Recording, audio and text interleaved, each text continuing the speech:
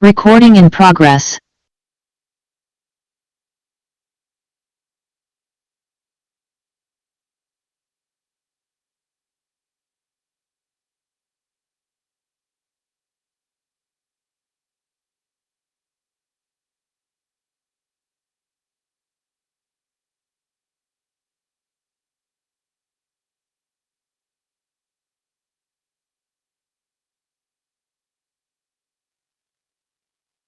Honorable members, good morning and welcome to the meeting.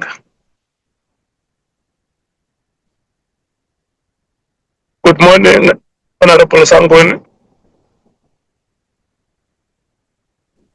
Good morning, Chairperson. Good morning, Honorable Ntuli. Honorable Ntuli will join us late. Chairperson, he's just finishing off a meeting. Thank you. Good morning, Honorable Ngola.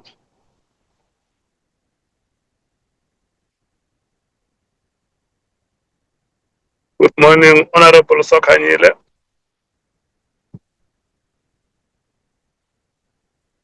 Good morning, Honorable Breitenbach. Morning, Chair. Good morning, Honorable Cameron.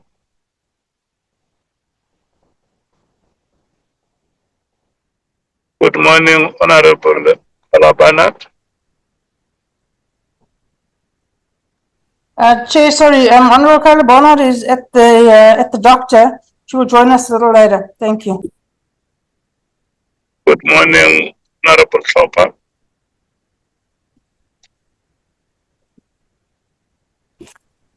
I think the Honorable Klopper is on a flight, Chair. Good morning, Honorable Nombalo.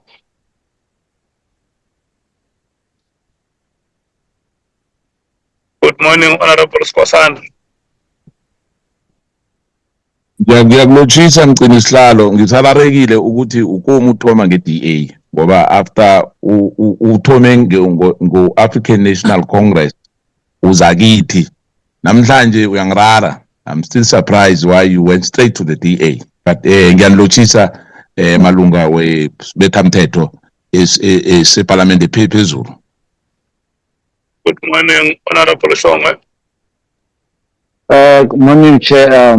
Honorable Nomvalo will be joining not so long, sir. Thank you. Good morning, Honorable Malema.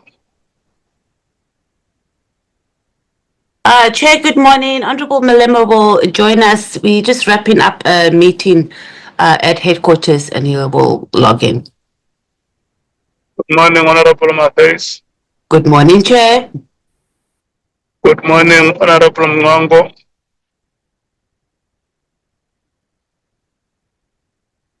Good morning, Honorable Sols. Good morning, Honorable Vessels. Good morning, Chairperson. Good morning, Honorable James. Good morning, Chair. Good morning, Advocate Arensen. Good morning, Honorable Chair, Honorable members, colleagues. Good morning, Mr. Tejana. Good morning, Chairperson. Good morning, Dr. Tuli. Good morning, Chairperson. Bonani, good morning to you. Good morning, Chair. Good morning to the entire staff of Parliament and staff of political caucuses. And good morning to the members of the media. Can I rotate and hear if we have apologies for the purpose of recording them? The African National Congress. Good morning, Chair. Once again, good morning, honorable members. The only apology we have is from the Chief Whip, who will join us as soon as he's done with the meeting that he was chairing this morning. Thank you, Honorable Chair. The MKP.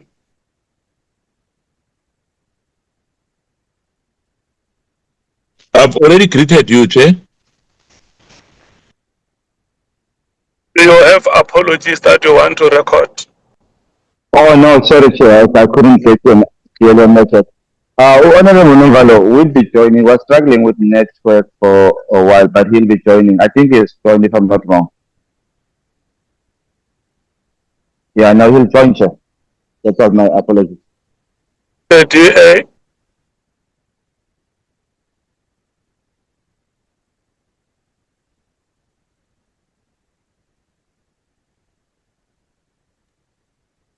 Sorry, Chair, what was that? I kind of lost you. Do you have apologies that you want to record? Yes, Chair. I said Klopper is on a flight. Curly Barnard is at the doctor and will join late. I don't know where Cameron is. I'll phone him now and remind him to join.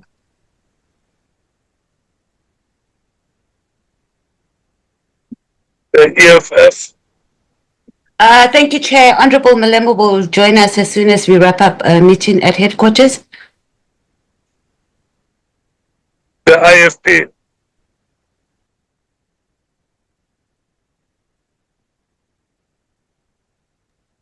Mkhwanazi, do we have an apology from the IFP? Chairperson, they have not communicated. The PA.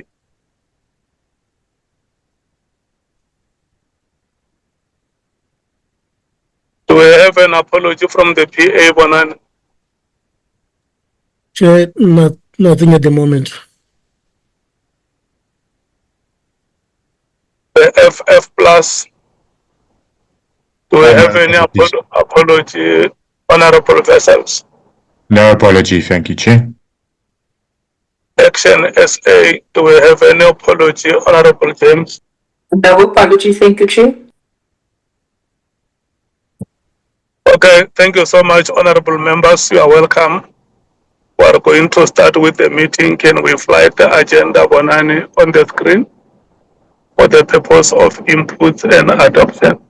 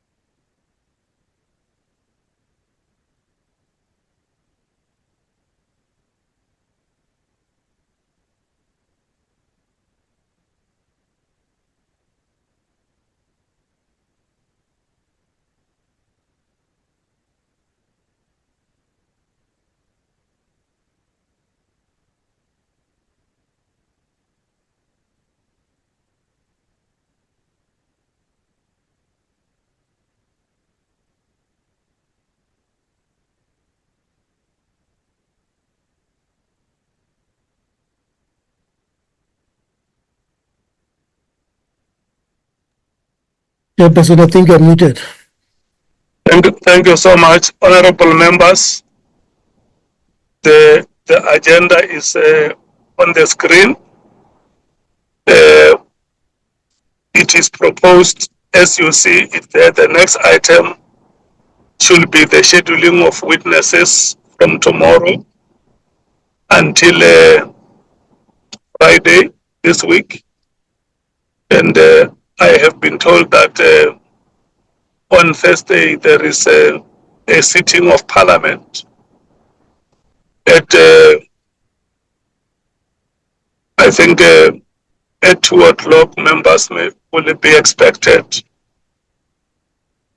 to attend the sitting until 5 o'clock. So it means our proceedings on that day will have to end at 1 o'clock, adjourn at 1 and resume after 5.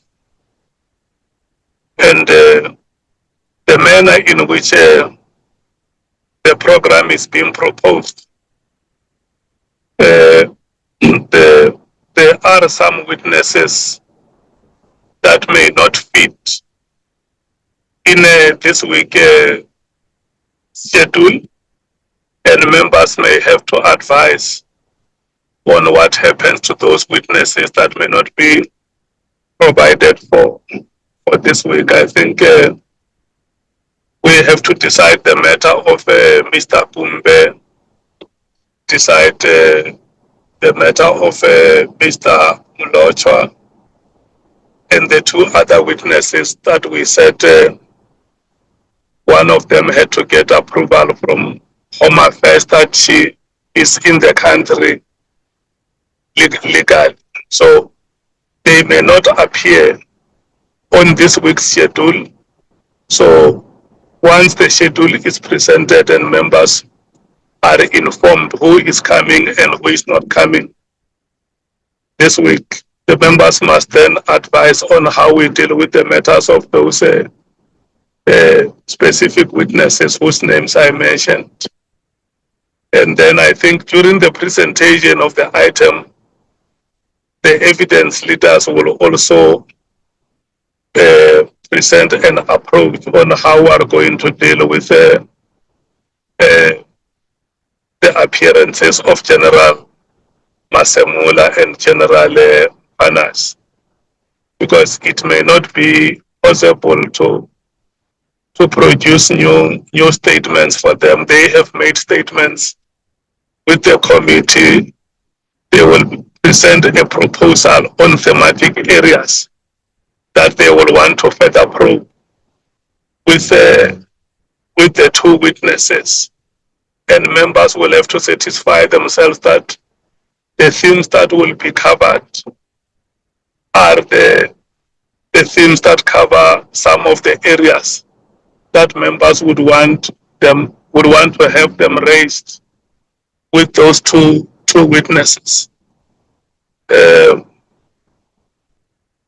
Bonani, I'm no longer seeing the agenda.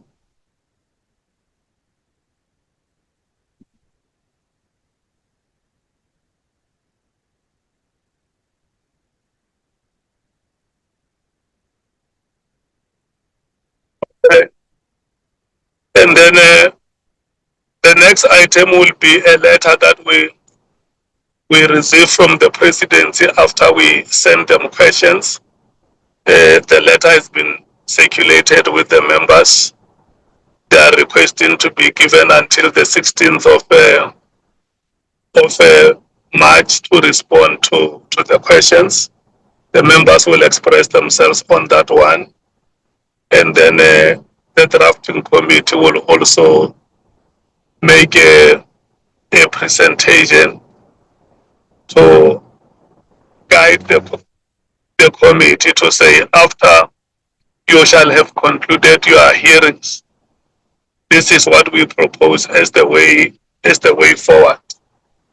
And I think the other item that we had proposed was that one member had posted a statement purported to be coming from the University of South Africa about the legitimacy or the validity of the qualifications of Ms. Sarah J. Trent.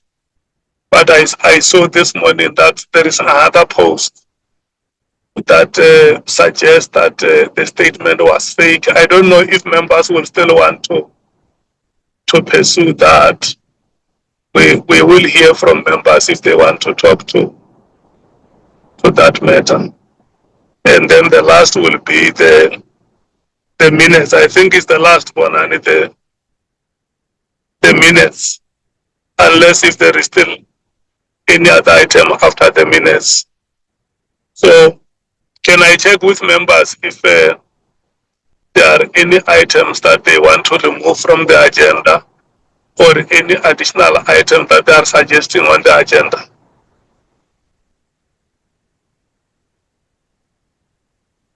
Chair, my hand's raised. It's Leanne. Honorable Mathais. Thank you, Chair. I would like us to get a report about the Speaker on whether the case has been opened against Paul O'Sullivan. We made that decision and resolved in last week's meeting, and we haven't had feedback. It's like now 7 days. And then we also haven't gotten an update on the report that we gave to the speaker. I think it was in October, November last year about O'Sullivan threatening a witness. So we don't know, and we're about to conclude, and we don't know what action has been taken. So if we can add that to the agenda. Then also, Chair, if you'd remember that we had submitted, or you asked us to submit all the follow-ups that we need, particularly all people that we need writing or documents that we needed from various state institutions. So can we get an update on how far that is? And as we continue with hearings, there's also things that come up. So I think we must just have some mechanism outside of us raising it during proceedings to be able to send to the Secretariat to be able to follow up. Like there's things that came up last week that I think we should follow up with, because it's going to assist us when we are doing our deliberations. And it's not necessary to call a lot of witnesses, but we can ask them specific questions for them to be able to respond to. So I think that all falls part of those follow-up processes. I think we were doing it at the same time with the questions to the President. So if we can put that on the agenda. Thank you, Chair. Thank you so much. Mr.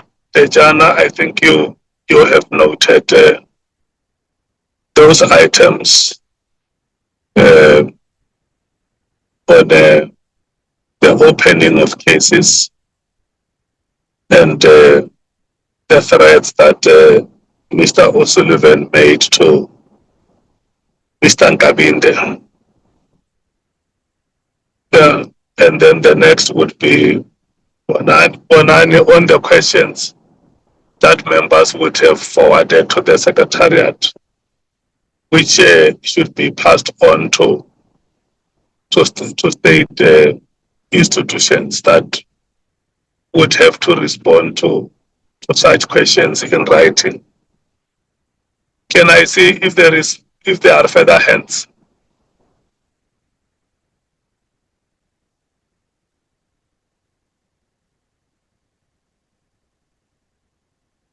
If there is anybody raising a hand, they can speak.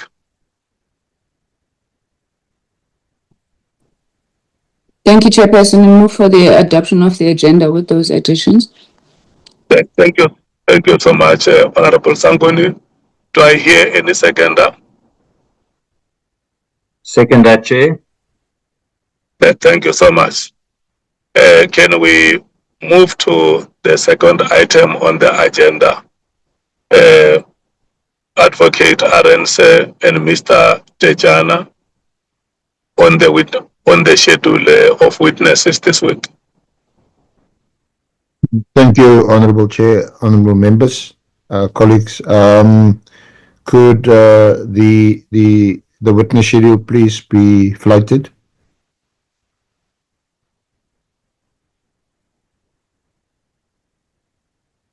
Thank you. So, Honorable Chair, honorable members, the schedule appears from, or the list of witnesses appear from the schedule. So tomorrow we propose to call Honorable Adams first. You will recall that the committee members still have to ask questions of him. He has been led. And then to call Lieutenant General Sintumule, who had been scheduled previously but will now be slotted in tomorrow. On Wednesday, Lieutenant General Vuma and Mr. Chetty, who is a public participant who was there last week, but we've had to reschedule him to this week. And then on Thursday, we have General Masimola and Lieutenant General Mkhwanazi. But having heard you, Chair, about Thursday, that Parliament is sitting, I would propose that we call Lieutenant General Masemola, and hopefully we can conclude his evidence during the course of the morning.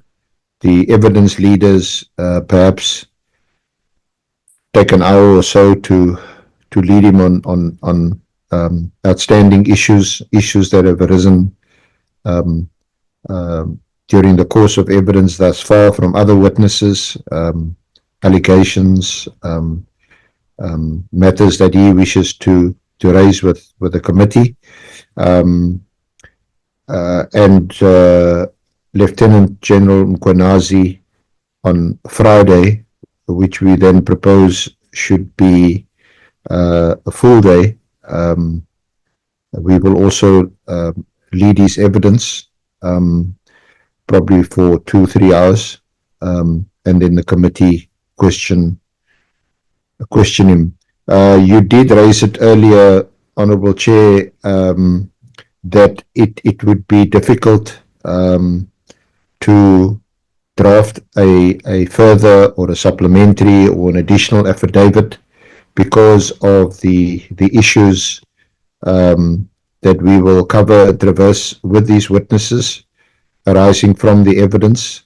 We had a long consultation with both the National Commissioner and Lieutenant General Mkhwanazi on Saturday, and they also prefer the approach which we've recommended, is that we will give them a list of items, of themes, of questions that we propose to raise with them and take them through. We will make that list available to honourable members of the committee so that you can also prepare your own questions. And obviously you're not restricted to that list. You may ask whatever other questions are relevant to the terms of reference, which we may not have covered or asked. So that is what we propose, Chair, for the week. Honourable members and Chair, you would also have noticed that the IGI, we're going to have to fit in. I see the names of the 3 public participants: Teenage Kumbe, Honest Nlotwa, Ms. Paulina Ramajoa, and Ms. Rapoto. They have to be accommodated.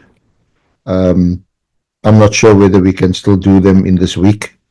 We may have to spill over to the following week. I think we should do all 3 of them perhaps in one day, perhaps next week, Tuesday. The name that you would not see on the list is the name of the suspended Inspector General of Intelligence. He was scheduled to appear tomorrow. He had received written notice to appear. He is willing to appear.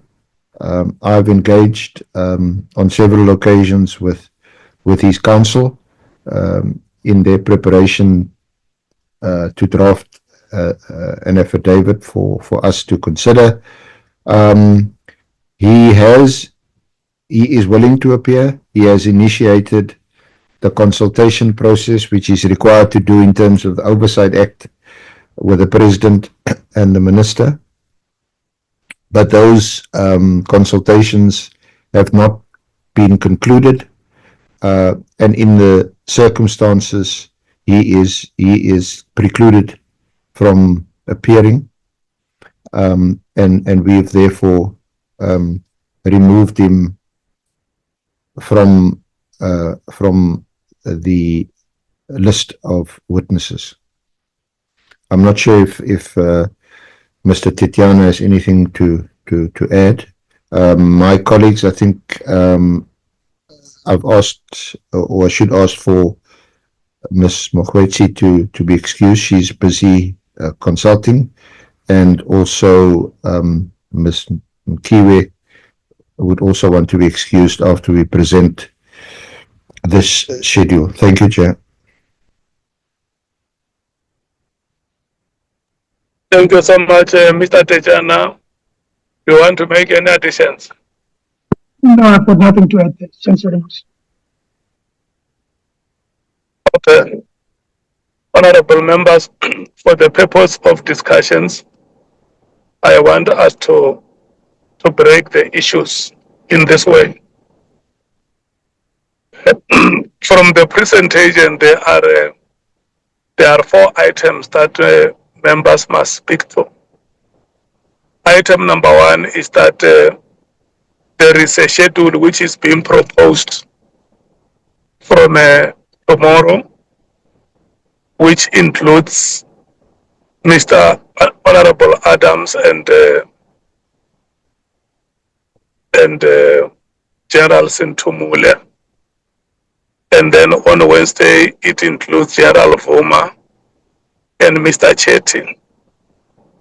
And then on Thursday, it includes General Masemula and General Mkhwanazi. And because there is going to be a sitting which will run until 5, then it means General Mkhwanazi can only appear on Friday. That is what members must amend or approve. Number 2, there is a suggestion that the other witnesses that have not been scheduled this week can appear next week, Tuesday, all of them on one day. Members may also help prove that. Number 3, there is a report of the IGI, which has been presented here, and then we want to hear what members are saying regarding that report, and maybe even before members discuss it, I want you to clarify it, the evidence leaders and Mr. Tejana, whether the IGI has shown you a letter that he is seeking approval from the president, because when a witness must appear before us, a witness who is a subject of intelligence or SSA regulations, the witness must get approval from the authorities, and it is the responsibility of the witness to apply for such approval. If we can check if that approval has been sought in writing. So those will be the issues that we were circulating before the members to talk to. The issue of the scheduling of the witnesses for this week, approval to have those other outstanding witnesses done next week, Tuesday, and the issue of the IGI, which has been presented here. Are we ready to start? Can we start with the African National Congress? Thank you very much, Chair, and my apologies. I think I missed the 4th item, so maybe when we get to that one, the Chair can guide me. Chair, on the schedule proposed, I don't think we have a problem with the recommendation as proposed. We don't have a problem with the recommendations. We've noted the request for Tuesday, which we are assuming is a final mop-up of those witnesses that were outstanding, that for various reasons we could not hear this week. Just to say that there seems to be a missing witness, though I don't know if this report has been given, and I keep missing it. The gentleman who had to go back to SSA to clarify whether he could appear before us. That witness seems to have just fallen off the radar. The three witnesses, if they are on one day on Tuesday next week, and it's the final one, Chair, I don't think we would have a problem. Chair, on the issue of the IGI, I don't think I'm quite getting the reasons.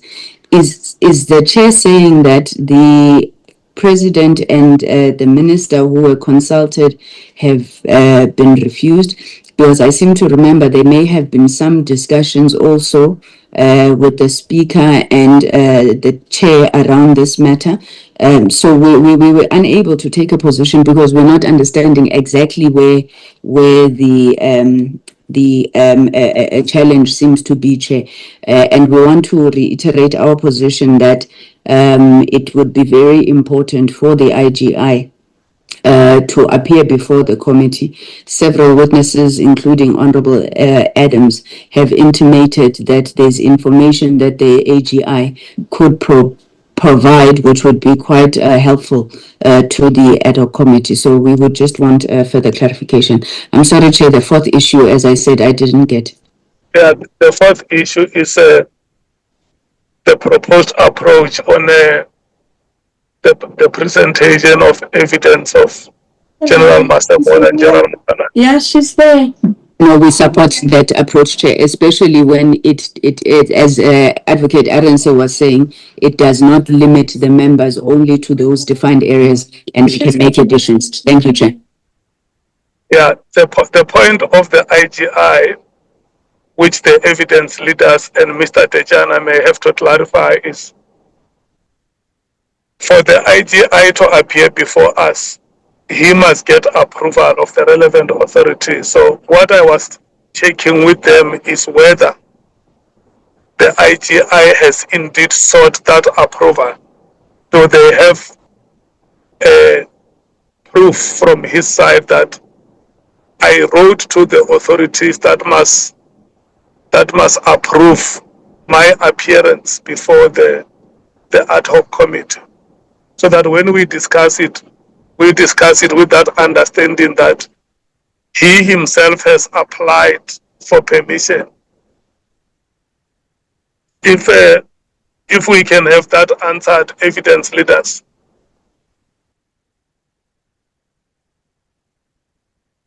Chair, may I speak? Yes, Advocate, you can. Thank you, Chair. Yes, I've just received, and it has been sent to Vonani. This is a letter from the IGI dated the 9th of March, I think today's date, addressed to you, Honorable Chair. I refer to the notice dated 24 February 2026, directing me to appear before the ad hoc committee on 10 March 2026. As you are aware, Section 78B of the Intelligence Services Oversight Act 40 of 1994 requires me to consult with the President and the Minister responsible for the service in question before I can disclose classified information. After receiving your notice, I initiated the consultation process with the President and the Minister of Police.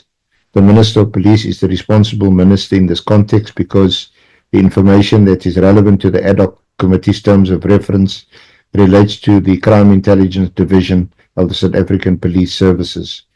Copies of my letters to the President and the Minister dated 25 February and 24 February respectively are attached. I've also attached the response received from the Minister of Police. I've not yet received any response from the President. Since the consultation process has not been concluded, I am not lawfully entitled to disclose the relevant classified information to the ad hoc committee or answer any questions that may be posed by members of the committee. On Friday, 6 March 2026, I received 2 letters from the Joint Standing Committee on Intelligence containing letters from the Minister in the Presidency and the Acting DG of the State Security Agency. Copies of these letters are also attached.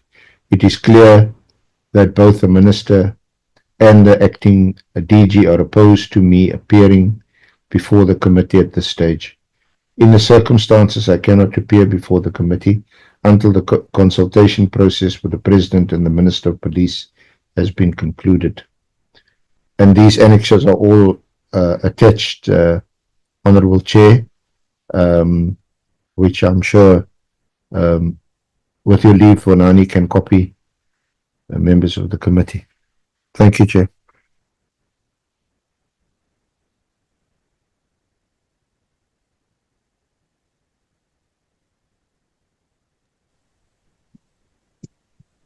Thank you so much. I think what we should do, honorable members,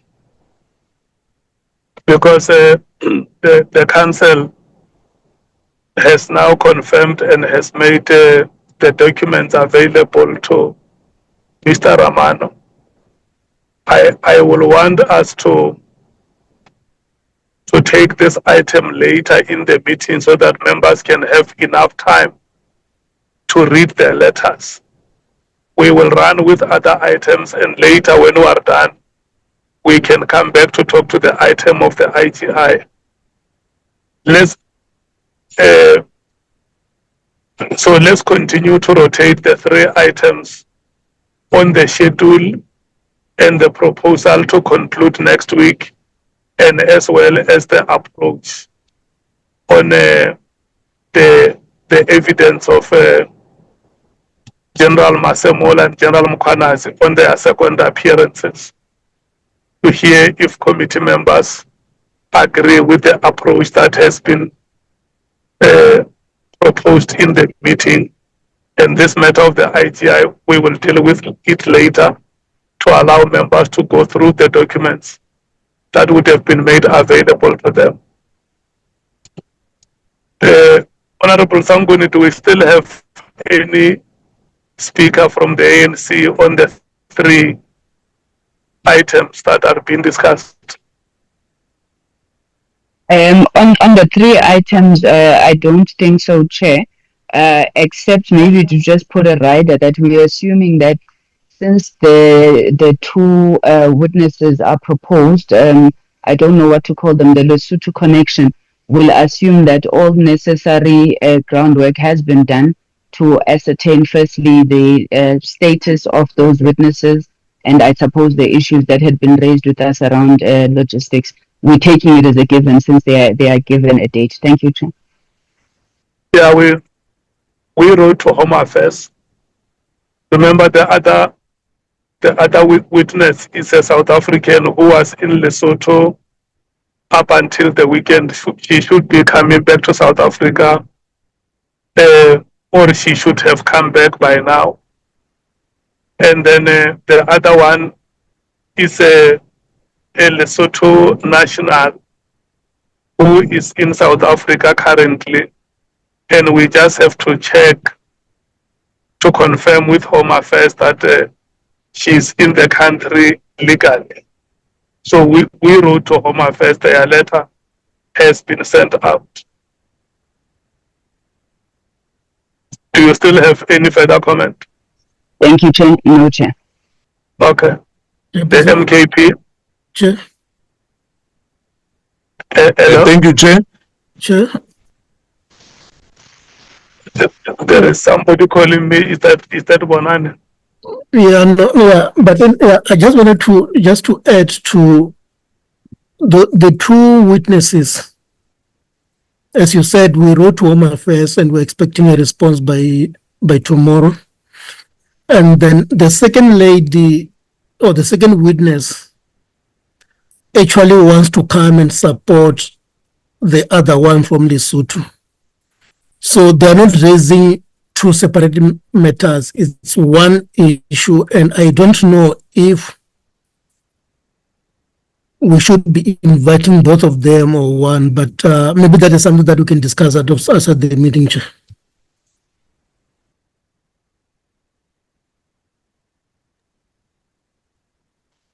I think what is important is that their matter must be presented, because the committee has agreed that their matter must be presented. Whether they come, both of them or one of them comes, what is important is that the right person or the right persons must be before the committee.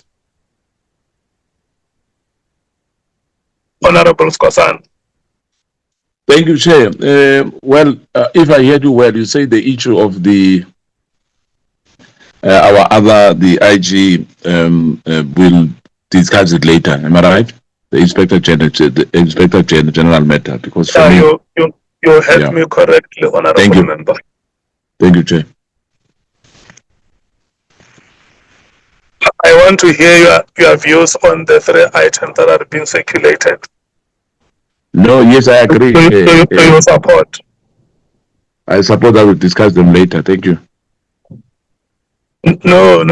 There are 3 matters that are being discussed now on the schedule, which has been presented for this week, and the approach that the evidence leaders have presented. Yes, I heard it very well, Chair. I heard you very well. Even if I have, as you said, that on Thursday, if I heard you well, that we're going to the session from 2 to 5, and come back, and perhaps finish with the witness. Yes, on the day, as you said, it might not be long, because your opening statement was that maybe there won't be any supplementary affidavit. So, for me, in terms of this public participation, hence this suit, and you've done your job about Home Affairs, and now he just said that the other one is not going to testify. It's one matter. If it's one matter, maybe, but I foresee that we might go for next week, Tuesday. We might finish that instead of finishing on Friday. And for me, I think we must have that grace as well. Give ourselves that eventuality that we might not finish on Friday. We might finish on Tuesday, Chair. Thank you. That is the proposal which is being made here, that committee members. Yes, I agree. Okay. Thank you, sir. Do we have other speaker from the MKP?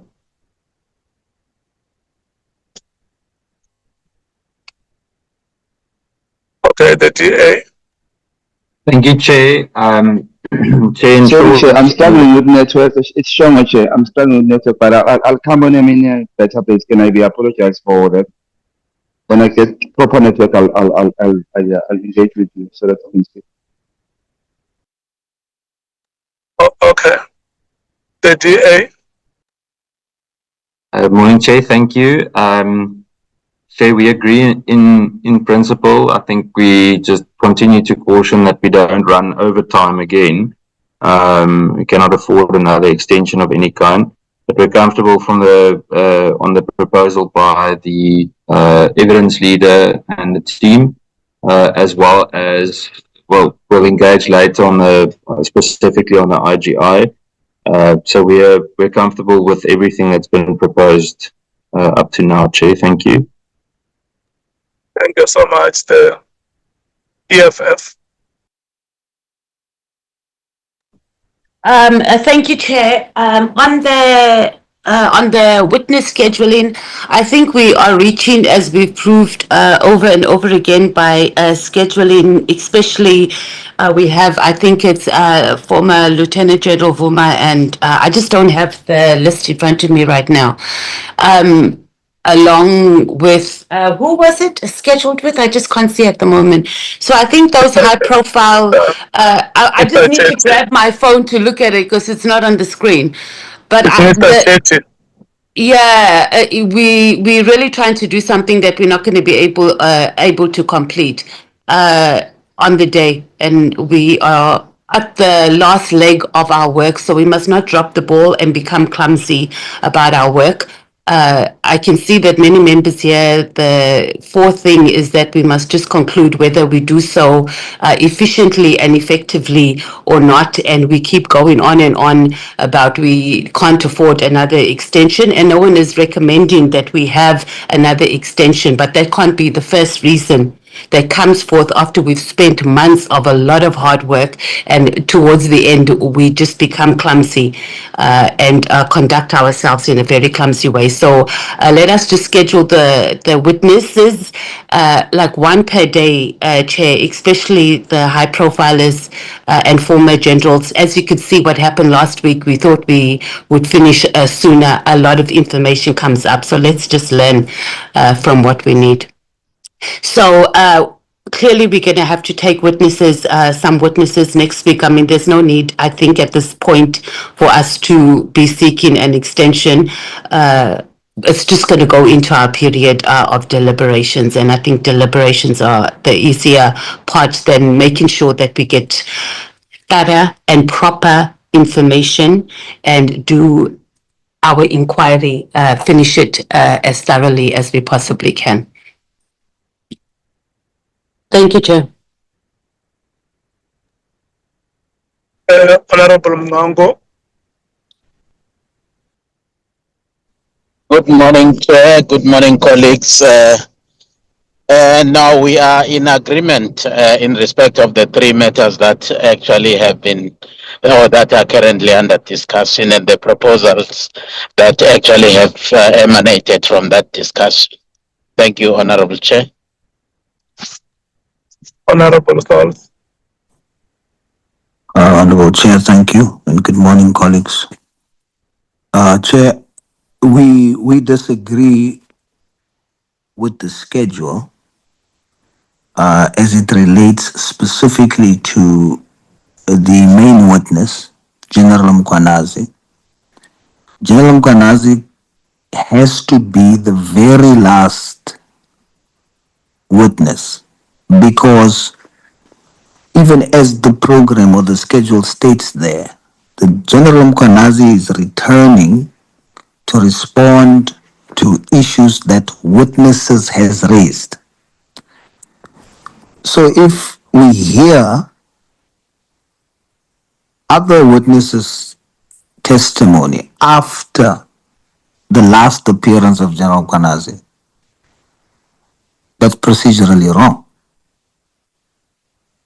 We should attempt to have all witnesses finish and then end with General Mkhwanazi.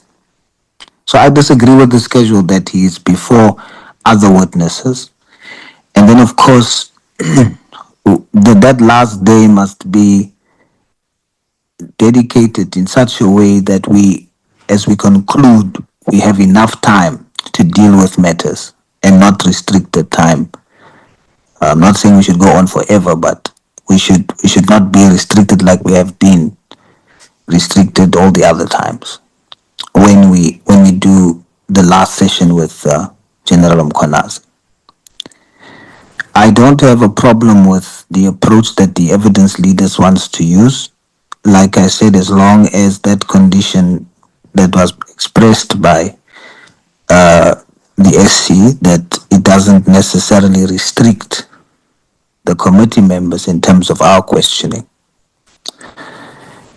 And then on the two ladies, I'm very concerned about the approach of the staff led by yourself, Chairperson, on this issue. We have agreed as a committee that these witnesses will be heard. That's number one. Thereafter, after we've agreed, myself, I don't know these people. So I just handed them over to the staff. But they they copy me on their responses to the stuff. But even though I see it, I don't involve myself because it's not, I'm just providing oversight. But I don't involve myself in the logistical arrangements and conversations. But I've been noticing as from then, it then developed from, there's been this posture to delay their appearance or not for them to appear. Every single time there's different reasons for why they should not appear. Now it is the one person, the one lady, of course, the one who is a South African, had to go for work to Lesotho, but she communicated to staff that she's willing and has then confirmed that the work agreed that she can come for one day to testify from Lesotho, come and testify. Then staff changed that arrangement. And instead of her coming from Lesotho to testify, she will now come when she returns. But when and she has no problem with that, it's actually much easier. But when she comes in, when she returns, this now affects our time. But my question is, why did the staff not push for that arrangement? Then a second reason then arises after the affidavits is shared on our group. I didn't see it. So Bonani came to me whilst we were at committee at the tea stand and he asked me, did you read the affidavit? I said, no. He says, no. I said to him, no, I didn't. He said, did you see that it's all about traditional healing, sangomas, and those kind of things? So it must be referred to other committees to check. So I couldn't comment because I didn't read. Then when I entered the meeting, Chair, you yourself then mentioned the same thing, that the material issues in the affidavits are of such a nature that it should rather be referred to legal and they will tell us whether we should hear it or not. And then I made a comment after reading now. And then I said that when I read, indeed, there is issues of sangomas. I don't know who Maweni is. And I said that the important thing for me is not about the issues of traditional healing. And we zoom into what are they saying about interference and defeating the ends of justice. That's what we zoom into. And the facts are that the one lady's husband was killed, was murdered, and 6 other people. And they are saying a case was opened, but for so many years, they've been in hiding, their lives are at risk, but police has not done anything. And that is the basis upon which this committee should hear their story. Now there's an issue of the one lady is a Lesotho national and Home Affairs must confirm whether she must be a legal citizen to come and testify of police interference. Well, I don't know the legalities about that. But the facts are she is married to the late husband who is a South African. And that South African has been murdered. The lady is not, the other one who is South African is not coming to support. She's a producer and apparently there was a show, and how she got involved in the case is on parts of the show, there is admission to involvement in this murder that they provided to the police. And so how she gets involved is she then becomes a witness, this producer. So she's not coming for moral support. She's coming to say, I've been a witness because we had the show, and the police, I've been in witness protection, but to date nothing has been done and their lives are still at risk after so many years. That's material to me as an outsider. I don't know them personally, but I'm trying to wrap my mind around why is the parliamentary staff or the committee staff having rather the approach of finding reasons for why they should not come than reasons for why they should come. Secondly, the second witness, the third witness, okay, but it's the second case. The sergeant, is it Molotswa? This sergeant, when he heard the testimony of Ket Matlala to say that a bribe was offered for him to withdraw the case that he made against General Mkhwanazi. It's a huge allegation. He comes and he says he's that person that Ket Matlala came to. It makes sense for the committee to hear that and test that allegation. It doesn't mean he's speaking the truth, but our approach is we are investigating. So he must come.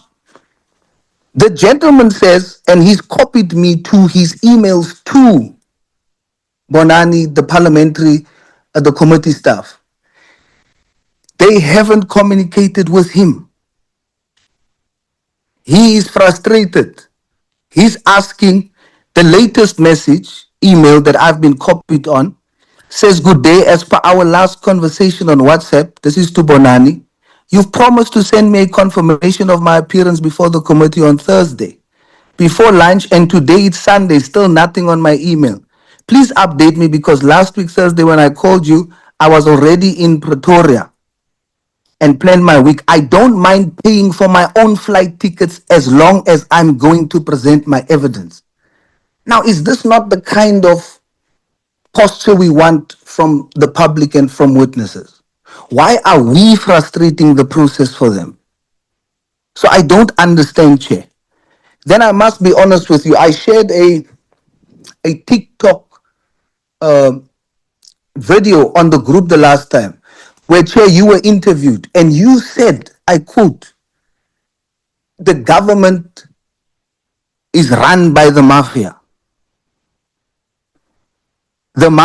Actually, here's the quote. The mafia has become the government. Now, as the chairperson, you make a statement like that. We have not concluded our processes, but you have a conclusion. Now, when I didn't take it serious then, but I shared it as a concern on the group, there was no response. But now when I look at that, and I look at how we are handling these witnesses, I'm beginning to question whether you are impartial together with the parliamentary staff. We should ensure that there's no perception that we have taken aside in this committee. We must hear everybody. And now we've agreed that these three witnesses are coming. We've agreed, on the record is there. We must not look for reasons why they shouldn't come. We should look for reasons why we should bring them. And we should bring them before the last witness.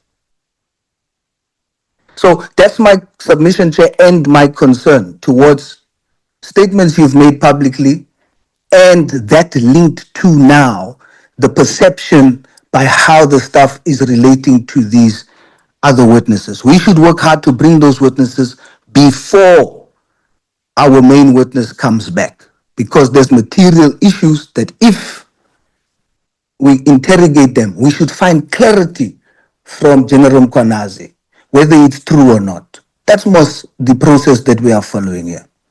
Thank you, Chair. Honorable Vessels. Thank you, Chairperson. Chair, I support all three proposals and no further inputs. Thank you very much. Honorable James. Thank you, Chair. I support all three proposals. The only thing that I also would like to support is the fact that we do ensure that General Mkhwanazi comes at the very end, the last person to come and answer. Thank you. Okay. We are going to do this, honorable members. There are two proposals here. One is that General Mkhwanazi must come at the very end. If he comes at the very end, it means he will not come on Friday. He will have to come on Tuesday next week. And then secondly, that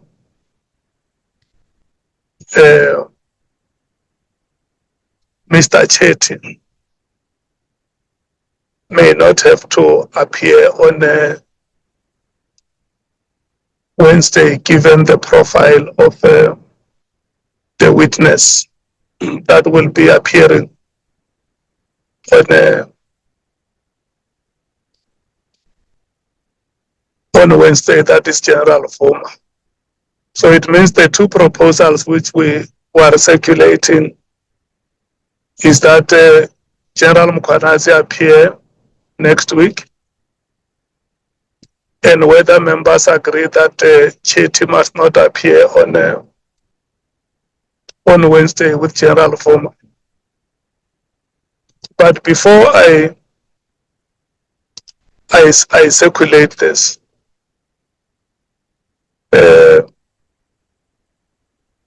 Honorable Sols is right that what he saw on the video that is circulating, the chairperson of the committee saying that government is run by the mafia. And what the chairperson was saying there, if you listen to that video, the chair was quoting a statement that was made by a judge in Italy in 1870, the judge of Palermo, Diego Tajani, which says the mafia is not dangerous.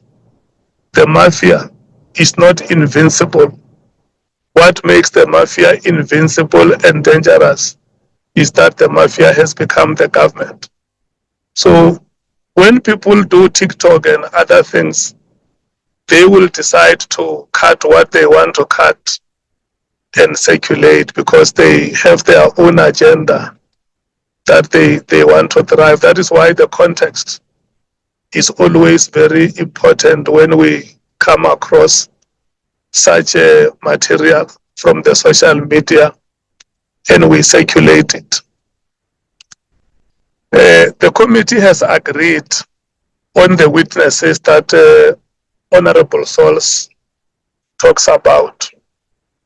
And we will have to focus ourselves on matters that pertain our terms of reference. So I don't think that we should debate the relevance of the affidavits of the witnesses. The witnesses will appear before the committee. If we agree that we move them from Tuesday to Friday, they will appear before this committee on Friday. And the committee will decide whether the evidence they present before it speak to their terms of reference or not. Whether it's Mlotshwa or the Lesotho national or the South African who was in Lesotho, let them appear before the committee. There will not even be any effort to block either of them from appearing before this committee. Those witnesses did not even submit did not even make their submissions before the 31st of October. But the committee still said, no, we hear the merit of their case and we give them condonation. So there is no way they will not appear before us. They will appear before us.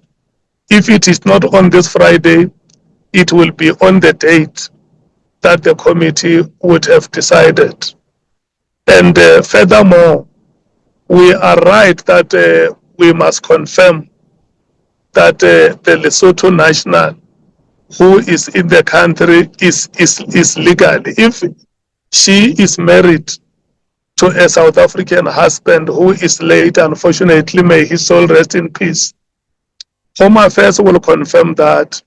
And that is not a reason to delay the appearance, but is to make sure that the committee does its work in compliance with the laws of the country, especially immigration laws, which we have received very abrasive criticism on how South African borders are porous, on how government is handling immigration issues. So it will be very, very controversial for us as a committee, with our eyes open, to decide to bring a foreign national without confirming that the person is indeed in the country legally. So let's go through that exercise no matter how laborious it may be, but let's satisfy ourselves that the witness that must appear before us is in the country legally. And the second witness that must also appear, we state it here, whether she appears or she does not appear, we want the case of those people to be presented before the committee. And if she is a witness of substance, let her appear before the committee, come and present what she knows, the evidence she has, and the committee will listen to it. But the witness was not in Lesotho for work. The witness was in Lesotho for an event which is called the King Moshoeshoe Walk, which ended on Friday or over the weekend. So the witness should be back in the country and should appear before the committee. So with that said, honorable members, let me circulate and hear if you agree with the proposal that General Mkhwanazi must not appear. Hello? Chairperson, before we go over to that, I think it is. Yeah, Chair. It's important that, as you say, I do agree with context. Even on this matter, there should be context.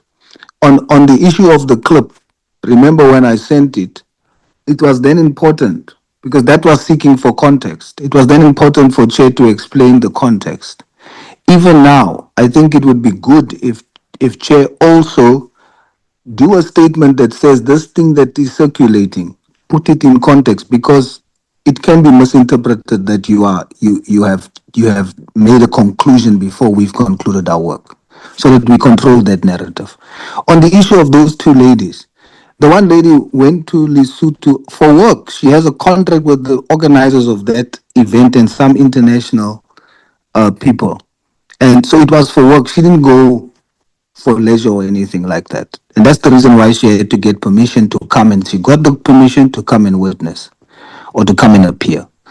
And then with regard to the confirming whether she's the witness is a South African national, the immigration status, I definitely agree that we must confirm her immigration status.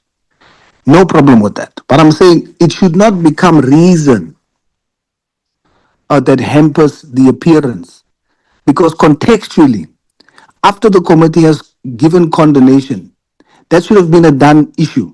But post the condemnation being given, this item has been continuously raised as to should they appear or not. Ultimately, the question became their affidavits, because of the format, it should be sent to legal to decide. But we've already decided.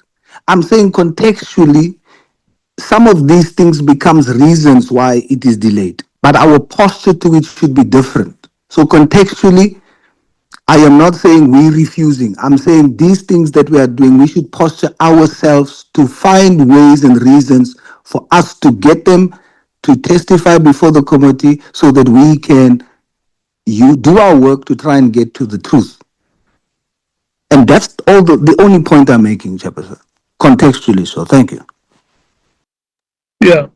No, honorable member, you and I are not differing in terms of understanding.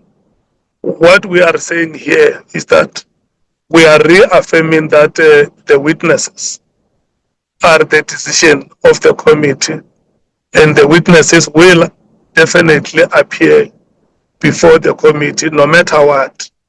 So there is no problem, Honorable Souls. We 100% agree that the witnesses must come and appear before us. So let's allow those processes to be concluded, and hopefully by Friday, the witnesses should be ready to appear before us. Can we rotate, honorable members?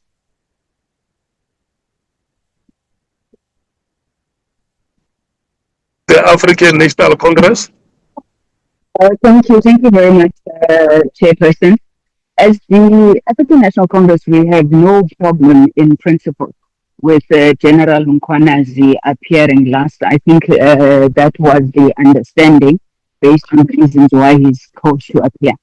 But we do want to say, Chair, that we would support the moving of the hearing of General Mkhwanazi to Tuesday and the three witnesses to Friday on condition that they are available. I'm saying that because scheduling has been a problem, and I'm assuming that we are given this schedule and it's been a confirmed schedule with all witnesses. Now, in the event that either General Mkhwanazi is not able to make it on Tuesday or the witnesses are not able to make it on Wednesday, then we do think that we should keep the schedule as it is and not have to now try and find new dates when we've already agreed. And we say this, Chair, also because for two reasons.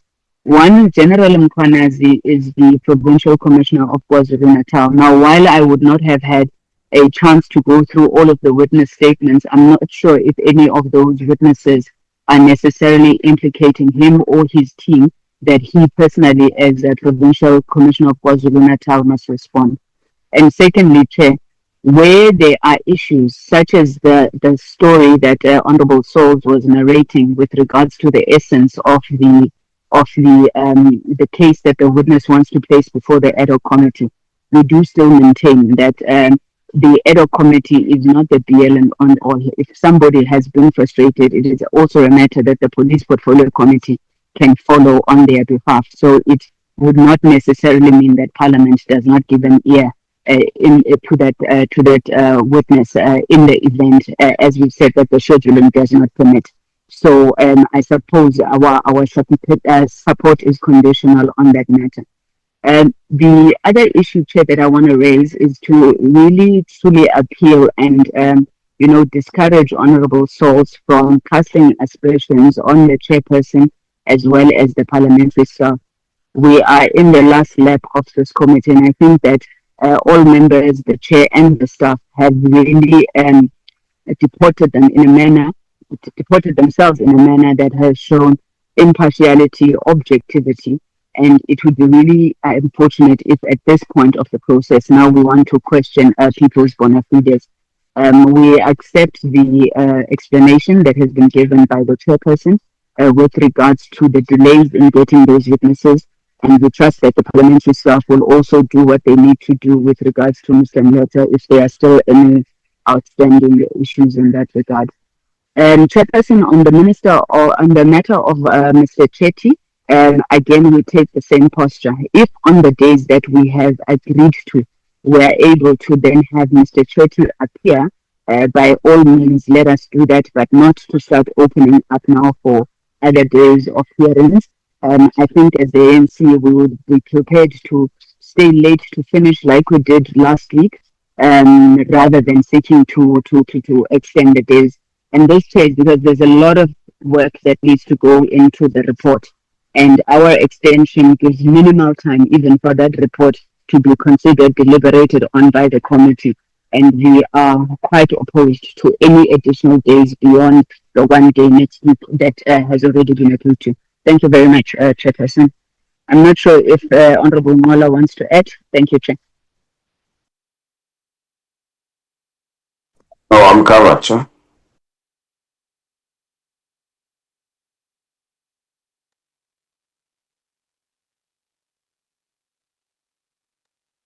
Honorable Sanguni, what are you saying on the matter of Mr. Chetty? Chairperson, Mr. Chetty, we spoke about it and we said we agree to him being moved on the proviso that we're able to accommodate him within the days that the committee has already agreed to. If him being moved to another date means that we must now find an additional date, then we are opposed to it, and we would rather continue on the same day with Lieutenant General, I think it was Sentamulo or Vuma, I'm not sure, I do apologize. General Boma. General Yes, Sentamule is appearing tomorrow with Honorable Adams. Yes, and, yes. General Boma is appearing on the Wednesday with Mr. Chetty. So you are saying that the schedule must stay as it is proposed.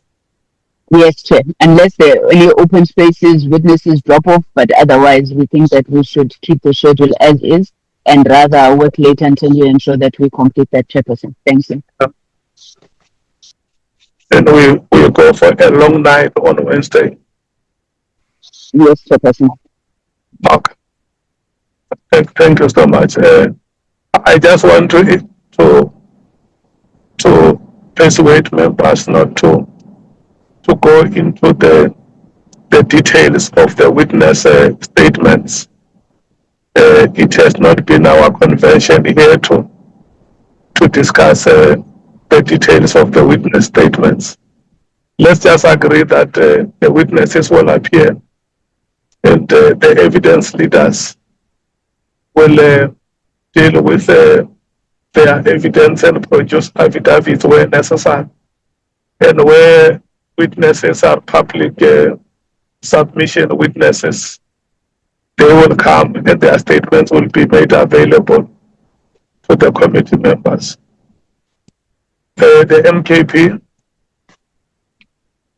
Thank you, Chair. For me, I differ, Chair, because I know we have been embarrassed, many times about the scheduling of witnesses in the same day. And then, and if one has to read again what General Vuma has submitted to us, I can tell you now, Chair, that we are not going to have two witnesses on the day. It's impossible. Otherwise, we'll be told by you to say, you give us, people must raise their hands. How many minutes do you need? I think we have to be fair and stick to the way we were doing things, and give them the opportunity, any witness who's coming on the day. We'd rather extend with another day, 2 days or so, because the Secretariat as well will have to check with General Mkhwanazi whether it's available on Tuesday next week or not. But for me, an extra 2 days, the sun won't go down. If the 1 day, yes, but we should not say it's only 1 day. So if it's not available on Tuesday, then what? But for me, from Mkhonto Sizwe Party, I guess that the issue of scheduling witnesses and thinking that it's going to be possible on Wednesday to have General Vuma and Chetty on the same day, I can tell you for free, Chair, we are going to be embarrassed, because we might even end up with General Vuma at that, around 10 in the evening or 8 in the evening. What are we going to do? Are we going to rush things or what? Because if we do a rush, we are not doing justice to the witnesses who submitted their affidavit to us. So let's not, even if we are in a hurry, to finish this ad hoc committee. I know everybody's tired, but indeed, let's do justice as well. For us to make a rush job is not going to help us. It will reflect back on us on the day. We'll call a witness to sit there. At the end of the day, we are unable to proceed with her or him. So it's unfair, Chair. I don't think it's for us to say, definitely we are going to finish with the witness on General Vuma on the day, then we'll have another witness. For me, of what I've seen before, let the Secretariat work hand in hand with you on this matter, but and us as well as committee members. But let's not say that it's possible, even if we end up at 3. We can end up at 5 if need be. But remember, the next day we have to come back again. But the General Vuma one, that they are going to have we're going to have 2 witnesses. I can bet my last dollar. No chance, Chair. Thank you. On the others, I agree. Okay. Let's do this, Honorable Spasan. Let's check with the evidence leaders. How much time do they need on Wednesday to present General Vuma's evidence? And Chetty. Yeah. Yes. Honorable Chair. Yes, Advocate. I think we would need at least 3 hours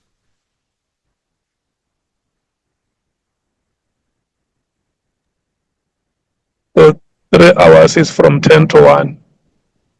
Yes, Chair.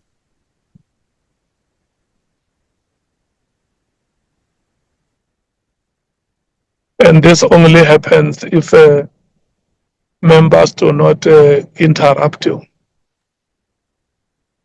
You said it, Chair.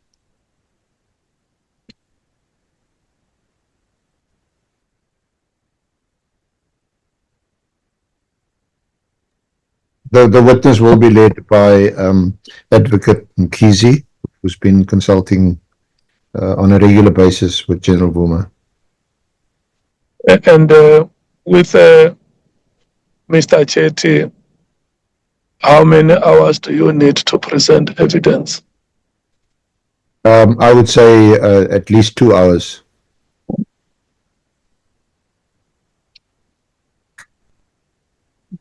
The difficulty, of course, is also that it's a lay witness, a member of the public, and perhaps you should also from time to time just intervene so that we can stick to his affidavit. Okay. So if you need 5 hours of evidence, it is not possible to have the two of them on one day. What is your advice to the meeting?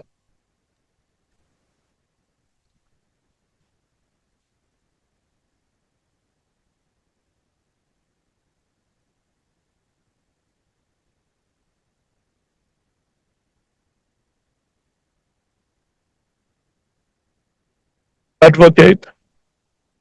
So sorry, Chair, I just clicked on not unless you which will obviously not be acceptable to most of the committee members. If we can find some way of maybe to restrict the questioning time from committee members.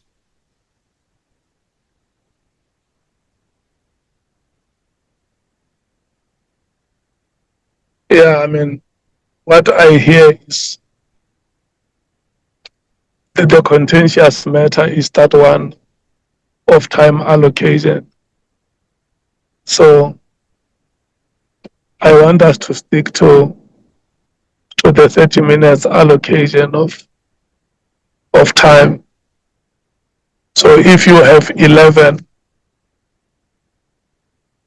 committee members speaking, it means you need full members, you need 5 hours and 30 minutes. 5 hours and 30 minutes from 2 o'clock or from 1:30. If we start from 2 o'clock, 5 hours is until 7. And you still have 5 alternates. So we'll need 15 minutes each. So it's another hour, it's after 8. So if you are going to take the evidence of Mr. Chetty after 8 o'clock in the evening for 2 hours, it's until 10. And if members need 5 hours of questioning, 5.5 hours from 10 o'clock in the evening, if you add 5 hours, it's until 3 a.m. plus 1 hour and 15 minutes of alternate is until 4:15. And we have not factored the time of evidence leaders or the chairperson if he may want to ask questions. So you may add one more hour each. So it's until 5 o'clock in the morning. Chair, unless if the committee in principle wants to hear General Mkhwanazi and the National Commissioner last because they at the center of General Mkhwanazi's 6 July statement and the events that flow from there, that we reschedule both of them for next week, Tuesday and Wednesday, because you already indicated that on Thursday we're going to have just a morning session because Parliament's sitting on Thursday, and that we can then deal with any overflow from General Vuma and Mr. Chetty's evidence on Wednesday. So sit until late if there's any overflow. So we deal with General Vuma on Wednesday, and then we bring Mr. Chetty on Thursday. Yes, Chair. Because we are going to have about half a day there. He appears in the morning, and then you break and come back at 5. Yeah. Yes. Okay. That's right. And then you suggest that we move. So all these other witnesses must happen this week, and then we do the generals next week. Yeah, maybe Tuesday and Wednesday. It seems to be what honourable members is agreeing. Okay. Let's deal with all the lay witnesses, the public participants this week, and the two generals next week, and finish off. Okay, let me go back to the members and hear the revised proposal from the senior council, honorable members, that we that we move the generals to next week, and then we deal with all the other witnesses this week. We move Mr. Chetty to Thursday. Can I start with the African National Congress?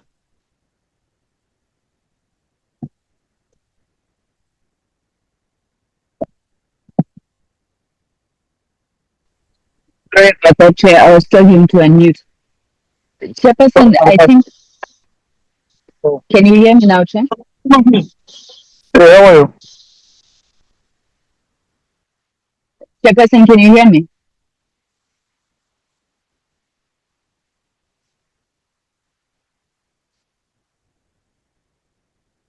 Is the chair?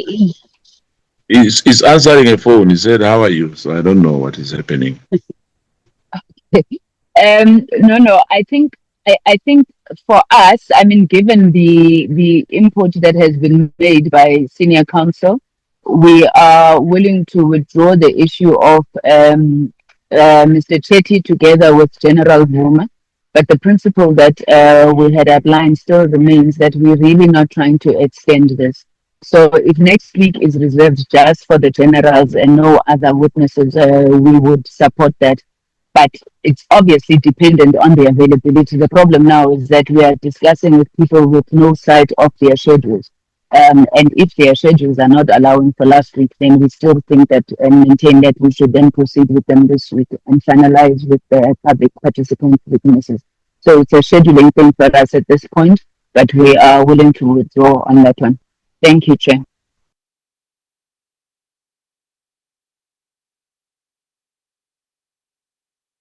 Okay, let's take Honorable Skosana in the meantime.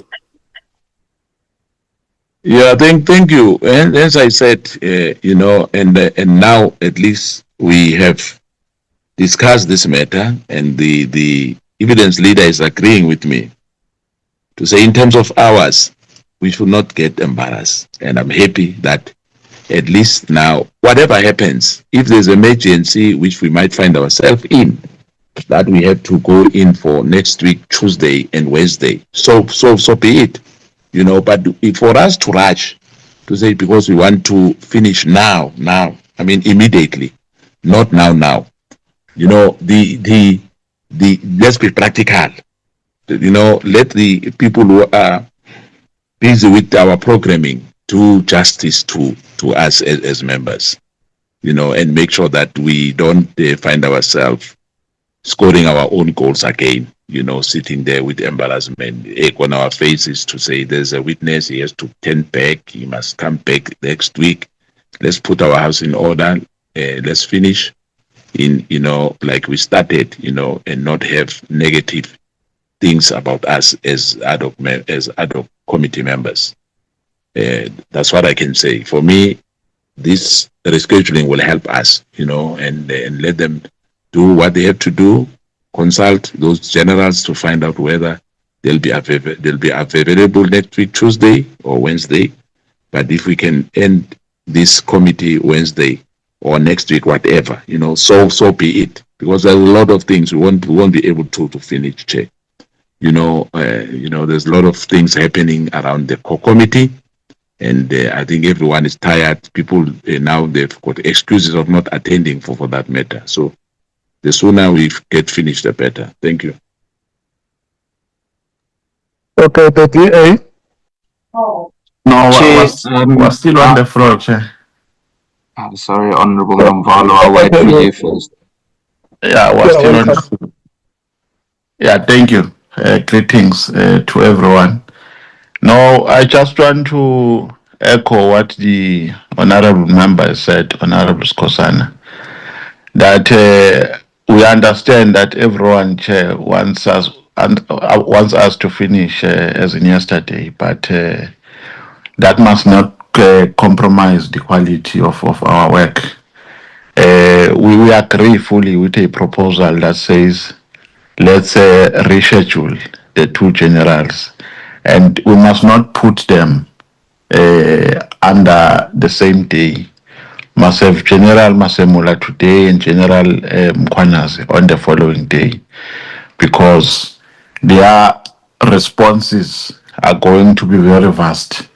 And this thing of piling up witnesses on the same day, Chair, especially witnesses with huge statements, is compromising the quality of our work, because we end up doing work for the sake of doing it, not in an effective way. Working until 3 o'clock is not healthy for anyone, because our concentration have a particular lifespan. And two, there are staff members here. I don't know if there's somebody who negotiates for them to be paid for overtime, or who are just saying no because they are desperate for work, they are going to take it as is. There are staff members here who work with us until we finish. We must be considerate of all those factors. We're opposed to this thing of working until the morning. It's not effective for everyone. It's not healthy for witnesses who come, because giving a testimony while you are not fit and proper psychologically, that on its own is a shortcoming. We should never be espoused in our traditions. So we must put one witness, if that witness has a voluminous or a sizable statement, that witness must come alone on that day, because we don't want our time. And what the senior counsel has said is also wrong, to make a suggestion that maybe we must consider restricting members. I don't know how many times we've been saying this, that this is our committee. We've never spoken about restricting the senior counsel's time. So that thought alone is unacceptable. To even think that as a way out we must restrict members from asking questions, that is unacceptable. We must never allow that. This is our committee, and we said in our terms of reference that members must be dominant in terms of asking questions. So we can't compromise the quality of our work on the basis that we are rushing to finish our work. Sometimes we allow this thing of being cut while the witness is responding because of progress. But we don't agree with it, because Sometimes you got cut while you are getting a very helpful response from a witness. A response which maybe is more valuable than the responses that the witness has given prior to that response. So we just keep quiet because we don't want to appear as people who are inconsiderate and as people who are not cordial. But we disagree. We disagree with that. That thing of being cut. Even when a witness is giving a very helpful and valuable testimony, you got cut. But it has never happened to a senior counsel. So we must never do this thing of piling up many witnesses on the same day. Then the last point, we engage with the media on numerous occasions and as politicians, because here we are members of this community, but outside this community, we are politicians. So when we engage with the media, we've got every right to share our sentiments about societal issues. So we can't bring those issues here. We can't discuss about what somebody said in a podcast. I don't know if it was a podcast or what, or it was just an interview. We can't bring such issues here because we're going to lose focus and focus on things which do not matter for our terms of reference. So I'm saying allowing the matter to be brought here is out of order. We avoided creating some heated discussions. We just kept quiet, but I don't think the matter was relevant to be brought here. What the chair said, it's none of our business. He was invited, and when he's outside of Parliament, of the precinct of Parliament, he's a member of the ANC. I've got no business in defending the chair. There's nothing I can benefit from that. But I'm saying, as a matter of principle, we can't bring interviews which are done outside a Parliament here and said somebody said this and want to make it an issue for a particular subject in this committee. Thank you very much. So, Honorable Nombalo, you are firmly supporting the proposal that the two generals should move to Tuesday and Wednesday. Yes, Chair. The DA. Thank you, Chair. Chair, a few things. First of all, I think I would like to differ slightly from the Honourable Nomvalo. Not so much, and I don't think speakers should be restricted, but I think we need to ensure that our questions stay focused and on point throughout, and that we don't unnecessarily run over time, but that's a small difference. And then also, we agree with what Senior Counsel suggested about the two generals next week, and to handle the week as an opportunity to cover the relevant overflows and also those that are still left on the list that we need to work through. I think it's important that we don't sit in a situation where it goes into the early hours of the morning. I don't think it's fair to the witness, and I don't think that any questioning at that time is in the kind of quality, or of the kind of quality that we would like to have. I can't believe I'm saying it twice in 1 week that I agree with the Honourable Mkhwanazi and the Honourable Nomvalo and Skhosana. But I think it's important that in terms of the work that we do, that it remains quality. And it's very difficult to maintain that standard, at least for me, at that time of the morning. And again, I don't think it's fair to any witness to have to speak or try and be alert and focused at that time of morning. Thank you, Chair. Thank you so much. The EFF. Chair, thank you. Before we get into the decisions that we need to make, the EFF just wants to register that it's really a sad day when we have Parliament here in front of the entire nation say to them that, well, number one, we don't have the luxury of time. Number two, there's no, we cannot have an extension, as if we are not serving 5 years in Parliament, as if we are limited on how far, or there's some law that restricts us on how we can do this inquiry. I mean, technically, Chair, we are telling the nation that every child that is raped in this country, we don't have time to deal with it. We are telling the nation that every boy child that is raped in this country and that are not getting justice, we don't have time, we don't have the luxury of time, and we can't have an extension because of I don't know what reason, because we are tired. We all agree that we are tired, and we are tired because we are doing these late nights and we pull in all these late nights.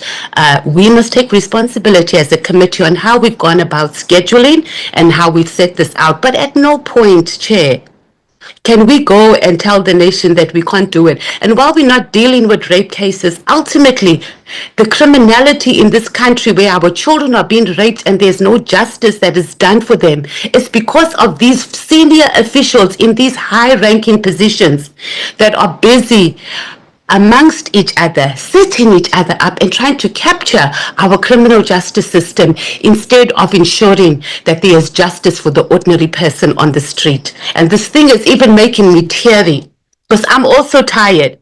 But it can't be that we are doing that. And having said that, at no point are we saying that we must rush and have an extension. But it also raises the question on whether all of us here as members of parliament who have been elected by the people are actually intentionally trying to erode this process, that we are trying to produce a substandard report because we are in cahoots with some of these saying... I'm going to request you, honorable member, to focus on the items that were No, it discussing. is, Chair. That's what I'm discussing because we're discussing scheduling of witnesses right now. And your support.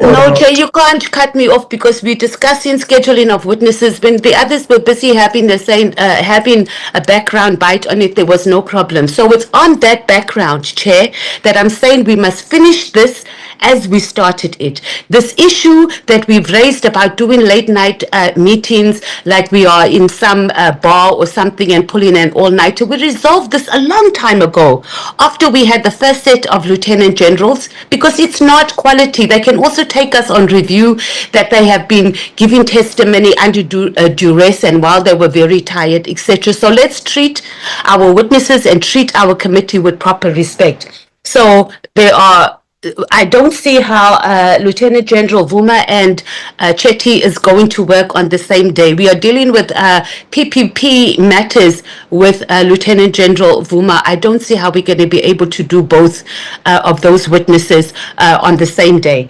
I support the idea that we allocate 1 day for the National Commissioner and 1 day for Lieutenant General Mkhwanazi, and they must be full days, not in the middle of the week, and they must be the last two witnesses that we need to have. And no all pulling all-nighters. This is not, we are not a bar. So no, we must schedule and we must schedule properly. Chair, I also hope that we have covered all our witnesses because we don't want something to come back and show that there's witnesses that we met, and because we've made a decision that we've closed, we are going to ignore witnesses. Also, I think we must be cognitive that we haven't finalized the matter of the former IGI. So we must not say we're concluding on Wednesday in the event that we have to make a day available for him to make presentation. Thank you.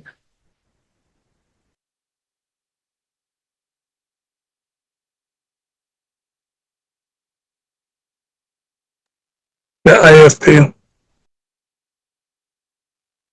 Thank you, Honorable Chairperson. One, we support the rescheduling of the two generals, namely General Masimula and Lieutenant General Mkhwanazi. Two, we support that each of the generals be given a full day for us to be able to interrogate the issues with them, given the fact that these two personalities are very central in the whole matter that we are actually investigating. And the third point is about, working until very late in the night. I think also it's not productive. The span of our concentration is actually limited to some extent, and therefore, dragging on beyond midnight actually is no longer productive. So I just wish that we would not actually get into that situation ever again. And the fourth point is that perhaps this week, as there has been proposed, that we actually deal with all of the other lay witnesses, if I may use the expression used by our senior counsel, so that when we meet the two generals in the end, we are able to bounce all the issues that may have come up with all the witnesses, lay witnesses or otherwise, with the generals where such issues are actually concerning them, so that we do not actually come back at some stage and say, hey, here is this witness coming up with a critical matter, which we should actually have been able to actually find out some more facts about it from either of the two generals, only to find that they have actually come and met with us and they will no longer be coming back. So I in the whole, I support the rescheduling that actually has been proposed. Thank you, Honorable Chairperson. Honorable Sons. Honorable Chair, I agree with Honorable Mvalo and Honorable Skosana around the practicality of our scheduling. We must consider that, and the discretion when a witness responds in cutting them in the middle. The discretion and the benevolence of the chair must be used there too, to test whether the response must be put to the record before being cut. I agree with Honorable Sangoni as well to ensure that the witnesses now finally appear this week. And of course, I also think we shouldn't ignore what Honorable Matesi is saying in addressing how we come across to the public. We shouldn't come across as rushing to meet a deadline, but as we must come across as we are focusing on getting to the truth. For clarity, Chair, I must emphasize that I did not cast aspersions, as Honorable Sangoni incorrectly said, when I raised the issue of the clip. I forwarded the clip to the group. There was no response. I left it. The only reason I raised it now is because of me questioning the approach of the parliamentary staff. And then I raised that as a question in my head, and I said it appears as though, I didn't cast aspersions. And it's not out of order, it's relevant, because if the leader of our committee, if it appears that the leader of our committee is not impartial, it is not out of order to say we must deal with that publicly so that we manage the narrative. And therefore, I concluded by saying it would be wise for our chairperson to do a statement that clarifies and say, this is the context, and that preserves the integrity of our committee. So it can be said to be out of order and incorrect. So I just wanted to clarify that, Chair. And then I do agree with the proposals for our generals to be shifted to next week, and they must be last, as I proposed earlier, and they must have each 2 full days, 1 full day each, rather. I think that answers my position. Thank you, Chair. Honorable Vessels. Thank you, Chair. Agree with the reconfiguration of the program. I think it's more sensible. Nothing more to add. Thank you. Honorable James. Thank you, Chair. We support the proposals to move the generals to next week. I think history has taught us that we can never ever have two witnesses such as General Vuma and Chitty on the same day. We'll find ourselves burning the midnight oil again. And I've heard what our colleagues have said here. We have our views, we have our views of our political parties, and then I just want to remind this committee that there's the view of the public, and those are the views that we should always keep, at the forefront of everything that we decide on. All I'm saying is that the public has been exposed many a times to such commissions and has been left wanting and frustrated. At some point, we need to give the public the reassurance that, you know what, there are findings, there is a report, something is, there needs to be a tangible outcome. What we decide after that, we leave it for then. But as things stand, South Africans are frustrated. South Africans are waiting for this committee to give them the reassurance that, matters that has been brought to the attention of this committee will be dealt with. I leave it at that. Thank you, Chair.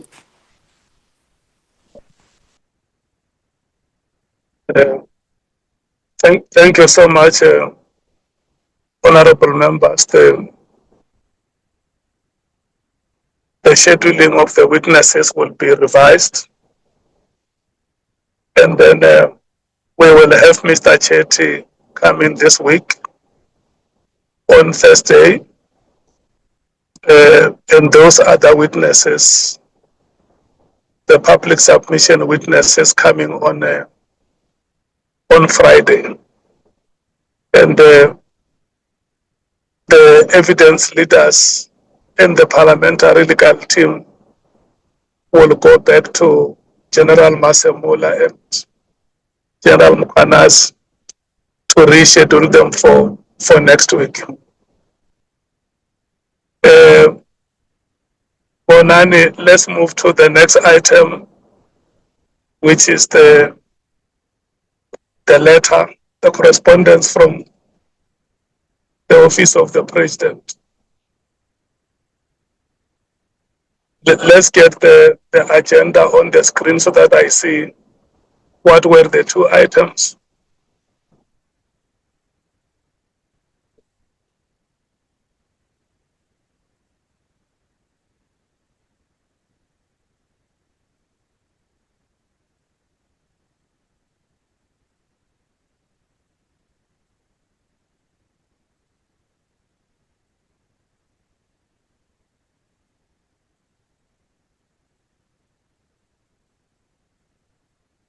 Yes,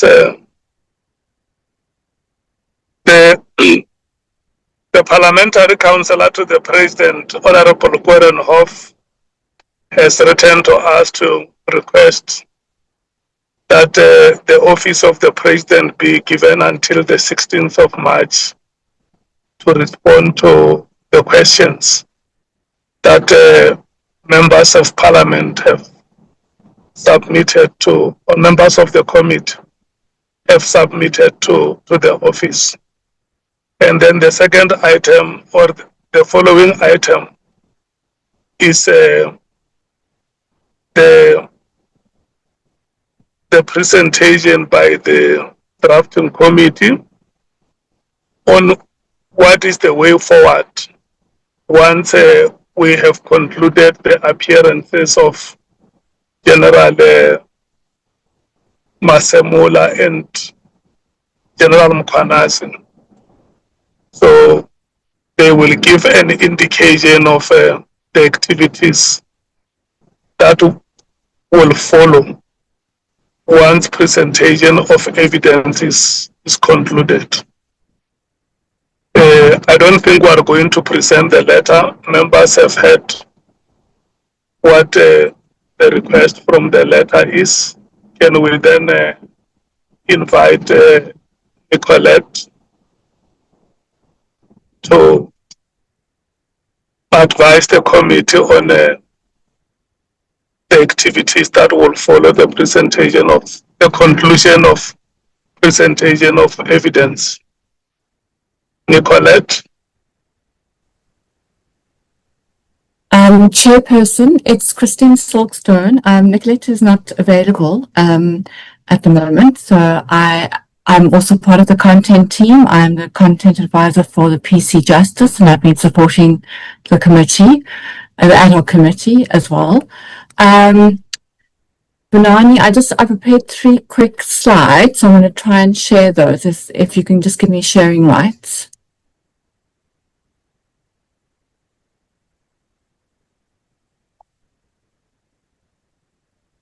Oh.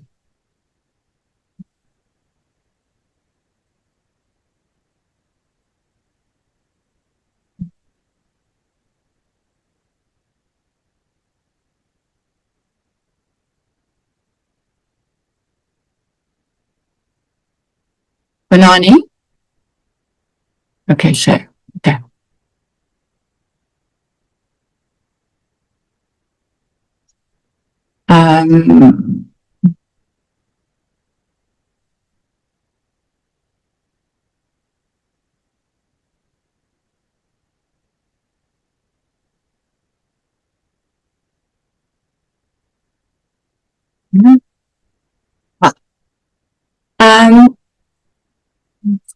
The server. Chair, I see that Advocate Orance's hand is raised. Does he would, yeah. Should I continue? Let's hear first if Advocate Arance wants to say something. Thank you, Honourable Chair. Thank you, colleague Christine. I'll be very quick. I've been in touch with both the generals and Major General Van Rooyen, their legal advisor. They have rescheduled whatever meetings they've had for next Tuesday and Wednesday to accommodate this committee's request. So they will be available next week, Chair. Thank you. Okay, thank you so much. May you continue, Ms. Silkstone. Thank you, Chair.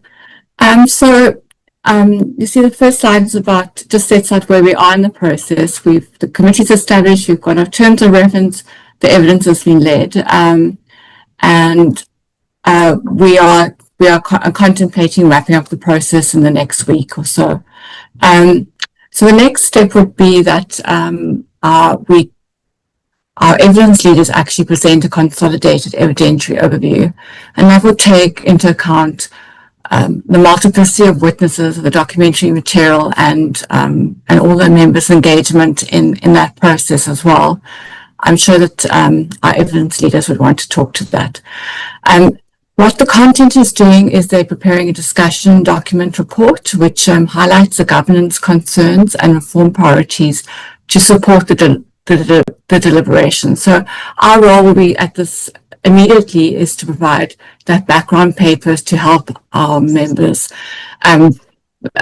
go forward in deliberations.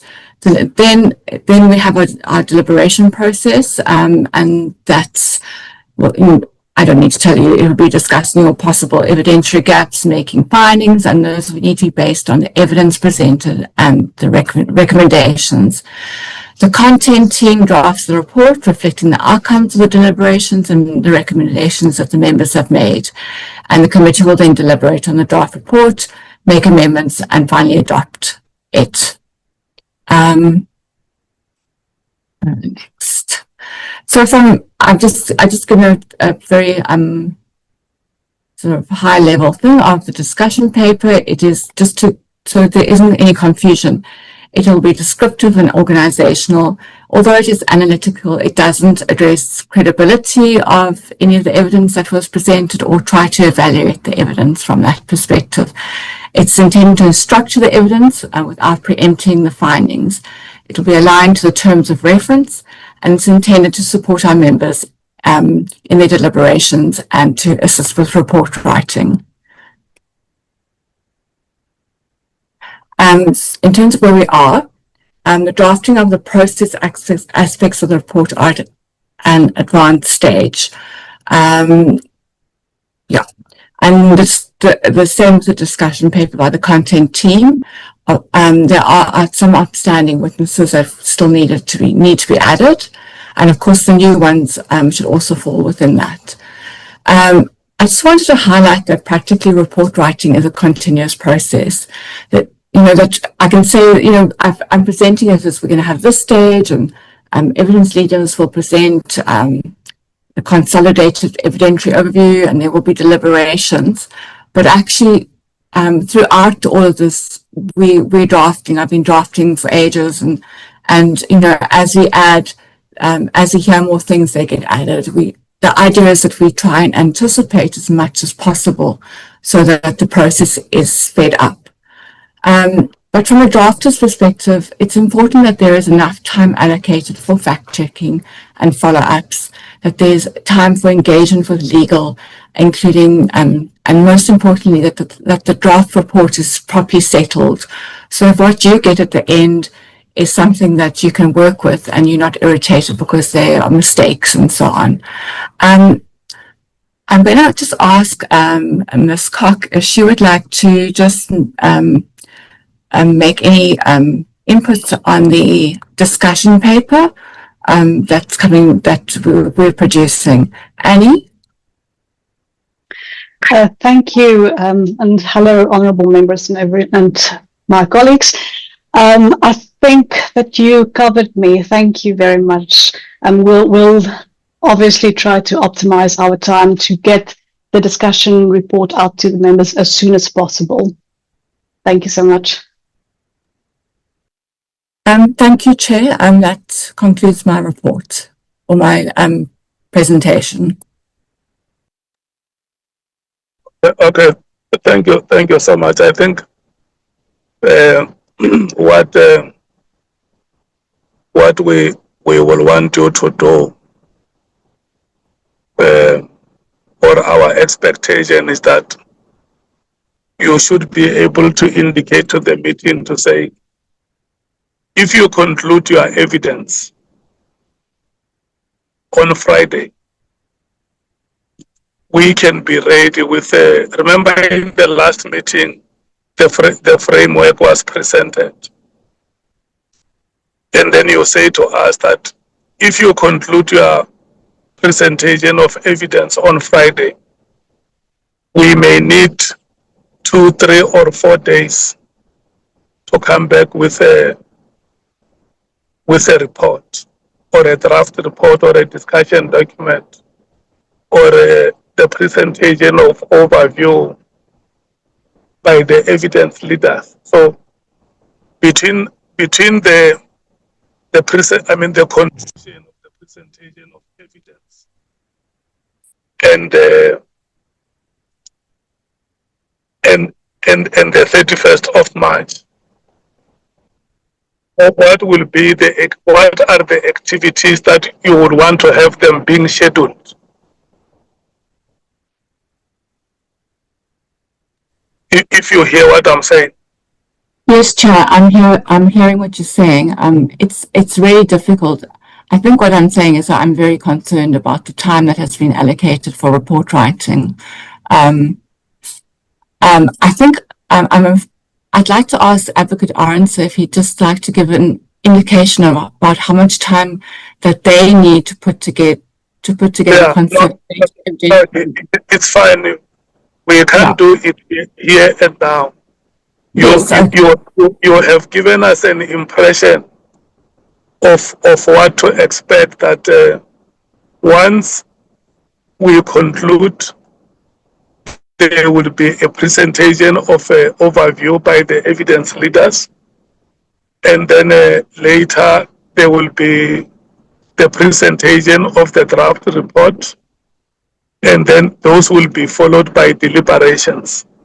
So can we agree that from here, yourselves together with the evidence leaders, you will do the sequencing of those activities, and then maybe before we conclude the presentation of evidence with the generals next week, you can circulate that with the committee members so that if they have inputs, they make those inputs. We know which days the committee will rest, and then how many days you need yourselves and the evidence leaders to produce the overview report, to produce the draft report of the committee, and when can the committee start with deliberations. Does that make sense? Yes, Chair, that's very helpful. Thank you very much. Okay.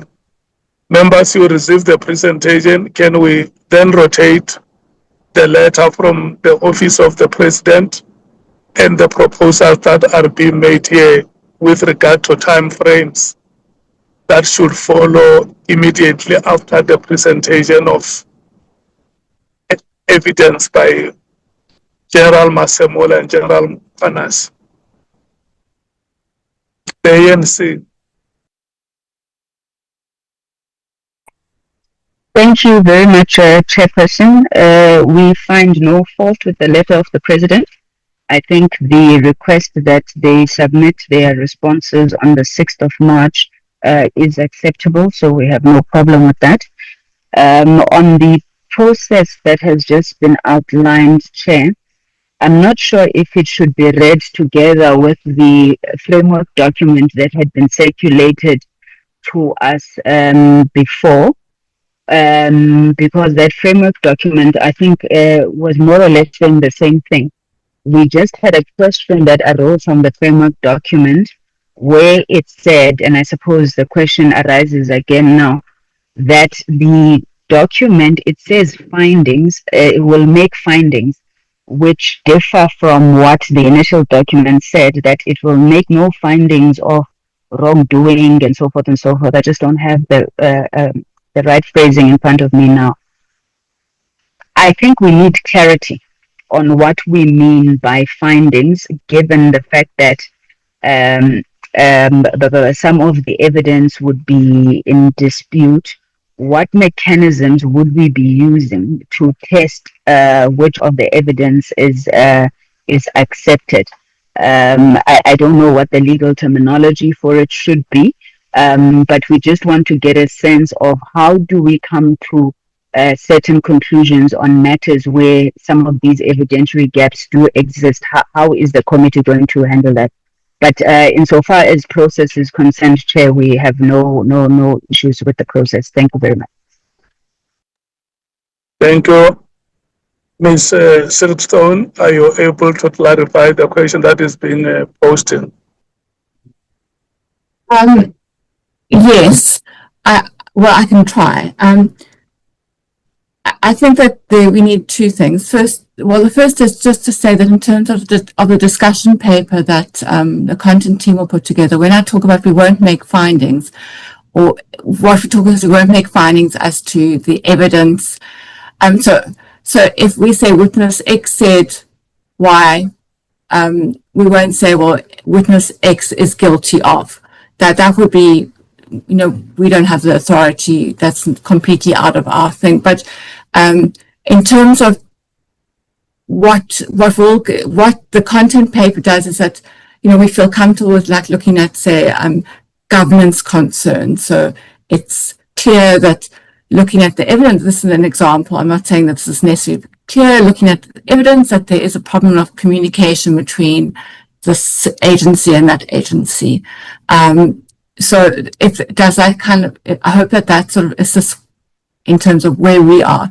In terms of what evidence and how the committee should accept evidence, I think that's something that our legal team should advise the committee on, because the evidence is contradictory. We have many hours of witnesses saying things, and putting all of that together is, it is difficult. Thank you. I hope that assisted. So what you are essentially saying is that the committee does not pronounce on the guilt or the innocence. of a witness? I mean, that is for the committee to decide, but that would need to be advised by legal. I'm just saying that from the content team's perspective, in our discussion paper, we won't be making those kinds of that kind of analysis. Listen to what I'm saying. The committee is in the main investigating 4 pillars in the terms of reference. And committee members want to know if we must separate between the issues. Where the committee, for instance, finds that indeed the decision to disband the PKTT was unlawful. Are you saying the committee can make such a finding to say the decision was unlawful?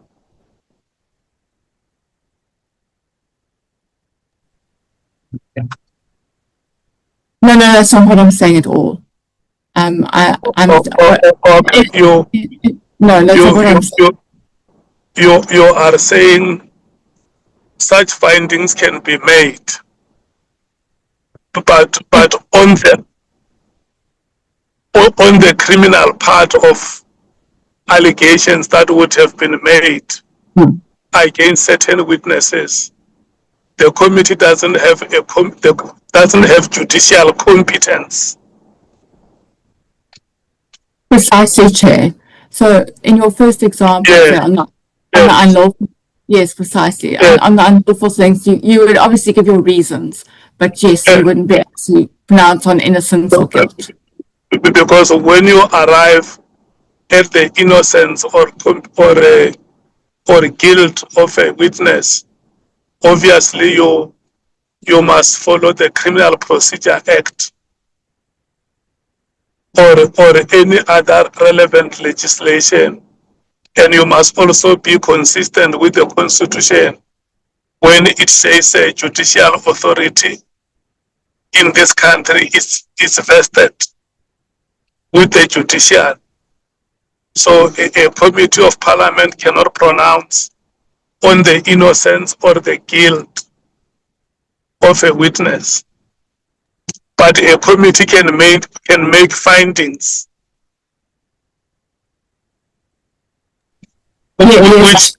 which do not concern themselves. For instance, if the committee makes a finding that a wrong has happened, and the committee can further recommend that because it does not have those powers to pronounce guilt or innocence, the matter can be referred to the relevant authorities for further processing.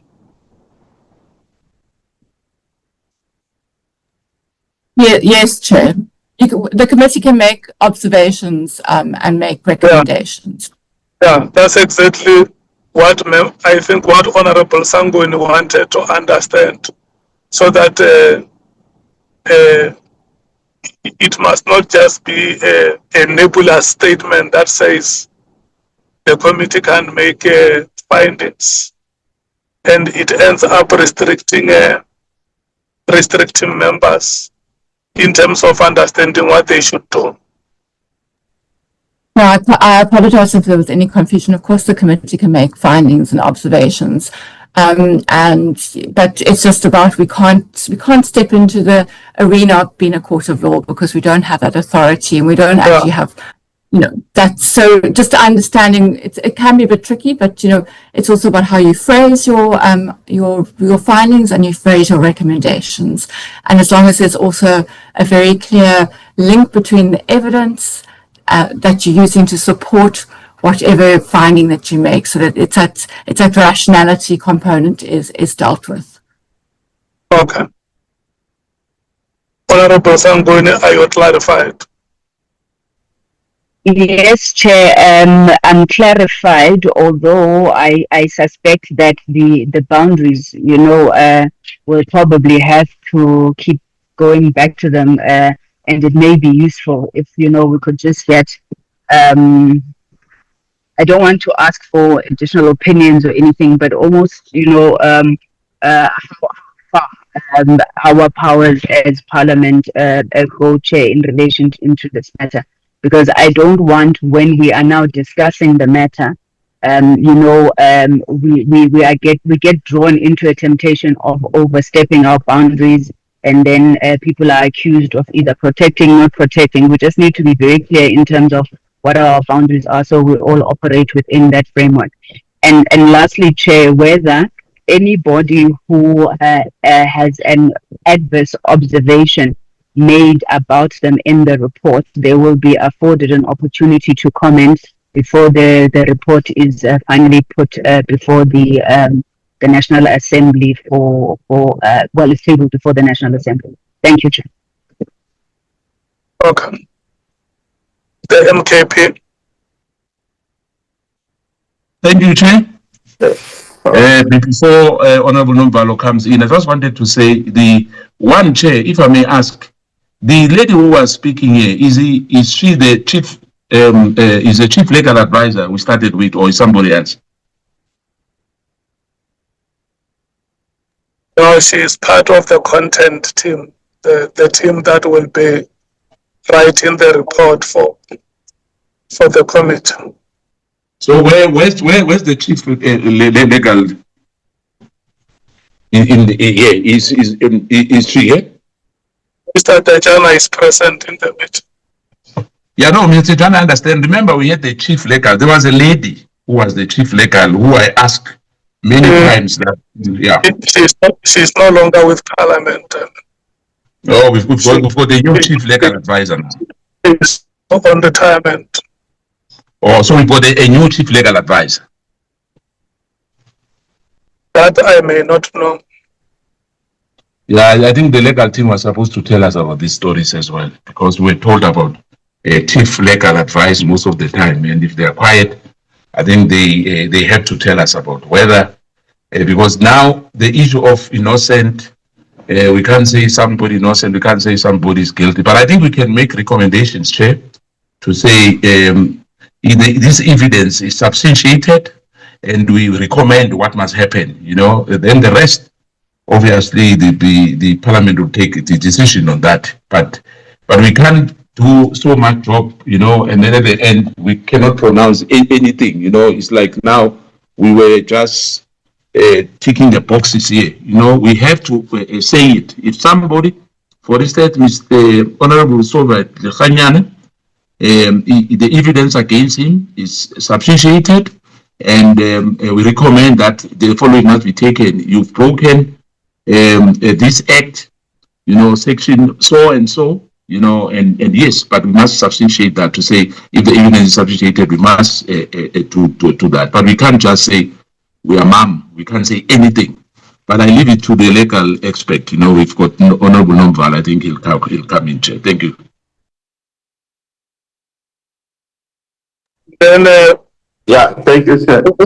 Before, what is your view, Honorable Skosana, on the letter from the President and I left it for Honorable Nomvalo, Chair. Yeah, but there are two matters which were circulating. The one is that the team must now go back and develop a checklist of activities that will be happening after the presentation of evidence. Do you agree with that? No, Chair, hence I'm saying to you, because I heard you most of the time on the deliberation, asking the lady about, we can't say somebody, hence I only focus on that. And Honorable Nomvalo will respond on those two items. Thank you, Chair. Okay, thank you. Honorable Nomvalo. Yeah, no, thanks, Chair. I think we threw some comfort on how you've concluded with the I don't know whether it's a legal advisor or what, but with the lady who was advising us, because initially we were not comfortable because of the ambiguity. I think the advice was a bit vague, because our understanding, Chair, is that We will firstly, we will analyze evidence that we have obtained, and vis-a-vis, we'll cross-reference to the testimonies that have been given, both orally and in writing, and make findings to say, based on this evidence, this is what we have found to have transpired. And based on this finding, this is what we recommend. So that is our understanding, even though a concern which has always been raised by Honorable Mates keeps on kicking in and is going to catch up with us, because under normal circumstances where you have done a thorough investigation, you make recommendations and submit prima facie evidence that you have obtained through your skills to the relevant authorities. For instance, when you recommend to the police, say you have identified an act of criminality, at least give them something to say, here you can investigate further. This is what we have found, and you can use this information to initiate your investigation. So what Honorable Mates has been raising will catch up with us, because largely we will submit just a written report to say we've analyzed evidence and so on, but with no material evidence, with no tangible evidence that will back up our report. So that remains our great concern, because we believe that there are many matters by virtue of their nature which we should have taken further in terms of investigation, Chairperson. Many, I can mention many, but we have not done so because our capacity was very limited. We didn't investigate further, except relying on oral evidence. The tender, how it was issued, the documents, to get the documents of all these committees that sit before the appointments, the bid evaluation, the bid adjudication. We didn't take further the matter of Kumalo in terms of investigation, the appointment, because there were allegations that he acted wrongly by employing people not following the procedure, and so on. Many issues have not been taken further. We did not even have capacity of tracking devices. So that is a shortcoming that we must be alive to say, when we complete our work, we must know that we have only done 10% of what we were supposed to do, because we had limited resources. So I guess now it's late, there's nothing we can do, but I really wish that we should have taken what Honorable Mates has been crying for since day one. We didn't want to repeat what she had already said, because it was making sense to all of us. So we thought it's going to prevail to all of us. But now it will catch up with us. With regards to responses, Chair, by the President, well, we even though we disagree, we never agreed and we still disagree, but because we're in a democratic institution here, we subject ourselves to the behest of the majority, despite our strong sentiments on the subject. We said that we don't agree with writing questions to the President, because we don't want to give a special treatment to anybody. Everyone must be treated equally, because here we're not doing a normal oversight process. We're doing an investigation. So we've limited ourselves, because we're asking a person here to whom we're not going to have an opportunity for follow-up questions, an opportunity to interject when there's a need to do so, like we have done with other witnesses. So a special treatment on the basis that he is the President. So, like, we're not taking this excuse of the 16th because, yeah, everyone is complaining about time, but the president is not complying with time. The 16th is too far, Chairperson. The responses must be given now, because if there are questions that have not been answered satisfactorily, we believe that we must be given an opportunity again for follow-up questions. Now, if the president responds when we're about to finish, then that means we're not going to have that opportunity. We're hoping, Chair, that because we've done the work of the president to be easy, we've simplified his task by saying, just respond even when you are lying in your bed at home. We thought he's going to take advantage of that and give us a report on time, swiftly, within the twinkling of an eye. Now we're told that the report will be ready on the 16th. So we're not accepting that, Chair. Thank you. The DA. Thank you, Chairperson. Chairperson, the position of the Democratic Alliance that I think the committee must just remain faithful to what the mandate was, and it's parliamentary oversight. And we're not a court of law, Chairperson, so we can't determine criminal guilt. I think our responsibility is to assess the testimonies that were presented, as well as the evidence that was placed before us, and make the observations and findings based on that material, and not determine guilt.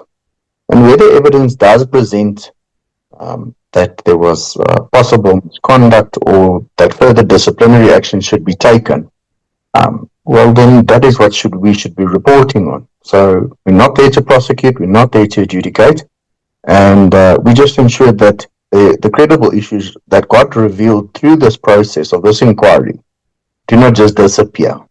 And I think that referring them to the relevant authorities to further investigate and prosecute where they deem fit is the route to take. I think one of the core mandates was to identify what weaknesses were in our institution. That is what our core mandate wasn't to find guilt in a specific person, but understand where the institution allowed that misconduct, corruption, interference, whatever it was that occurred, is to understand how the institution was affected by that. And I think that is some things that have to be highlighted within that report, so that we can make those amendments, legislative changes, and see how do we fix the institutions that were either infiltrated or where procurement was done underhandedly, where tenders got out without following proper procedures. And I think one of the very important things is how communication, left institutions meant to be, private and internal, and made its way into the likes of certain individuals who are now, facing criminal charges already. The objective of the work, I suppose, thing just comes down to, we need to keep it factual, and it must arise from the evidence. And second, the institution is responsible for upholding the rule of law, Chairperson. And I think that is what our recommendations must speak to, is closing those gaps that we have identified. And we need to go, or at least, the evidence leader with our legal team need to go through, what evidence has been placed, how does it with these various gaps, and makes recommendations to the committee that can then go to Parliament to be tabled. Chairperson, that's my position on that. And as far as what the President's letter is, it is what it is. We do need to receive it, and hopefully quicker than later. Thank you, Chair. And then upon the letter from the presidency. I agree that it can come when it comes, Chair. Okay, thank you so much, the EFF.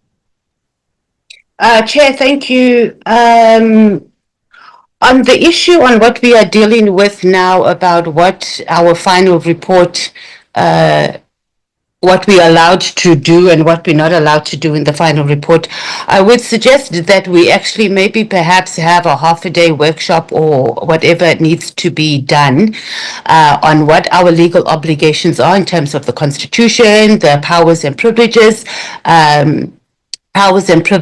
Act. So when we start that process, we are well informed, we are able to ask questions. I also think political parties should consult independently, because right now it feels like we are being misguided or possibly misguided into what it is, what findings we can make. Chair, it can't be that we are here and this committee is only here to decide whether there was some institutional, where there are gaps in our institutions and how to fix it.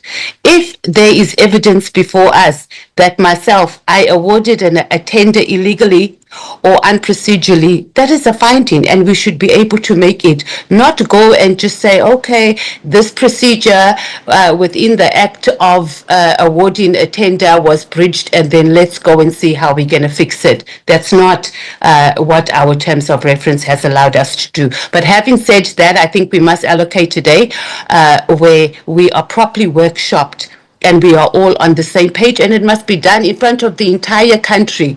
So when we are going into deliberations, the entire country can see the members of parliament and what their positions are in dealing with this matter. Having said that, Chair, I think we must also just get on the President Ramaphosa's response. We are concerned with the time. From what I remember is that we agreed that we would get written responses, and based on that we will make a decision on whether President Ramaphosa will appear before us physically. So once we push that date back, we are also opening up ourselves to a possibility that after we get the responses, and actually we shouldn't call them responses, it must be answers, because again we will get things that are not answering our questions, and we must have recourse as a committee to be able to get answers that are actually answering the question. So as long as the committee is cognitive that the final submission or the response that the president gives us on that day is not the end of it, and we're going to go into deliberations with that information without having an option of getting clarity and understanding exactly what it is, we can support that, and the committee must know what it is also opening itself up to. I also would have liked to know, and then maybe this will come up when we have, if we decide to have sort of a mini workshop on what it is that we have. The discussion document, I would have thought by now. So as the EFF, we submitted all since these committees, our proceedings started, anything or questions or background of things or evidence that we need from institutions. So I would have thought that perhaps even in the discussion documents, that those that are leading that perhaps they can highlight and say, if we get evidence or if we get a letter from, let's just say, the Auditor General that confirms or states what this witness says. Remember, we have access to every single institution. They can't lie to us, and that will be able to assist us in our process. We cannot go into deliberations, and it can never be intentional that we as committee members can make a decision to go into deliberations without being able to say, let's get information from this institution, and we just say that we can't decide because we have two, let's say, statements that are different, when we can go to, let's say, the AG and say, okay, on this day did this happen. So that is something what we must be able to do. And Chair, that brings us right back to the point that we have, this committee has been deliberately, and now we're at the end, has been deliberately denied resources that were in the tabs of reference, so we can be in this position. So when we go into deliberations, and it's another sad thing that we must be alive to, when we go into deliberations and we are unable to make concrete findings because we have been denied the resources. And Honorable Nombalo, we must be clear, we mustn't say we lack resources. It was deliberate. Those things are in our terms of reference. It is here in Parliament where budgets are approved. How is it that Parliament cannot provide resources to a committee, Chair, that is investigating this or trying to establish what is it in our criminal justice system that makes us unable to even process rapes of children in this country. And we have been denied that. And now we are here. So, Chair, I'm pressing on this committee right now that you, as the Chair, go and engage the Speaker. And now we're probably going to need more than one forensic with whatever information that we need, and that would come up from the discussion documents or where there are gaps in evidence. We must be able to, and Honorable Sangoni brought that up. There are going to be gaps. What is it that we need to close the gaps? Because it cannot be that we have spent so much time and so much energy on this committee for the nation. The nation has been watching this. Some have called us clowns, but at the end of the day, we still need to complete this and do it efficiently. And we must hold our institution itself accountable for not providing us with resources. And now they're going to have to come to the party, and wherever there are evidence gaps, we must be able to get forensic investigators or whatever it is that we need to be able to fill those gaps as much as possible. Thank you, Chair. The IFP. Thank you, Honorable Chairperson.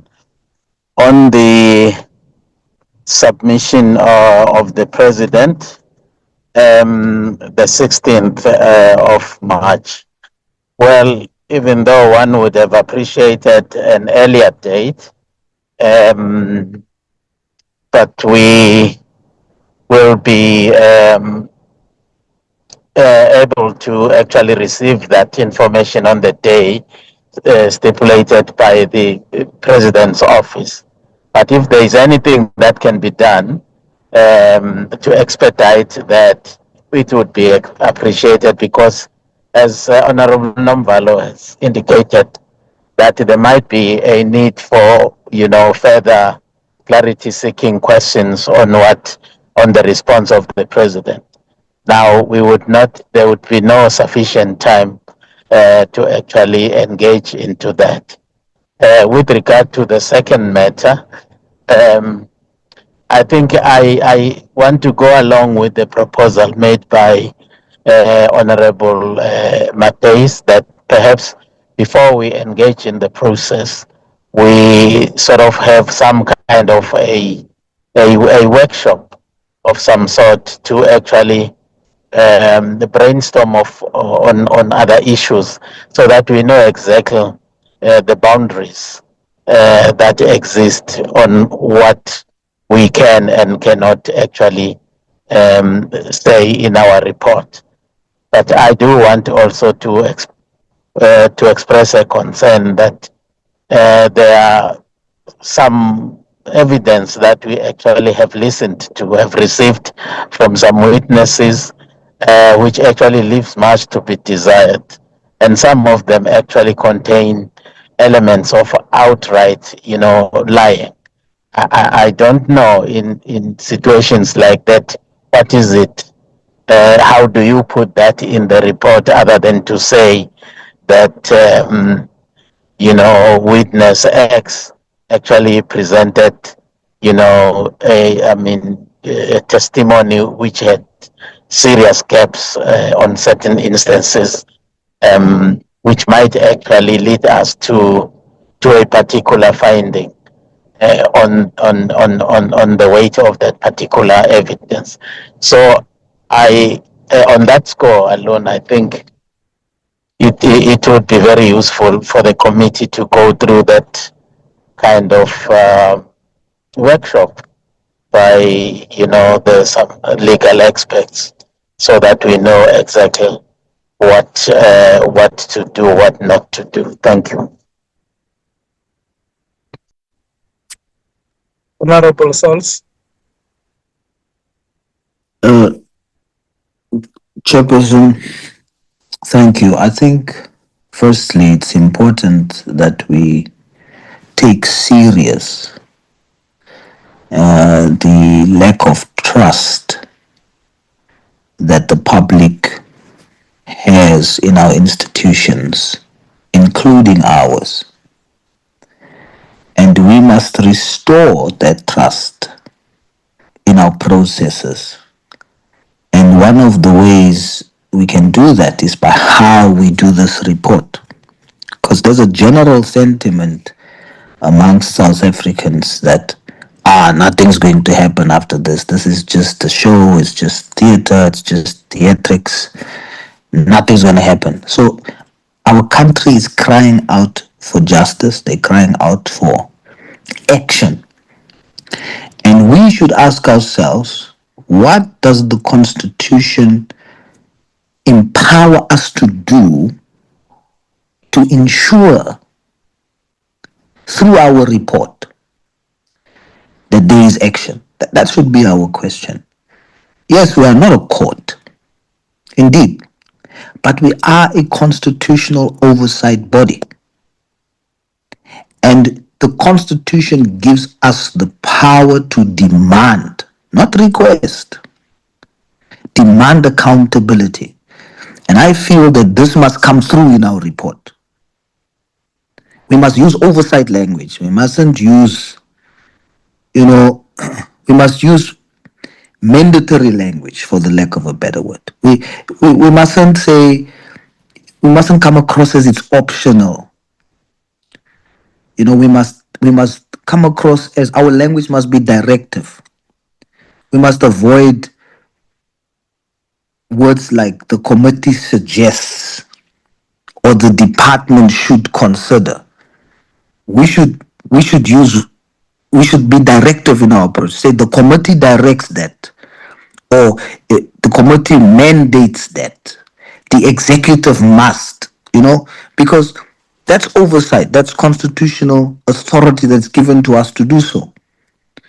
Yeah, we don't deal with evidence in terms of what the courts does, but we can establish prima facie evidence.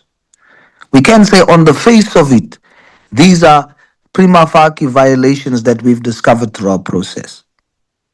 So instead of pronouncing guilt, we state that the evidence gathered on crimes such as fraud or contraventions of the PFMA or whatever, we've established prima facie evidence to that. And then the legal institutions that are responsible for investigations can then take that on the face of it and dig deeper. Are we correct? So this creates then some sort of a legal handover point for the police. They have some place to start from. And then we demand accountability. We track the progress around that. Our report must be an evidence file. You see, where we provide information and we point you to the proof or the evidentiary documents that we've received during our processes. And this makes, the report sort of trial ready for the NPA. We must use that approach. And then we must set hard deadlines for feedback. You see, every recommendation must be tied to a time frame. And that's my submission, Chair, to say we must ask ourselves, what can we do that's action driven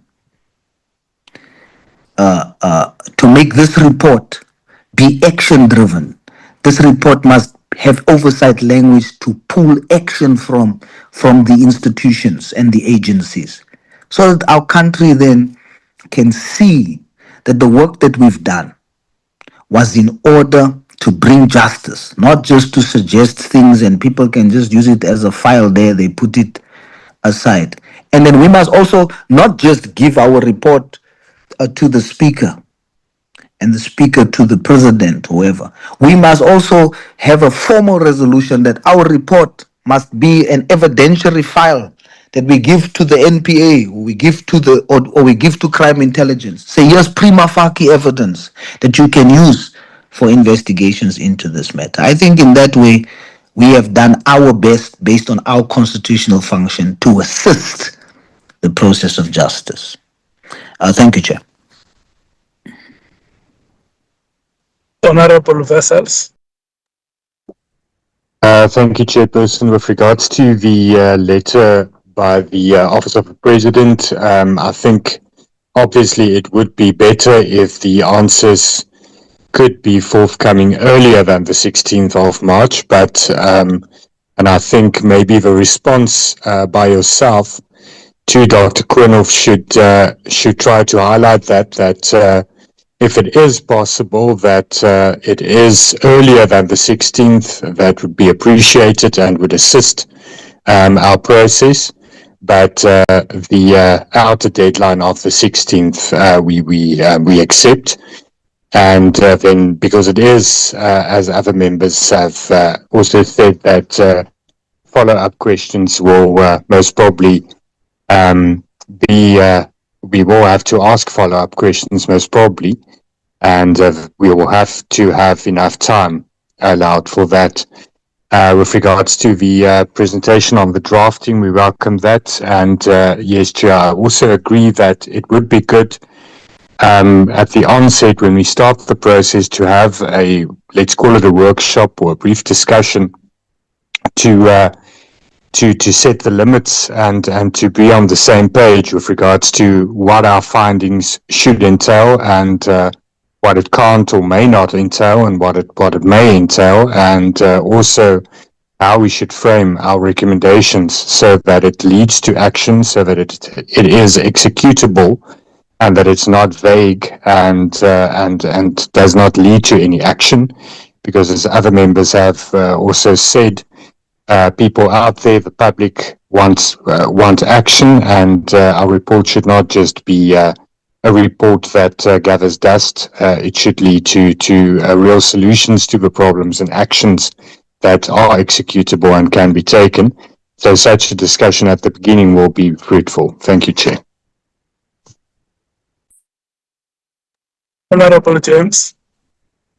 Thank you, Chair. I'm going to support the input given by Honourable Vessels with regards to the response from the Presidency. It would be appreciated if we could get a response a lot earlier so that we are even able to ask further questions. And then on the report, I'm going to support EFF's proposal that we have a workshop, because even though we have our pillars of investigation and probing to which we should give recommendations on, I think this committee has extended itself beyond which we set out to do. And at this point, before we give any input on what should happen and how it should happen, I think it is important for us to get guidance from the legal team. There are those issues that requires immediate intervention. We will be able to give recommendations on immediate, tangible, actionable change. And then there are also those reforms that won't be able to happen overnight. You know, that's going to take years to implement. So I think for us to start with that workshop, that's a good space.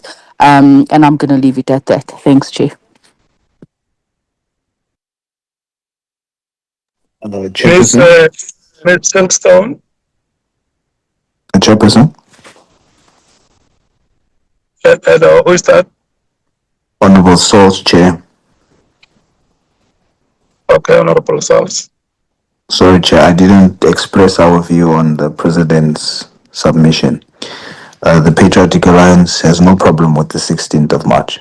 Thank you. Ms. Silkstone. Chair, I don't think I have anything to add. I think that some of the questions may well be answered when the evidence leaders, about what is, how we frame things, might be answered when the evidence leaders present a consolidated overview of the evidence. Obviously we're guided by the chair and by the members as to what they would, how they want to carry the process forward. Thank you. The evidence leaders and the parliamentary legal team. Sorry, Chair, can I just say? No, it's fine. Hello, Ms. Silkstone. Sorry, Chair, I was going to say something earlier, but I think it's been covered, and I'm fine. Thank you very much. Can we hear from the evidence leaders and the parliamentary legal team.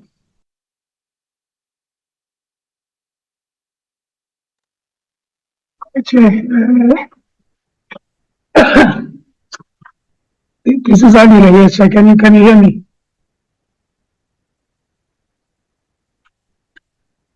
Yes, Mr. Tejana, can we go ahead? Yes, thanks, Chair. Now, Chair, I'll be brief.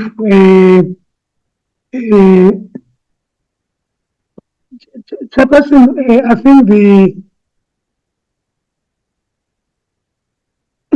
issue of what Parliament can do, I mean, in terms of the Constitution, Chair, I think is clearly spelled out, I mean, in the Constitution. And I think primarily there are three key functions which Parliament is mandated to do in terms of the Constitution. And I think the first one, Chair, is that the institution makes laws. And of course, the second one is that the institution facilitates public involvement, I mean, in its processes, including the lawmaking process. And of course, the third one is that Parliament exercises oversight over the executive. And I think the third pillar, Chair, that's where we are in terms of the inquiry that we are doing. So Chairperson, when we talk, and I know that Honorable Nomvara is going to challenge me, when we talk about investigation, Chair, you talk about, if you read, for instance, the relevant rule, which is 227 of the National Assembly, you will see that it talks about, monitoring, to investigate and make recommendations. So that investigation, Chair, is in the context of making recommendations. So the issue, Chair, is that, and I think I've raised this issue before, Chair, even though members chowed me for breakfast the last time I raised it, is that Parliament is not an investigatory body, Chairperson.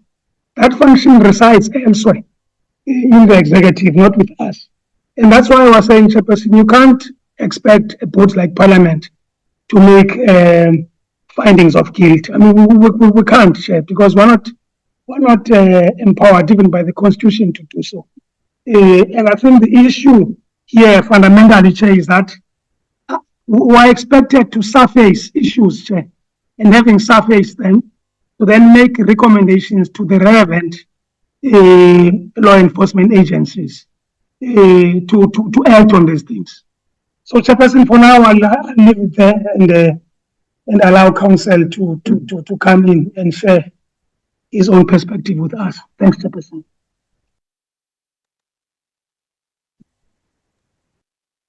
Okay, Darren, sir. Chair, I have my hand up. Chair, I just thought that in the interest of time that we park that matter and that we actually have some sort of workshop that will discuss our approach to our report.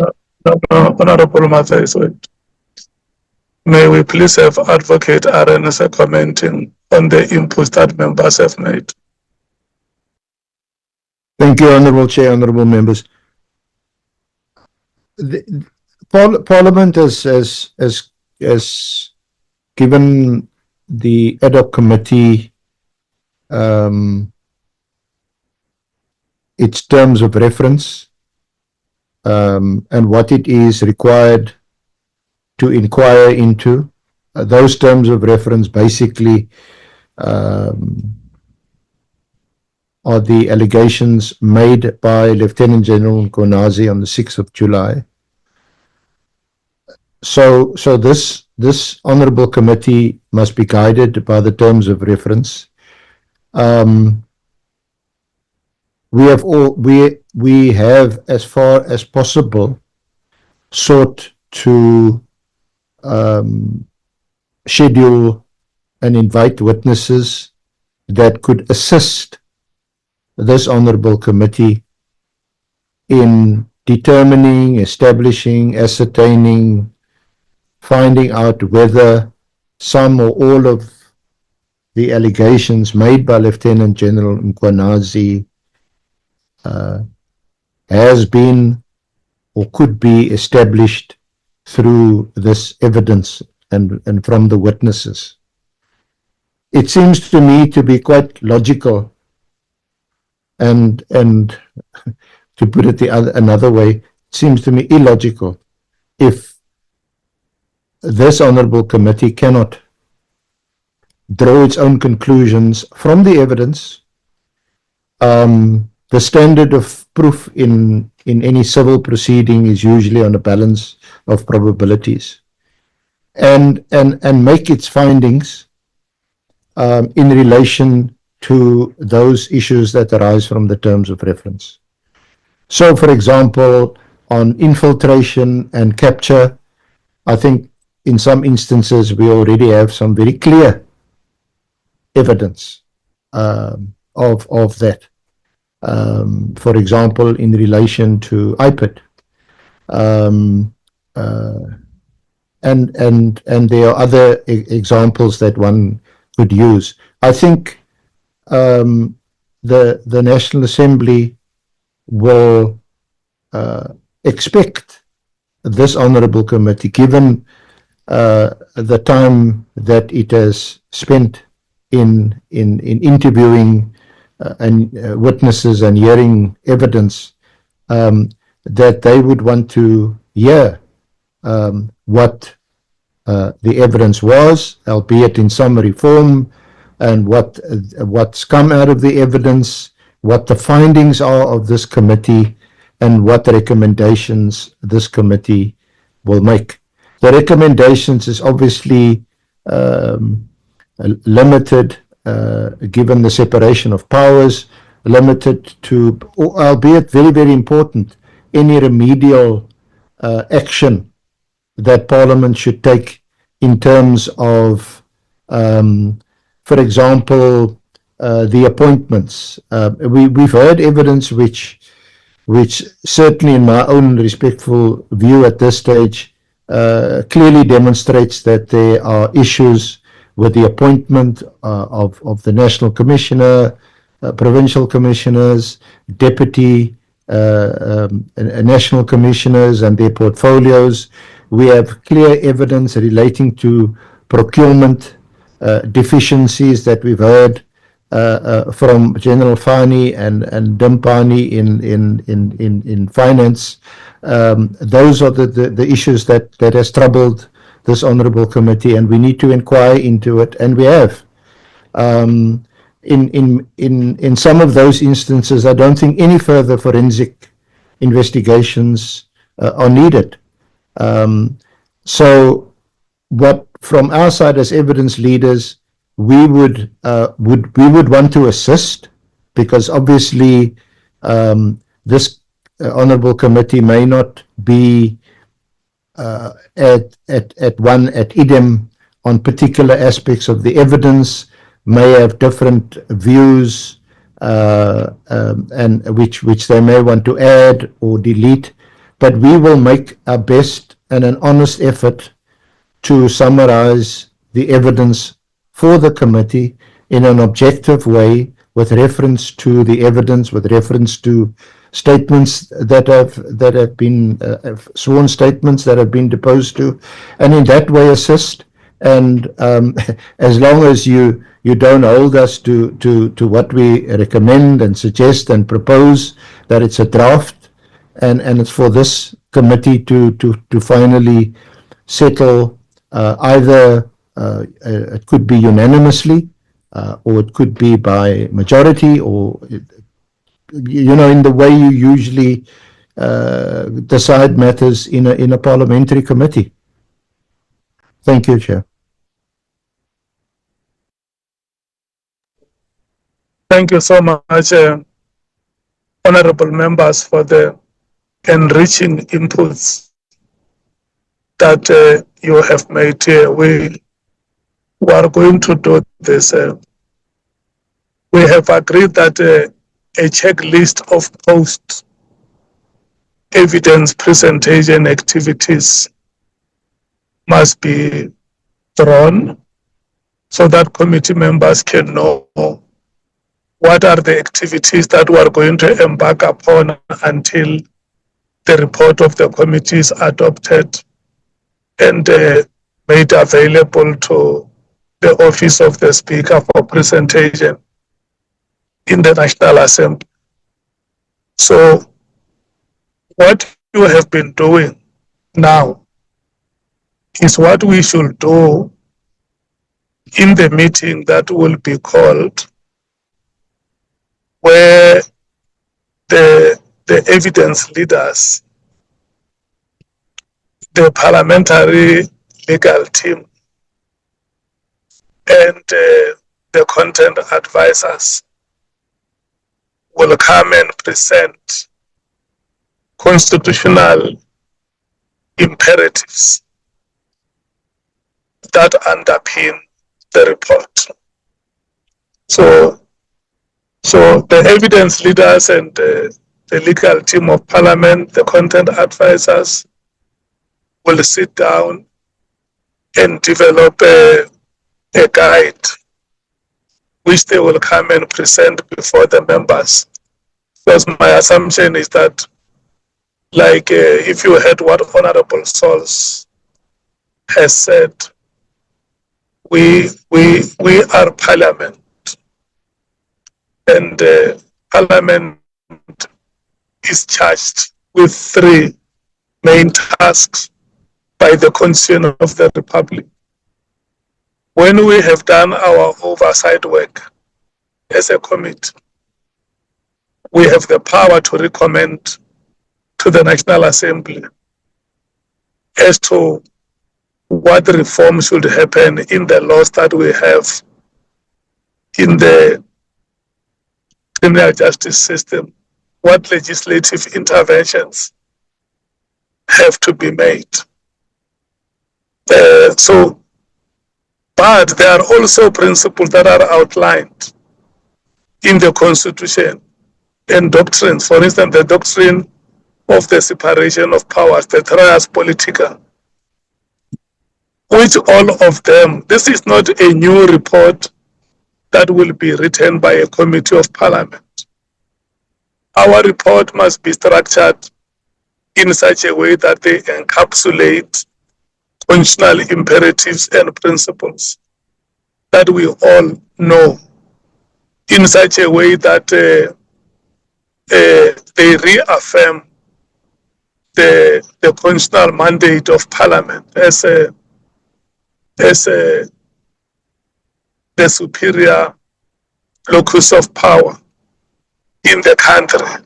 So I don't think we have any difficulties in terms of understanding what work should be done.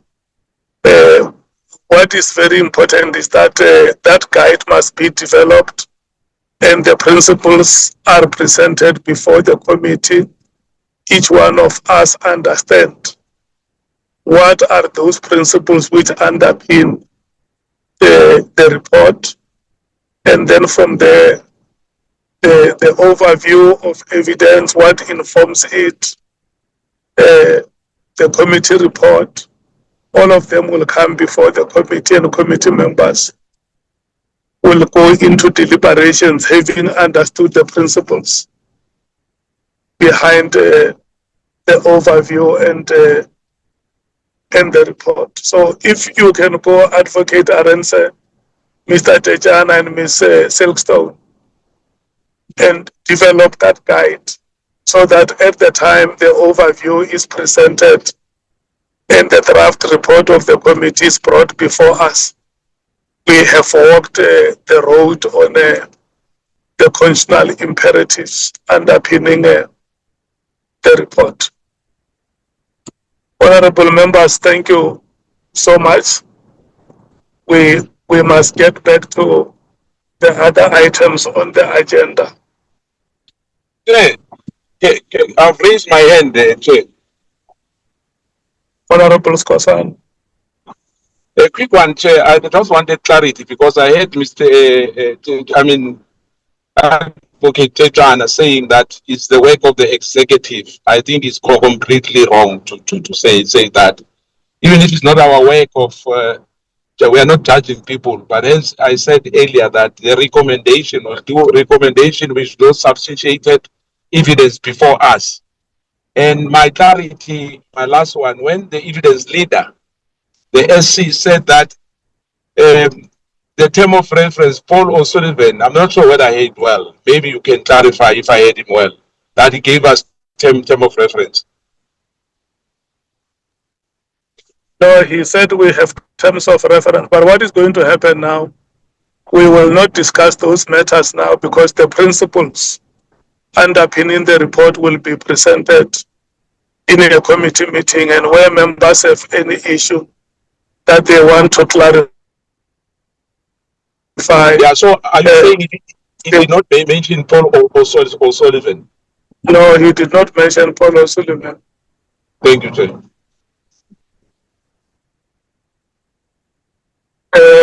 Can we go to the next item, Mr. Tejana?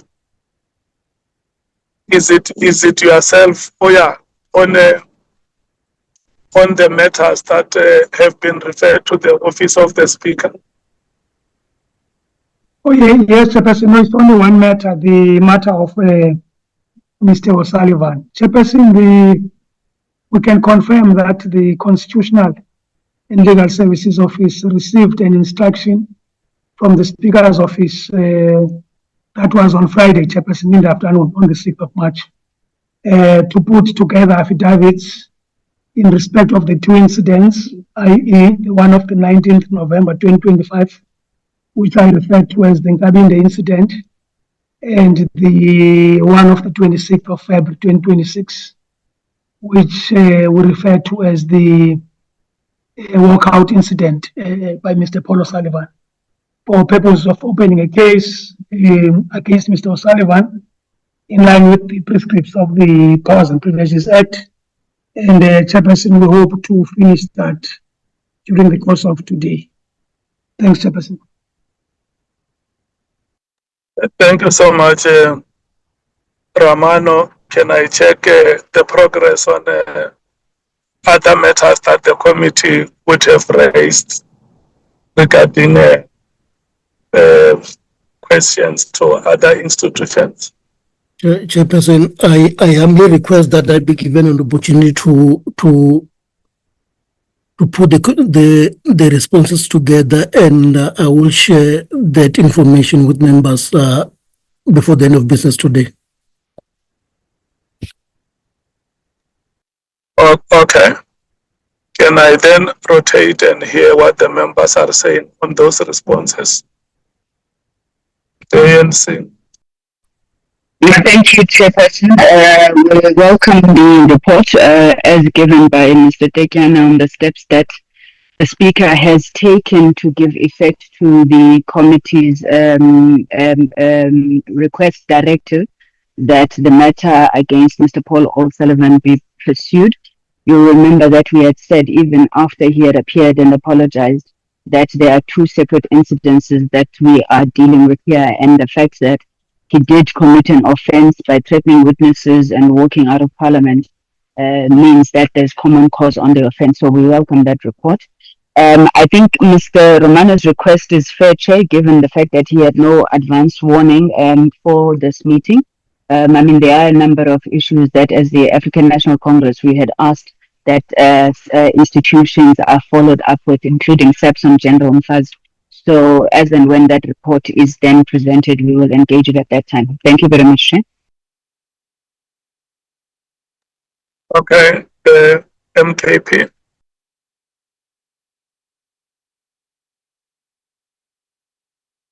Yeah, no, Chair, ours is a clarity.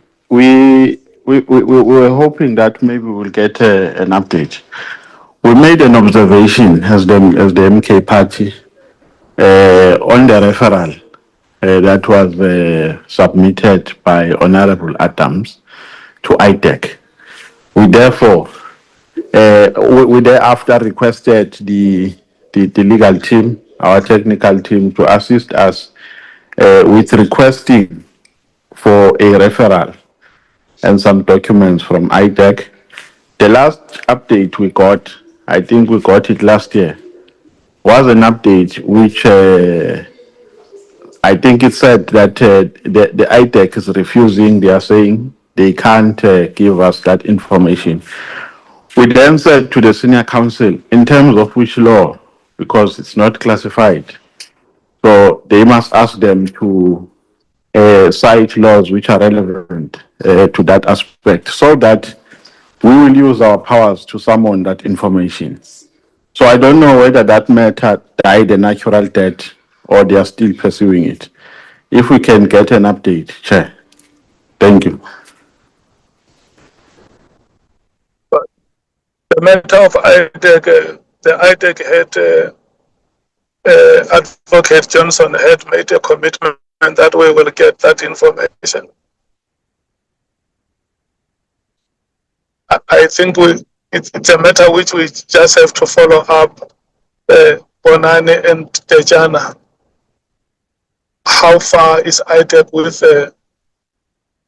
the response? Because she made a commitment before us that we will get that information.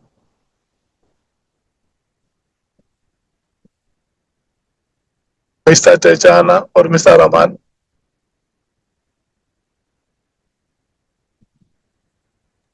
Shall we will follow up with them today. Okay, Honorable Noval. No, it's fine, Chair. You can pass to Honorable Kosane. Honorable Kosane.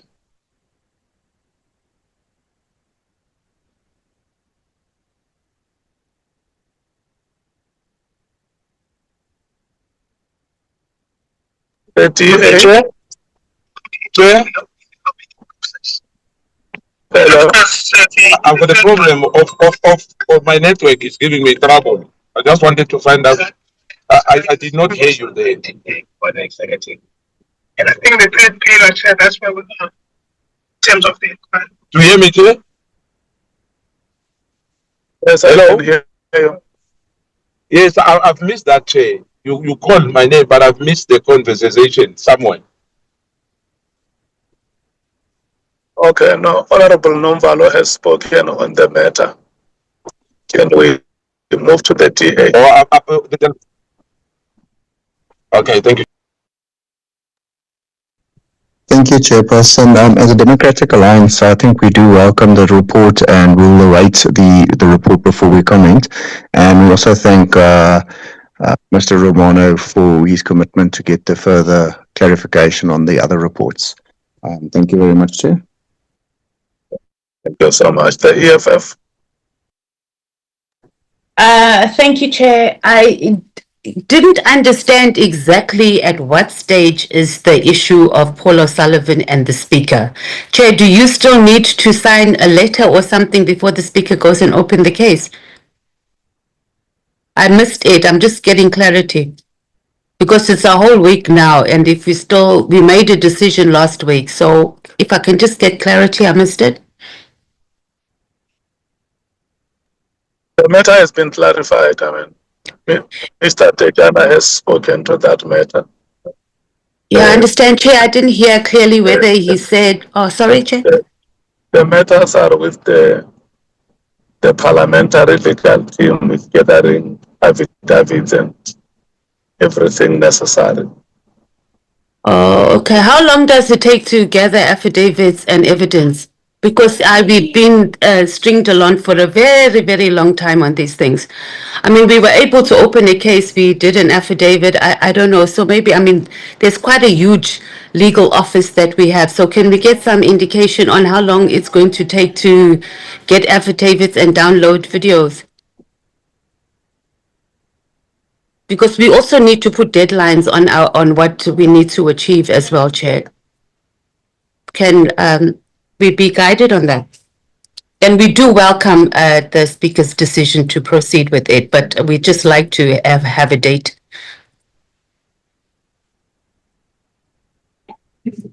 Mr. Tejana. Not sure, as I said, we received this at past 3 on Friday. And of course, I made a commitment to this meeting that from our side we will finalize the affidavits today. And of course, you know the process, because at the end of the day, as per our rules, is the secretary who must effect these things, not Andile Tejana himself. Okay. And then what's this, through you, Chair, what is the Secretary saying? When is he going to be available to do it? Because we're going to come back again, Chair, next week, and we're going to hear stories, or there'll be something that the Secretary was not available, and this is kind of what we've been dealing with. So it's unfortunate that we have to address this in the meeting, and our confidence levels is not as it should be in the processes. Because even last week we were informed that the Secretary needs to do it. And I understand due diligence, but due diligence must not be used to deflect from us doing our work efficiently and effectively. So has the Secretary of Parliament been engaged that this is something that he needs to do? Because next minute we're going to hear that he needs to write a report or there's something. So if we can get clarity on that, please. Thank you.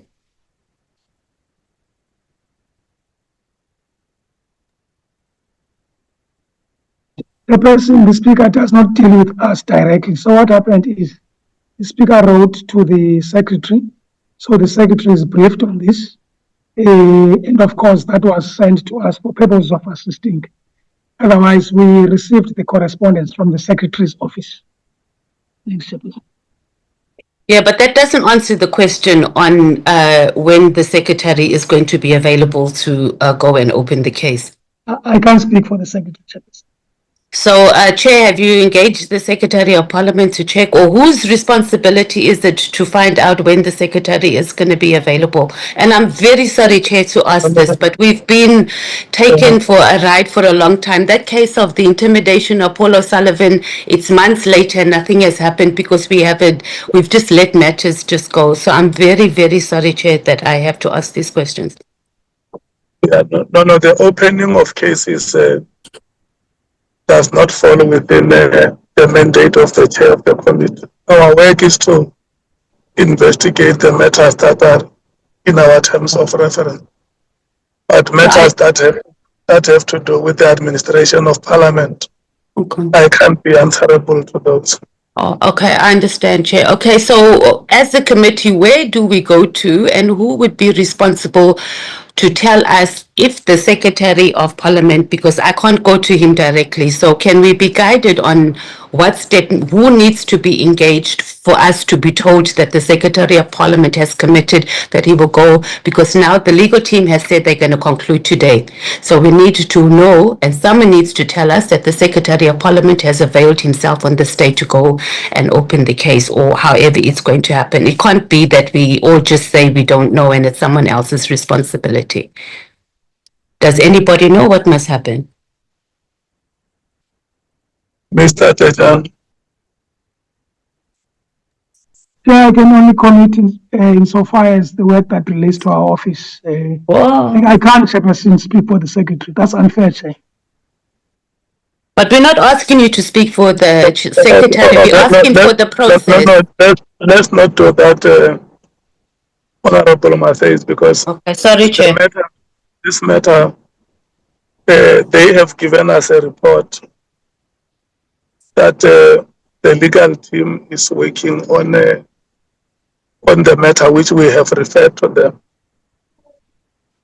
So this is not a matter we're investigating. This is a decision we have made as a committee, and we have passed it on to the office of the Speaker.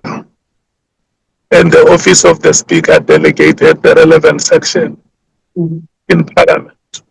So we will wait for the report on whether the case has been opened or if it has not been opened. What are the reasons and what is the recourse that the office of the Speaker has? And let's allow the office of the Speaker to lead the institution and prevail over the sections that it is leading to implement the mandate that it has directed to the relevant sections. Okay.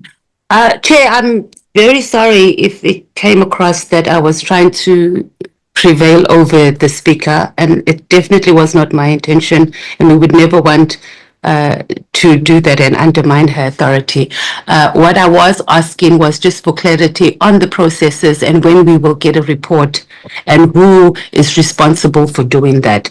And so if for that to be viewed as not allowing the speaker to be able to do a work, I really am sorry that it came out that way. We'd never want to do that.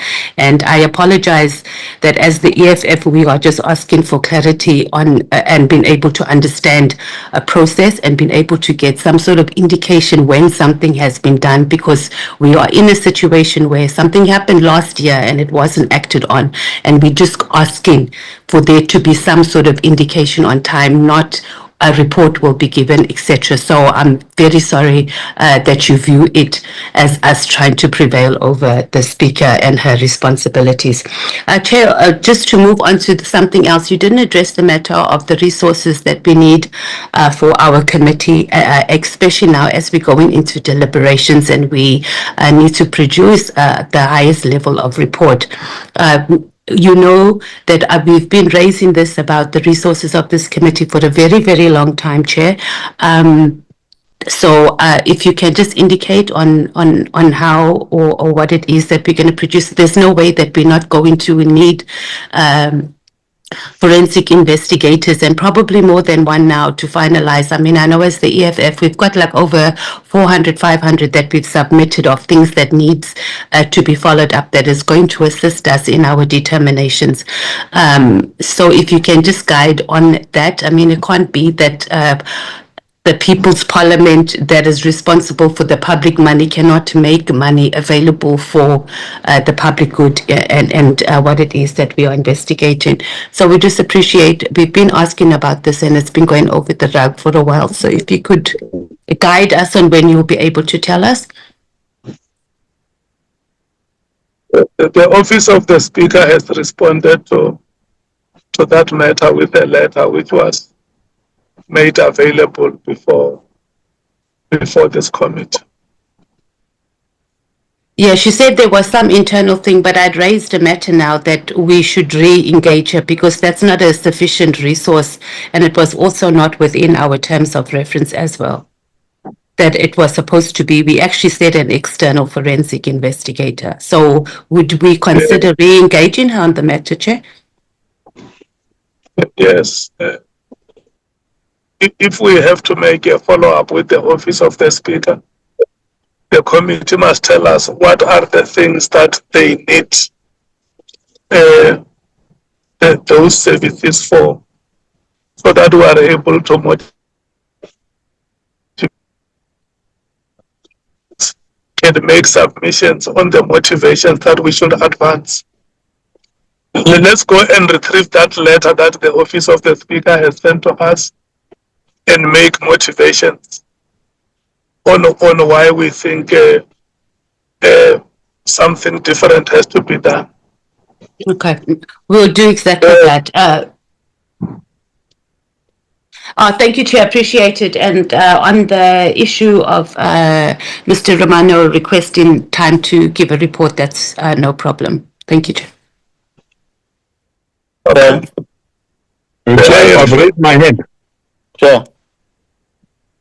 Hello. Nomvalo here. Hello. Yes, Honorable Nomvalo. No, Chair, I think what you have done with Andile to Honorable Mates is condescending and it's unfortunate. To give a response that we must give the Speaker a chance to do her work as though we're not alive to the responsibilities of the Speaker and our responsibilities as the committee is wrong, Chair, because all she was asking is the time frame, is a commitment on the time frames, and she is raising a valid frustration that since last year nothing has happened. If the Speaker knows her responsibilities, we've allowed her since last year when Kabinde appeared before the committee to execute her responsibilities as you advise. But until today, Nkabinde was threatened in a committee and there has been no reaction from Parliament. So he is vulnerable. He has not been assisted by an institution to which he appeared to come and assist. with information. So the response, Chair, was so unfortunate that we have given to Honorable Matthias is condescending, and it should not be encouraged, because here we must be given time frames. And for Andile to say it's unfair when we ask those questions to him, because we have no direct access to the speaker. We communicate with the speaker through them. So he can't be a crybaby here and say, no, it's unfair, I can't answer those questions. Then that means we're helpless. It means we have no communication with the speaker, because people who are communicating with her on our behalf are crybabies when they're supposed to give us answers. I was rising on that note, Chair. Thank you. Chair, I've raised my hand for a long time. For a very long time. Yeah, but anyway, I'll just contextualize quick, because the Honorable Nomumbalo said it all as well, and Matthias. But I wanted to say, Chair, as well, that it's not fair. You know, I mean, it's March now. This matter happened last year, and for us to say the Speaker's office that and that, this committee is coming to an end. We don't know what's going to happen. I mean, to open a case, Chair, is so easy. I'm opening 2 cases now in the next two hours once we finish here. You know, and I'm going to be done. You don't need a PhD degree to open a case. You know, it's not fair. And I think Honorable Matthias as well, he was correct to say we are not proactive here. We need to follow up things. We don't have a direct access to the speaker. Yes, I understand that. But indeed, if they fail to execute their duties, we must raise this thing up here, because we are members of this committee. We can't raise this thing outside this committee, Chair. So indeed, they've let us down again. We are scoring our own goals. We need that case to be opened. We cannot allow in this country for someone to threaten somebody, you know, and why is it appearing before us and we do nothing about it? We say, no, there's a process, they are still busy. Busy opening a case. No, Chair, we have to be protected by you as a Chair as well. Thank you, Chair. Honorable members, Mr. Tejana has presented a report here that the office of the Speaker has handed the matters as referred to it by the committee, and the office, the parliamentary legal team is gathering affidavits and sufficient evidence to open a case. And you say that you want to know how long will that take. And then Mr. Tejana had us that members want to know how long will that take. And a report will come that it will take us a week, it will take us a month, it will take us a year. And then it's up to the committee members to accept or reject the report.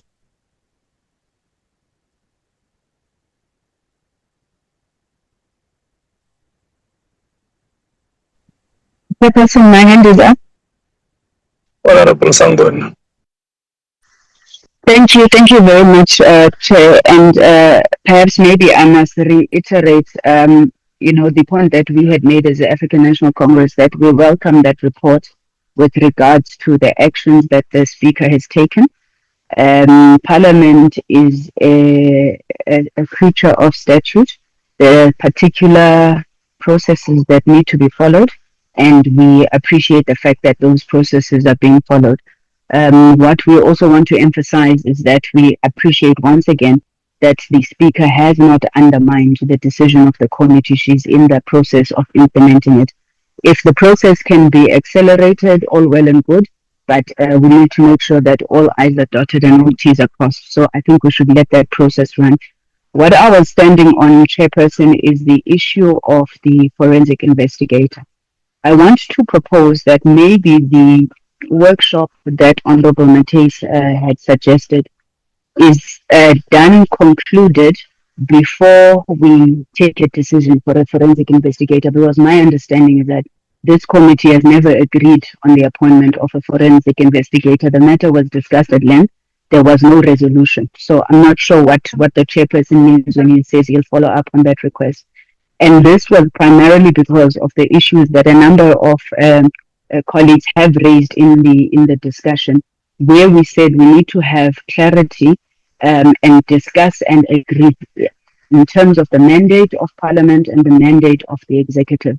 Now, where we need to refer matters for further investigation, I think that falls within the scope and mandate in terms of reference of this committee, not that Parliament is going out now to investigate whether it is alleged crimes on its own. I do not believe that falls under the jurisdiction of Parliament, and this I'm saying in support of what you also spoke about, Chair, the doctrine of separation of powers. We are not an investigating body, we're an oversight body. Where matters must be referred for investigation, we will do so, and we will keep a hawk's eye on those investigations to ensure that they are concluded. I don't want this committee chair, and this is my own personal submission, to be now turning into a Paul O'Sullivan itself, where it's going around investigating matters that do not fall within its mandate. I just wanted to raise that point. Thank you very much, Chair. Honorable member, we have a letter from the office of the Speaker that responded to issues of forensic services.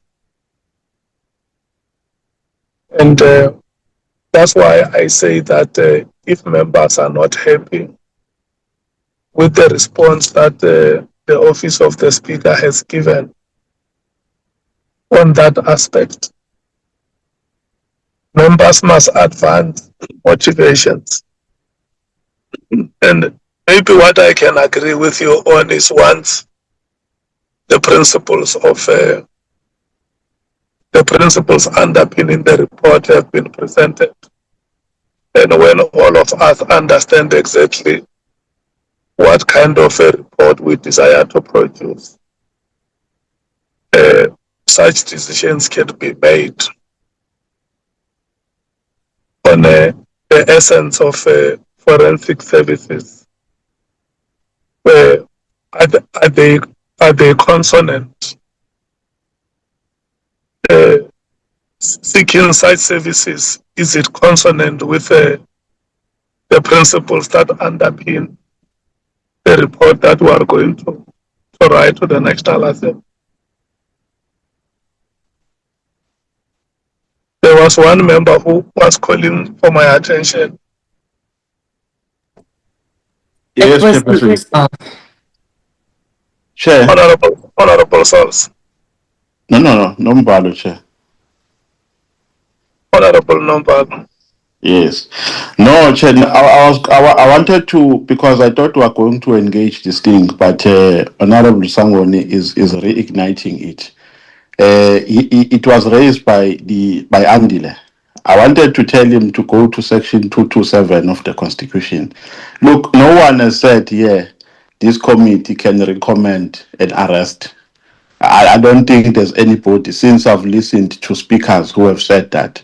But what we said here, we do have powers in terms of section 227 to investigate. But what we can't do is to make a conclusive recommendation on criminal issues, because when you have identified a criminal activity, you make that finding and make a recommendation for further investigation. And a criminal activity can only be investigated by the police in terms of section 205 of the Constitution. We know that very well. But what we are saying here is that we must not act under an impression that we don't have powers at all to do an investigation. What we can do is to make an investigation, get findings, and recommend to relevant institutions under which those recommendations fall. I just wanted to explain again what we meant, Chairperson, so that we're not understood out of context. I agree with that. We said that the time will come when those imperatives will be presented before the committee, and then members will understand what are the principles that guide the report.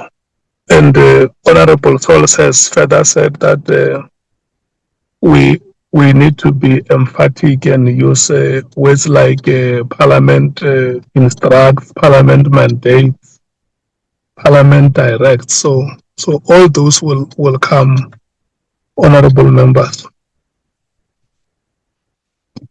Can we move to the next item? Chair, my hand's up. It's Leanne. Your hand is up. You are recognized. Thank you, Chair. I just thought I should take this opportunity just to clarify what Honorable Sangoni has said. The services of forensic investigators is in our terms of reference that was adopted a long time ago. The reason for being resourced was for us to be able to access information that is going to assist us to be able to make a sound report. It was not in the light of us being forensic investigators, as Paul O'Sullivan was. So the request for that had nothing to do with us wanting to do criminal investigations, etc. So I think that just needs to be clarified. Number one, that it is in our terms of reference, that the committee be resourced so it's able to make a sound report, that we are able to do so timely. We are now at the end of this matter. We do appreciate, Chair, that you've indicated that we can make a submission if that is necessary, that we respond to the letter that the Speaker wrote in terms of the services of a forensic investigator. But it must be noted that it is in our terms of reference, along with also the fact that we were supposed to have psychological support available, which we didn't have the other day when Sarah Jane Trent was appearing before us, and that was also not made available to this committee. Thank you, Chair. Thank you so much. Can we move to the matter of the IGI? I believe now members would have read the report that the IGI has made an application to the Office of the President and the Minister to be allowed permission to appear before the committee, and that the copies of the applications have been forwarded to the committee members for their perusal. And it appears that the relevant minister has not approved the IGI to appear before the committee. Can I hear the inputs of members on the matter? We are rotating. We are starting with the African National Congress.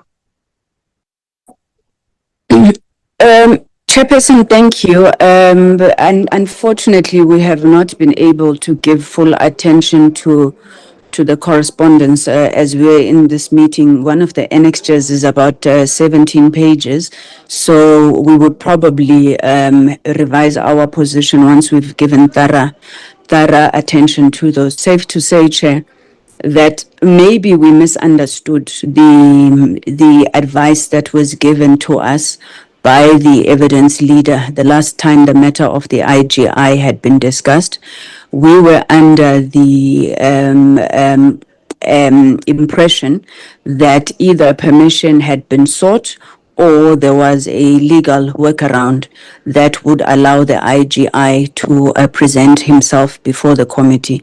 Since it seems that that is not the case, especially since it seems like there has been outright rejection, I think, by one of the ministers to the IGI, then I suppose the legal position stands as per the Legal Services Act, which speaks to how and when the IGI may disclose classified information.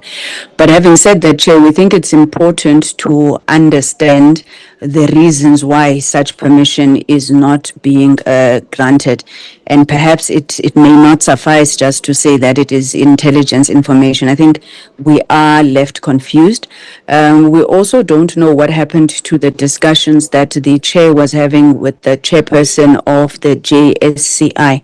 Because when this matter was initially closed, before it was brought back last week, I think an undertaking had been made, I think by the chairperson of the JSCI, that the message, the issues that needed to be canvassed with the IGI had been done in the Joint Standing Committee on Intelligence and would form part of their report dealing with the same issues that we are dealing with of the allegations brought about by Lieutenant General Mkhwanazi.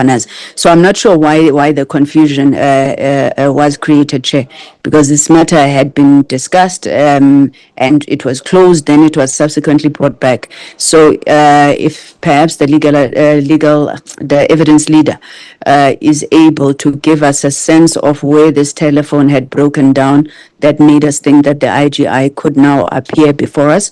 And as I said, the reasons then being set out, if they are contained in the correspondence, Chair, I do apologize. We've not had an opportunity to fully canvass the responses that have been given. Thank you, Chair.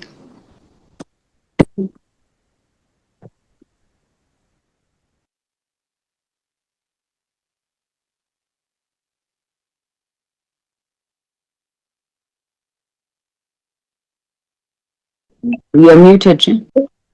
Yes, can we have the evidence leader coming back to clarify those matters? Thank you, Chair. The reasons, some of the reasons that have been advanced and the questions posed to or from the IGI are contained in the letter from the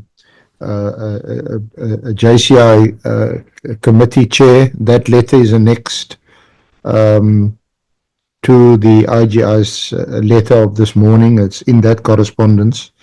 The Minister of Police had responded to the IGI and indicated that he wishes to take legal advice on the matter, and it doesn't appear that he has yet obtained that legal advice. There's an act of Parliament, of course, which regulates the matter, Honourable Chair, Honourable Members, and as articulated in the letter from the IGI,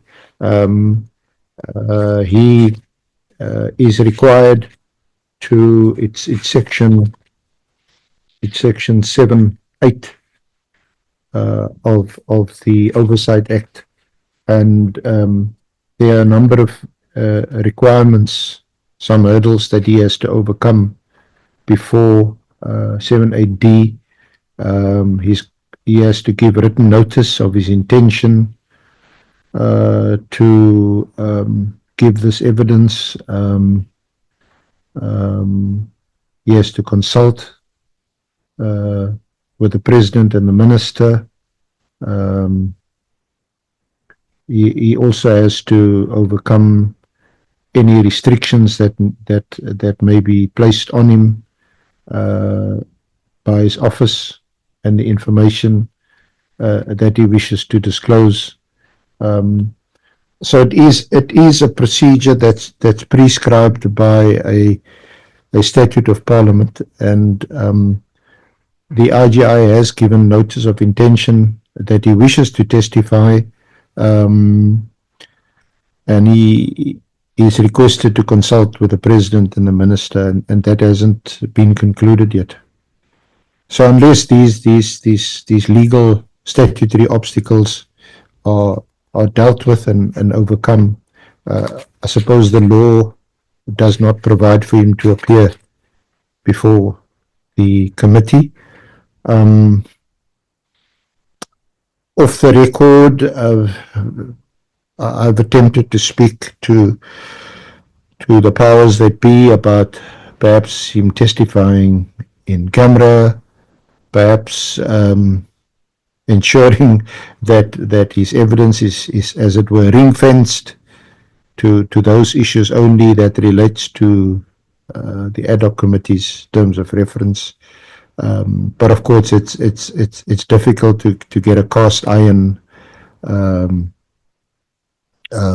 agreement on these matters, and of course, I'm in no position to bind the honourable committee in terms of what it can ask, which questions it may ask, and that makes it a bit more difficult. So there have been attempts to try and deal with this on a practical level. Thank you, Chair. I'm not sure whether I'm helping to answer some questions of Honourable Sangoni. Thank you, Chair. Yeah. What she's further saying is that if you look at the letter which we got from the JSCI, it made reference to the point that the Speaker has directed the JSCI as the relevant committee that deals matters to investigate those matters that would have been raised. Yes, Chair, if I may speak. Chair? Yeah. Yes. Yeah. Yes, it's not as if there's not going to be any oversight in relation to matters in the IGI's report, which relates to the terms of reference, and in particular to the generals. As far as I know, and I don't think this is a secret, there has been appearances before the Intelligence Committee at Parliament. There have been attempts to account for what's in the IGI report to the committee, and I think they've called on the IGI and the generals to appear before them. And since it is also a committee of Parliament, I suppose there has been some accountability there. In accordance with the law.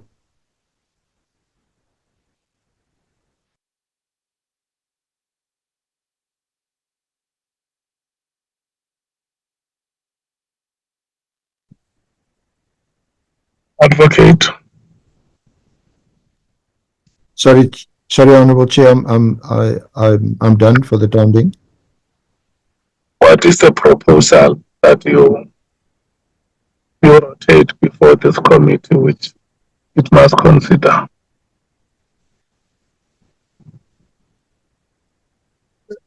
It seems to me that the consultation process, which has been initiated by the IGI, and those letters are with you now, with the President and the relevant minister, needs to be concluded at least.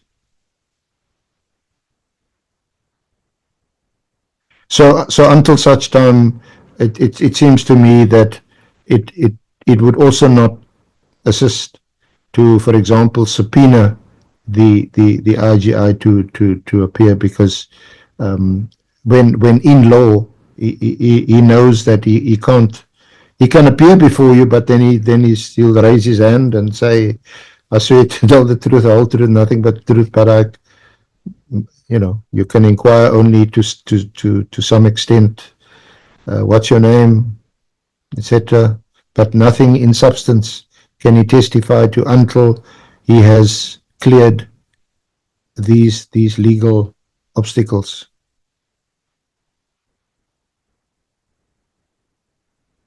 And if it may, I'm not sure now, Honourable Chair, whether I mentioned this, But some of the issues that have arisen in the IGI's report, the purchase of properties and so on, the lack of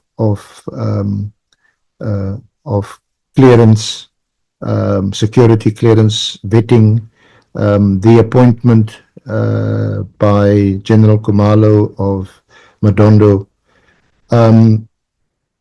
We intend to raise that when General Masemola comes to give his evidence. We consulted with him on Saturday about some of those matters because they appear in these reports that have you would have seen have already been leaked to the media. And he's quite comfortable. I hear you. What I'm saying is that on this matter of the IGI, the chairperson of the committee wants to rotate the matter for discussion. What is the proposal that you are making before the meeting? Well, it's not so much a proposal. I think it's just a matter that the IGI is not going to not going to appear before us because of legal obstacles this week or next. We don't know. We can't predict when the consultation process will be concluded as required by the Act.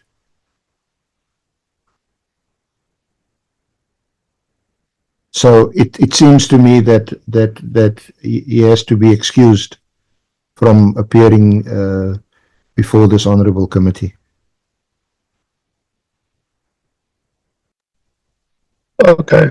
The ANC? Thank you very much, Chair. When we adopted the terms of reference, I think that we discussed this matter at length in terms of how we deal with the intelligence services. And I have always understood that the committee would be working within the legal framework that governs intelligence services. And if that framework at this point in time speaks to the fact that firstly, he should seek permission and the permission does not seem to be forthcoming.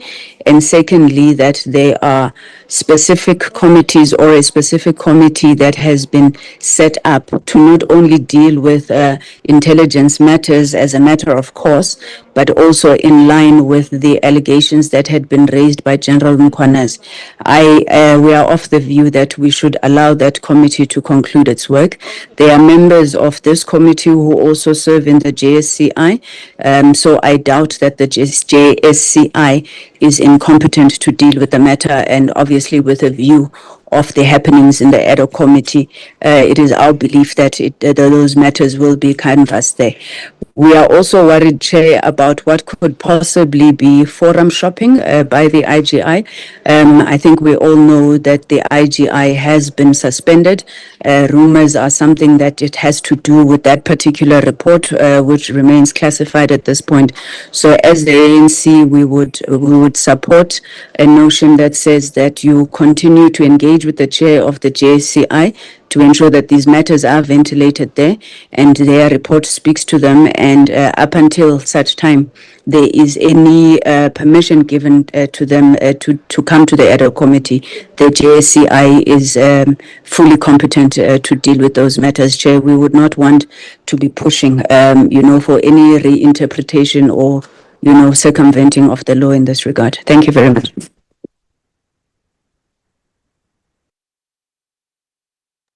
The MKP?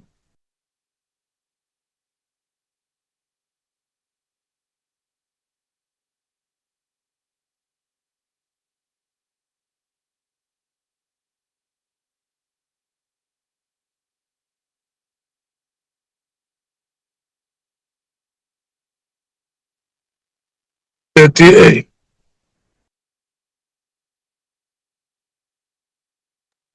Thank you, Chairperson. Okay, Damien, you go ahead. Oh, no, you can go, Glynis. Damien, go ahead. All right, thank you.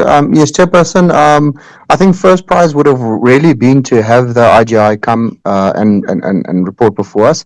But we have to work within the frame that is set out. And if the legalities prevent him from doing so at the moment, then so be it.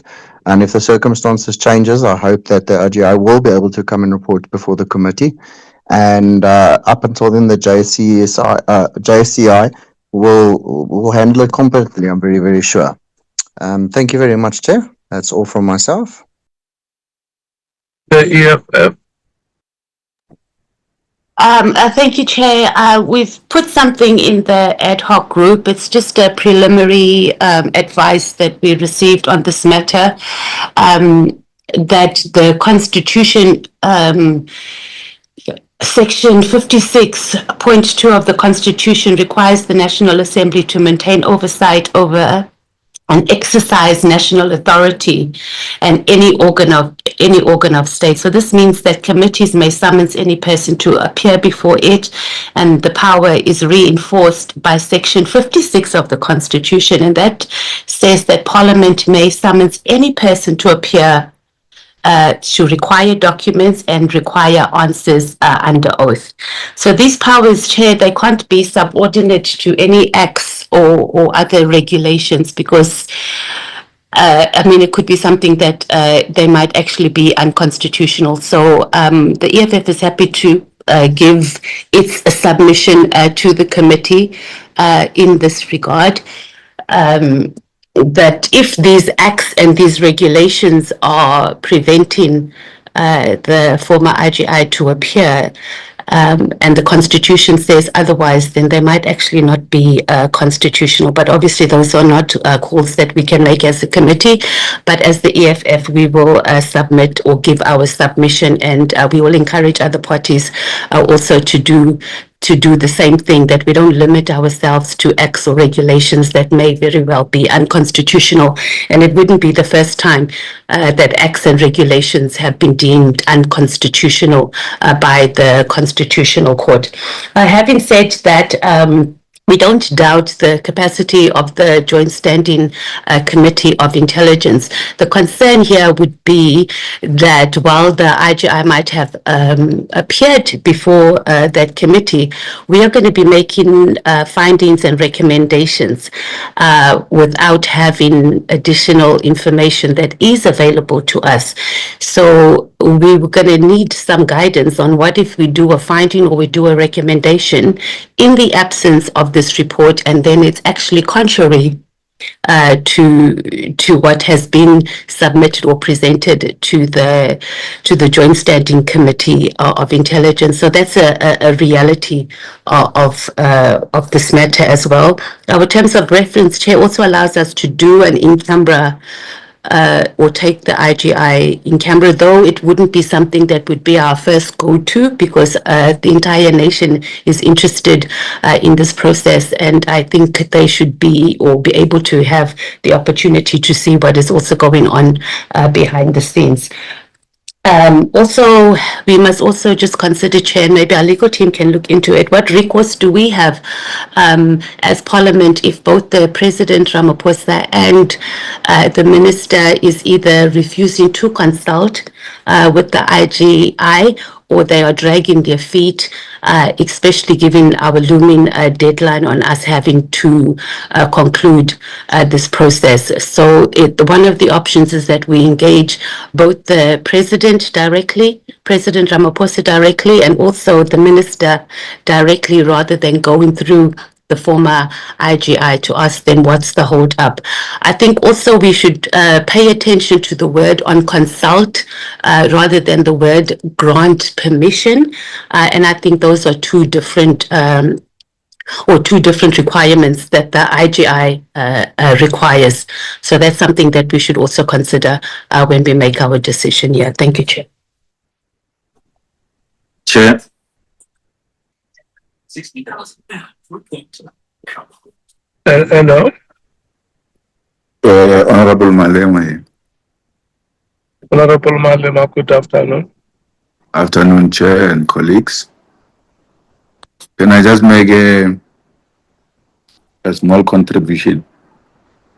You are allowed to. I don't think this is a genuine reason why the IGI is not allowed to attend.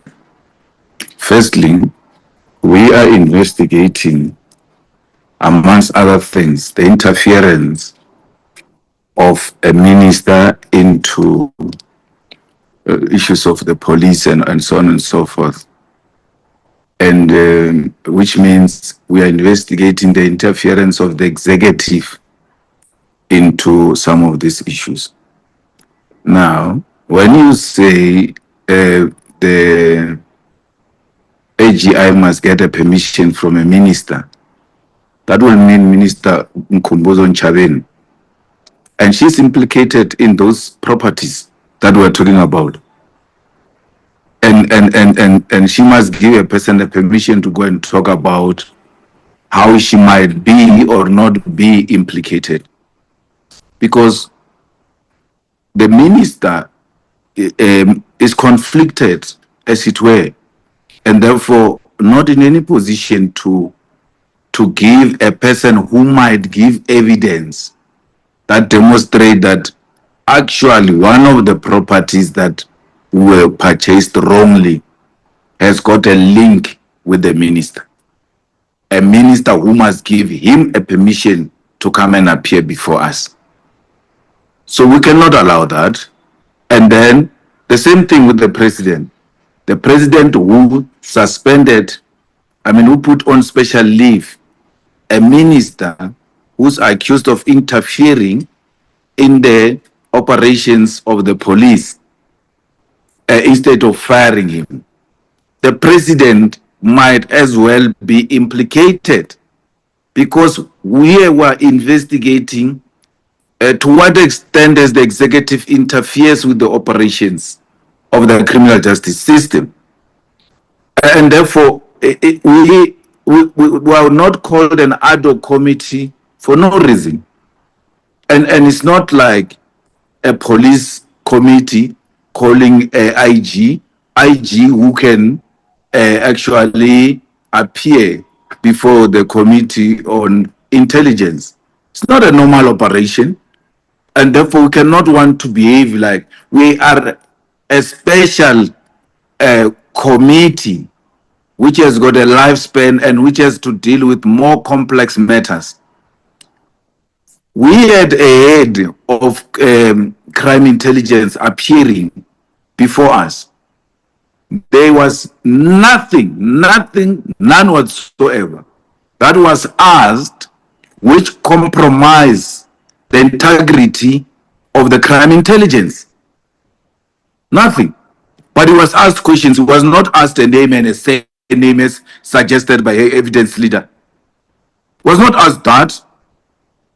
He was asked serious questions, but they did not interfere with top secret or anything of that nature. Corruption can never be a top secret. Corruption. You cannot classify corruption as top secret. We are investigating corrupt manner in which our institutions have been collapsed. And that has got nothing to do with top secret. Top secret will mean an authorized project that has followed the necessary requirement, and therefore, if spoken to, has got the potential to undermine the integrity of such an investigation or even the institution. There are issues, some of which are in public. The journalists can scrutinize those issues without being arrested, without being told they are undermining an intelligence act. But we can't. The ones that must hold the executive account. Therefore, I find that reason nonsensical and unacceptable. It's not you are covering up corruption. That's what you are doing. And you are using intelligence to cover up corruption. Corruption. That's what you are doing. There's nothing that stops us from calling the IGI to come to us and ask him any question. As a professional, as a qualified person who heads that institution, it is well within his right to say, I cannot venture into those other matters. because they are of top secret or whatever the reason might be. But you are not going to answer for him. We are not going to answer for him. So we have to find a way to bring a willing IGI to come before this committee. His willingness is a demonstration that he's got something to share with us, which might not be. He knows what is top secret. He knows it better than me and you. He knows which areas never to canvass in public. And therefore, Chair, our proposal is that whatever happens, let the IGI come and then let's discuss issues and let the IGI tell us we cannot go into that space. But the South African public must know that we left no stone unturned. Thanks, Chair.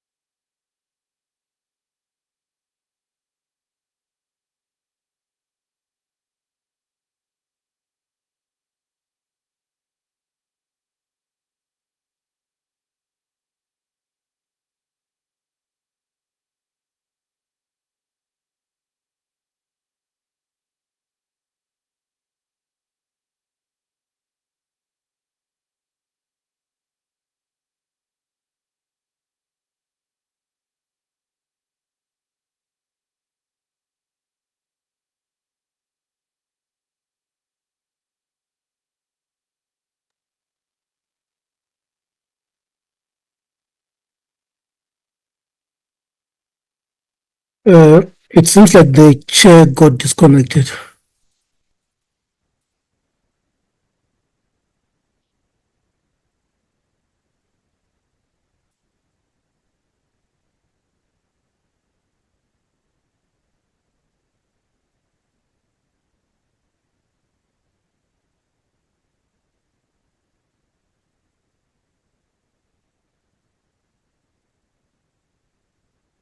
Okay, members, can we get the view of the IFP? Well, we're still trying to locate the chair. Please don't forget to come back. We are having network problems as well. Thank you, Chair.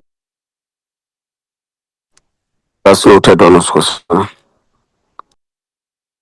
Honorable Mwango.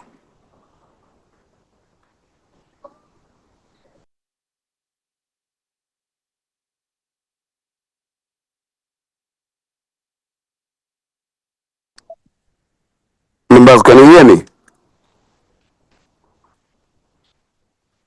We can hear you, Acting Chair.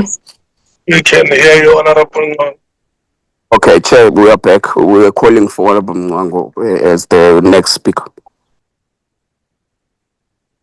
Yes, I got kicked out.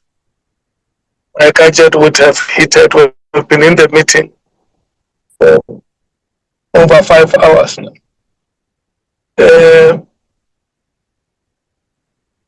Honorable Mwango.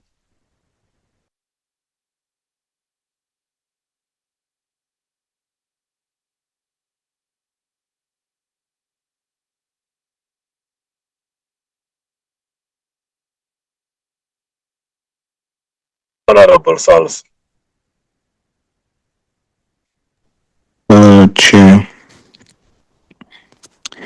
Chair, I'm a bit confused, and legal can advise. Firstly, my understanding is that the IGI is independent. So, as such, that independence means that he's not supposed to get permission. My understanding is correct. And my limited understanding of the powers that we've been given by the Constitution to call anybody, and this includes the IGI. So the Constitution gives us this right to call anybody. There's no restrictions. Would the Constitution then allow that the provision to call anybody is limited by the IGI having to receive permission? Because that would mean the constitutional powers given to us is now limited and depends on the conclusion of consultation that he had to start in terms of Section 78B of the Intelligence Services Oversight Act. So this is a bit confusing to me. Maybe what the evidence leader should do for us is advise us on using case law. What is the difference between the use of the word after consultation with and in consultation with? Because the way the SC is interpreting the section, he is saying, in my understanding, that because of Section 78B, the committee must first wait for the consultation process required by the section, that IGI must start, and he must consult and engage, and then only if that process is concluded, then the decision can be whether he can come before us or not. Is that what the Act is saying? And in order for us to know if that is what the Act is saying, the SC must advise us using case law. What did the courts decide on the interpretation of the words after consultation and in consultation? Because Section 7 says after consultation, which means preserving the independence of the IGI, he must initiate consultation and he must discuss, but he's not required to await agreement or concurrence or permission before he acts. It is discussion. That's after consultation, and that's what the Act is using. The Act is using after consultation. If it was in consultation, then this now gives veto powers to the other person, that there must be agreement, there must be permission given. But because I'm just a layman, Chair, but I'm committed to ensure that we preserve the integrity of the committee and we emphasize procedure and we implement it correctly. This is why I'm putting this to the committee, not because I know, it's just my reading of the provisions. So my dependency is on the SC to tell us, how does case law, how did the courts define the use of the words after consultation and in consultation? When we have this understanding based on case law, then I think it would make it easier for us to then interpret what Section 78B of the Oversight Act is actually saying, read with the provisions of the Constitution that empowers us to call anybody. I thank you, Chair.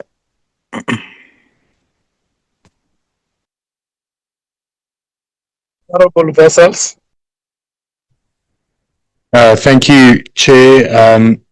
Chair, I agree with previous members that spoke on the fact that we should not be restricted in our constitutional duty, and that the limitations that the Intelligence Oversight Act imposes should not restrict oversight by Parliament. And obviously, as it has been put quite eloquently by the Honourable Malema, crime may never be classified, and we can't allow that.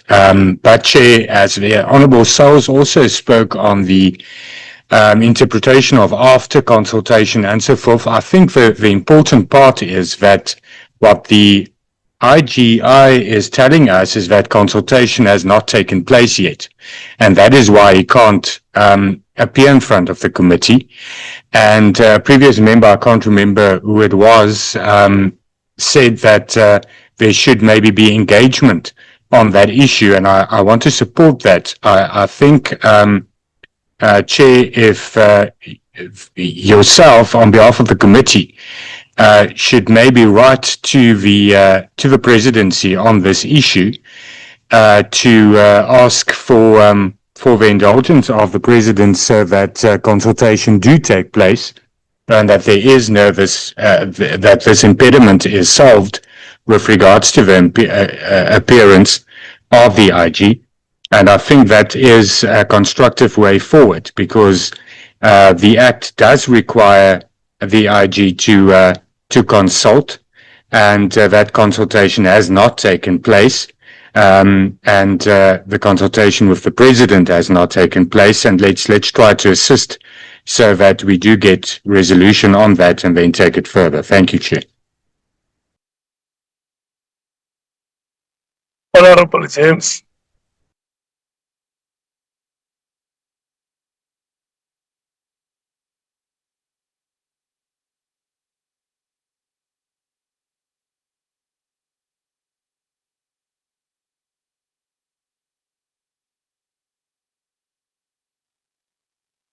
Advocate Darren, sir. Yes, Honorable Chair. You have the inputs of the members. What is your advice on the matter? I don't know why Honorable Souls needs a legal opinion. He's quite correct in his analysis of what the difference is between in consultation with and after consultation with.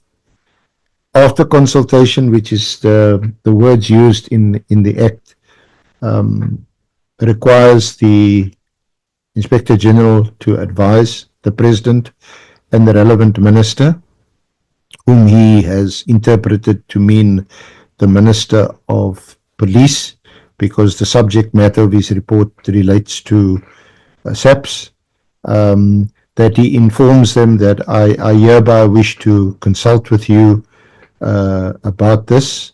It obviously involves some kind of a two-way process, but it doesn't require agreement or concurrence from the President and or the relevant Minister.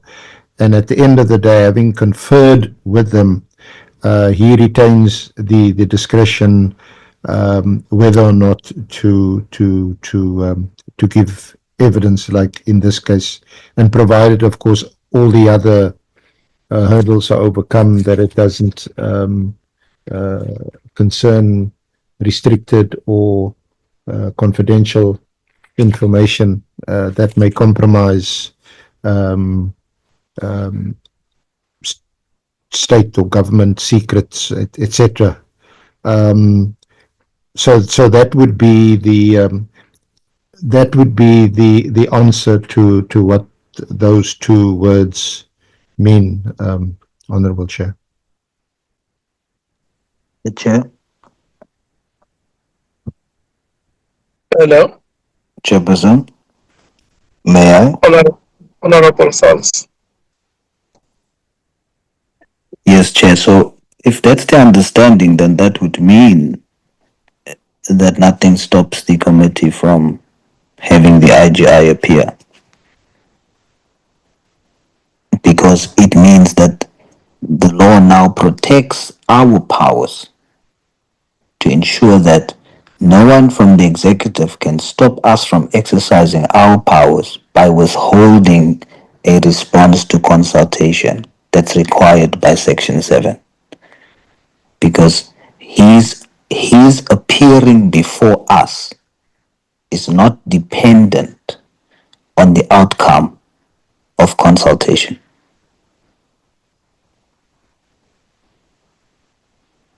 Thank you, Chair.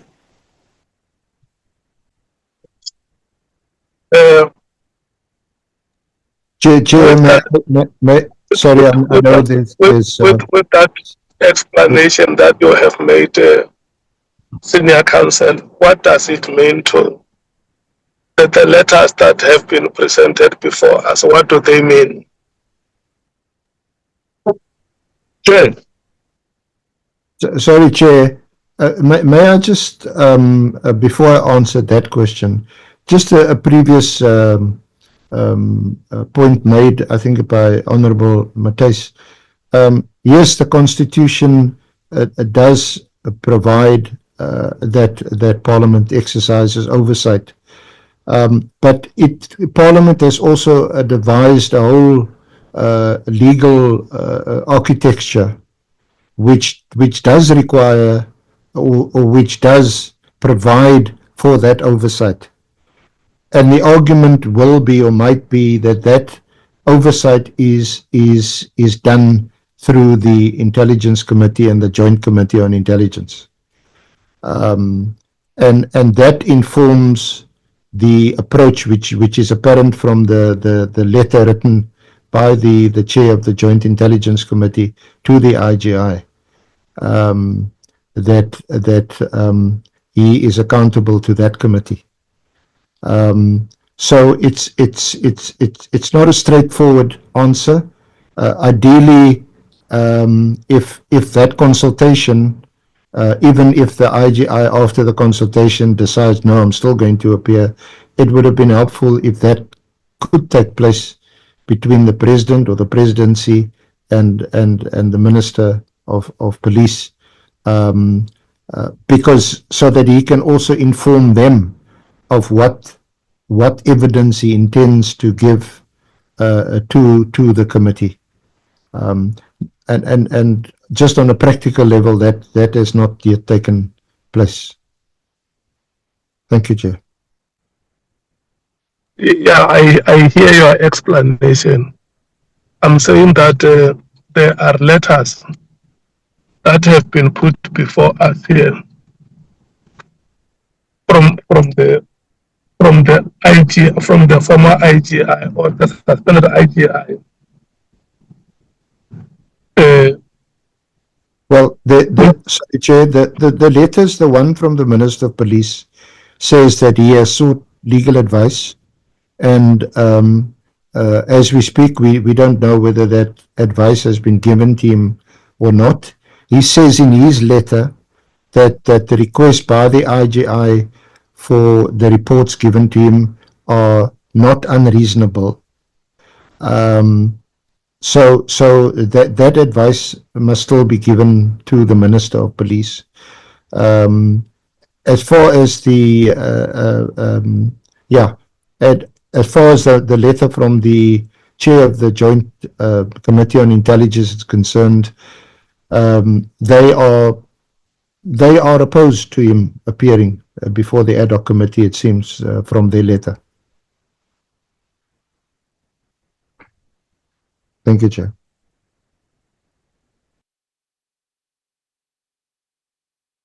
Yeah, but what is the proposal that is being put before the committee regarding the matter? How does the committee move forward on this matter?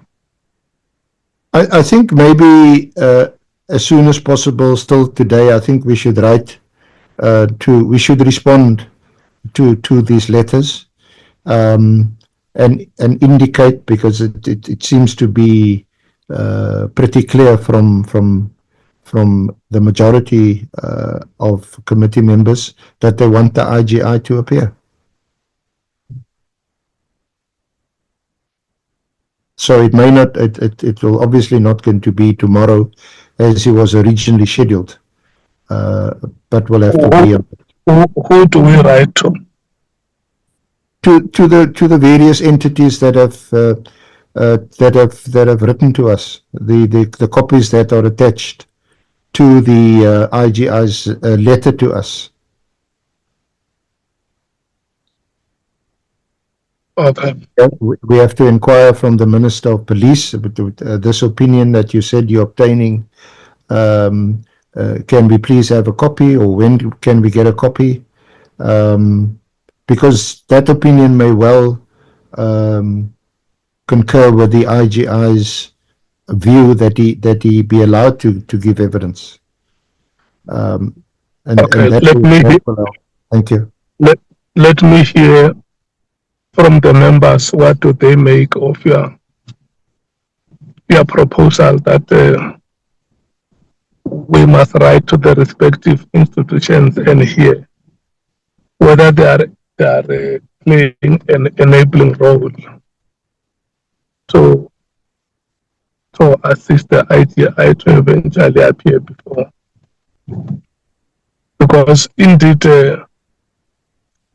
there is national legislation that regulates the conditions of service of any office bearer.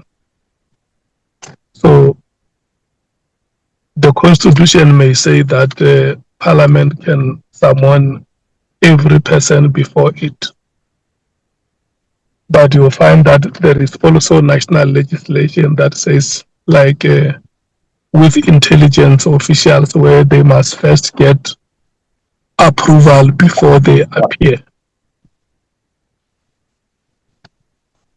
So we have to navigate that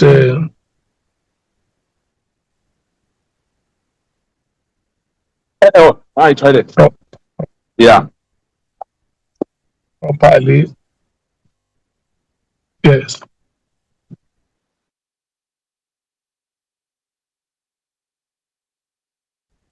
ANC.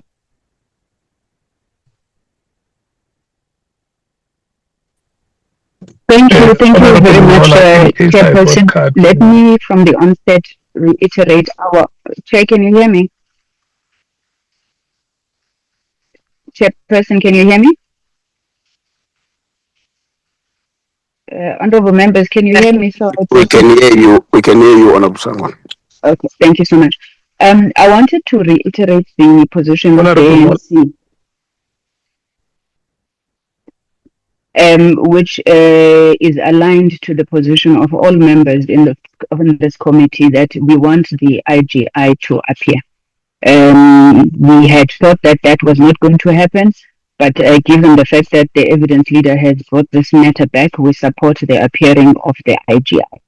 And yes, by whatever means necessary. But we do want to make the point, Chair, that the issue of a legal opinion perhaps is not such a bad idea, because our understanding is that while the Constitution is the supreme law of the land, that very same Constitution does indicate that parts of it, including the Bill of Rights, may be limited by a law of general application.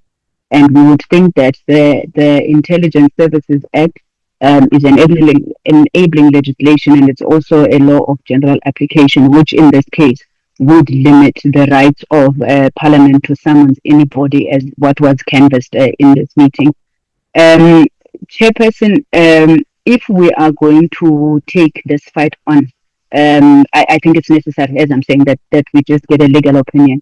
I do not think that there is a country in the world, even South Africa, that would want intelligence services to just be summoned to report or account on intelligent matters outside of a closed platform as the JSCI that we have created in South Africa.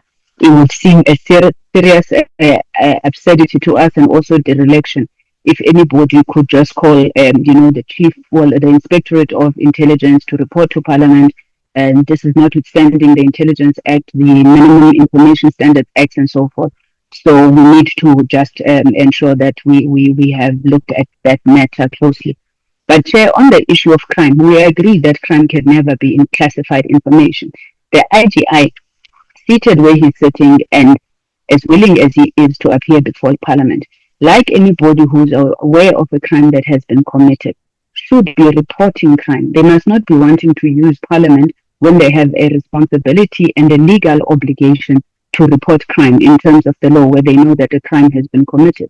We support an approach that says he can come to Parliament if he wants to speak about those acts of corruption. And Mkhwanazi says he must report it anyway.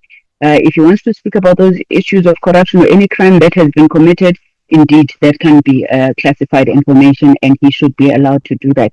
And then, Chair, we also support writing to these institutions. But as I'm saying, I think our legal standing on this matter is quite weak. But we will go with the proposal to secure his presence by any means necessary. Thank you, Chair. Thank you. Chair, are you still there? Okay, let's take MK. Thank you, Chair. I've been raising my hand, Chair, for a very, very long time. You, when the Awul and the acting chair recognized me, unfortunately, I've raised my hand. I'm back, but thank you, Chair. The issue for me now is that I want to concur with Honorable Malema on that.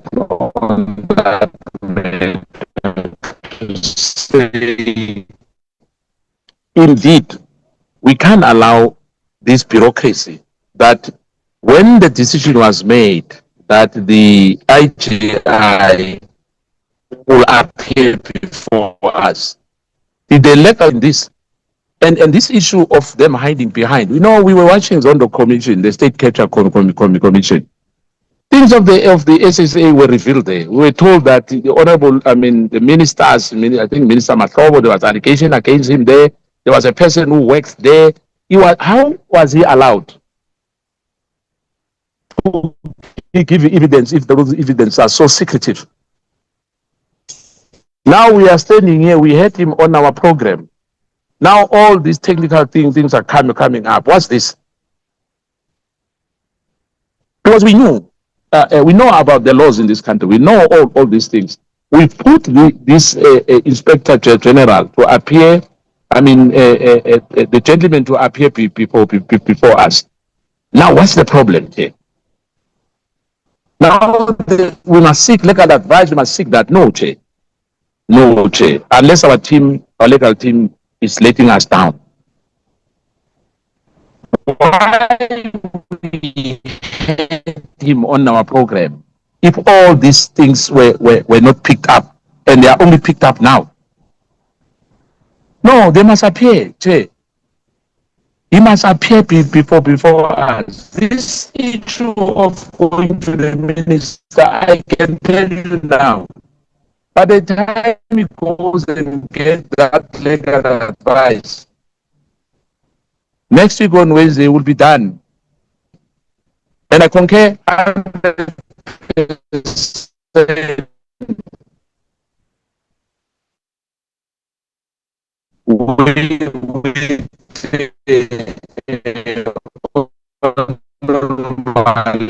And I think Honorable, the network is still establishing here. Witnesses like we had the other one. They wanted how long? 2 weeks. We knew that the Inspector General must appear before us. Then now we pick this thing up to say no, you can't. He must get an approval elsewhere again. Okay.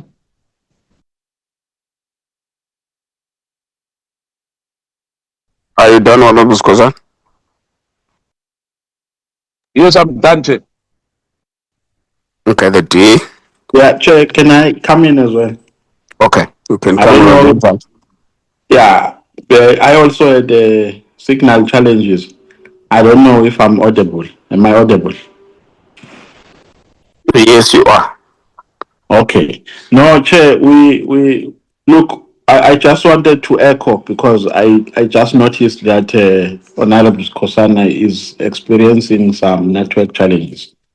Our position, Chair, is very firm on this and very clear.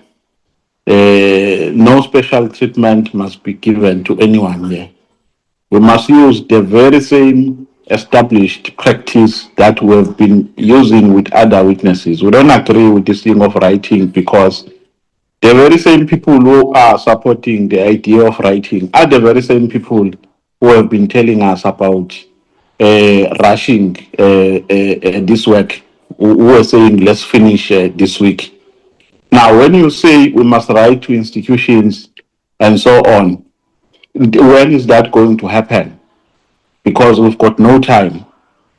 An invitation that has been extended to other witnesses who have appeared before us must be extended. And if there is a sign of refusal, or if there's a refusal, then we summon, like we have done with other witnesses. Because we don't have luxury of time. So if we say, let's write, on the other hand, we are saying, let's finish on Friday. When are we writing? When are we getting a response from those institutions? And to what end? So, Chair, our view is that as of today, in fact, today, when we finish this meeting, the technical team must write a letter insisting to the IGI that he appears here before this committee. And then if they refuse, then we summon this week. If they refuse, we shouldn't postpone this thing further and say, no, we are writing and then we give them time, because we are not going to achieve anything with that. So that is our firm position, Chairperson, on the matter. Thank you. Thank you. The D. Thank you, Chair. Chair, from our side, I think, in all honesty, if he's denied attending the committee to come and speak, it would in effect hide criminality. So I think it's critical that he comes to speak. It's a critical voice in this whole inquiry that's important to hear. And I also think that we need to make it very clear, as we've done from the beginning with all the witnesses, that there is no executive person that can deny us access to this individual coming to speak to the committee. So I think it's critical for him to come to the committee. I also find it frustrating that now suddenly, as the Honourable Skhosana said, there are all these issues. We've said from the beginning that we would like the IG to come and report to the committee. So I don't understand why the sudden list of frustrations to them or for him to come and appear. So I think it's critical that he does appear before the committee.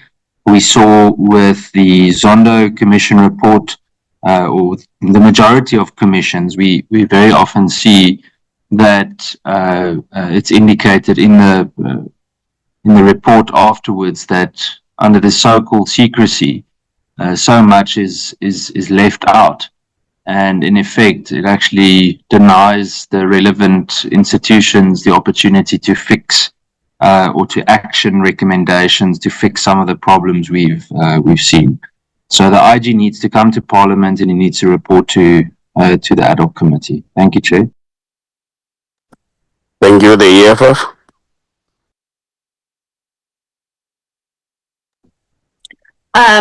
Thank you, Chair. I think it must be noted that our senior counsel had given us different advice in the beginning. He indicated that the IGI needed permission from both the minister and the senior counsel, and only now that we had brought some information regarding the constitution here and the acts, he's conceded that there needs to be a consultation, and it doesn't use the word permission. And I think this matter could have been long resolved if we had applied our minds, while our senior counsel had, given us that information in the beginning, and we would have approached this matter in a different way.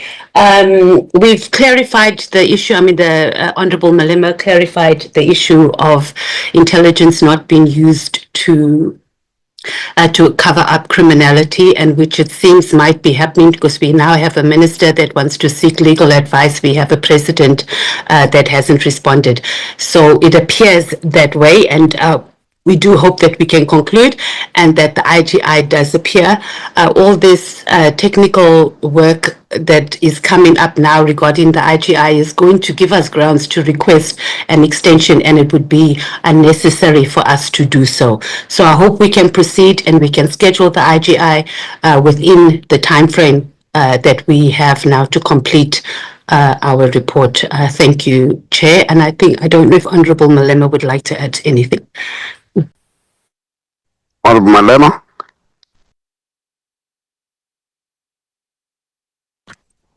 I'm covered, Acting Chair. Thank you, Honorable Mwango.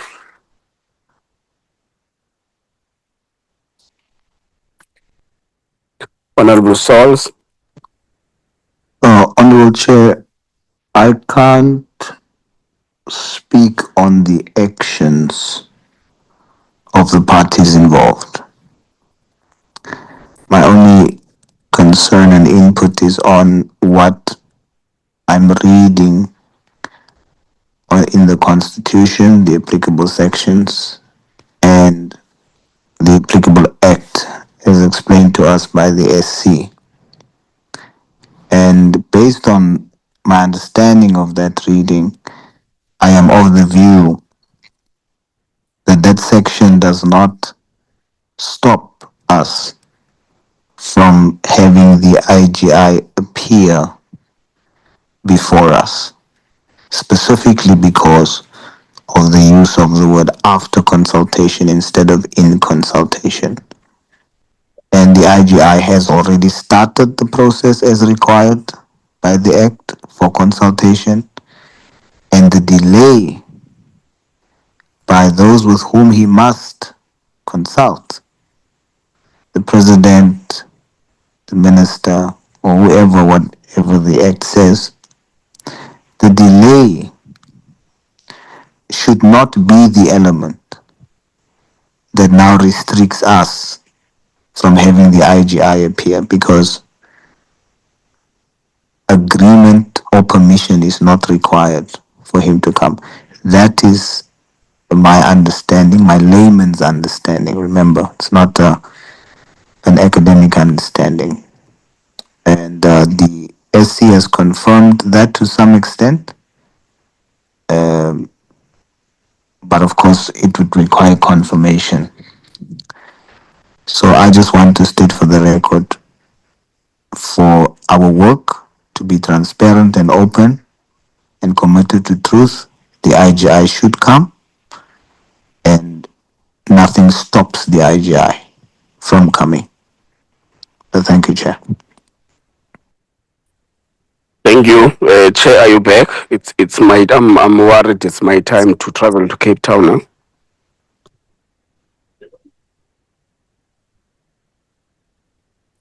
Chair? Okay. Honorable Vessels? Thank you, Chair. Nothing to add. I'm covered. Thank you. Thank you, Honorable James.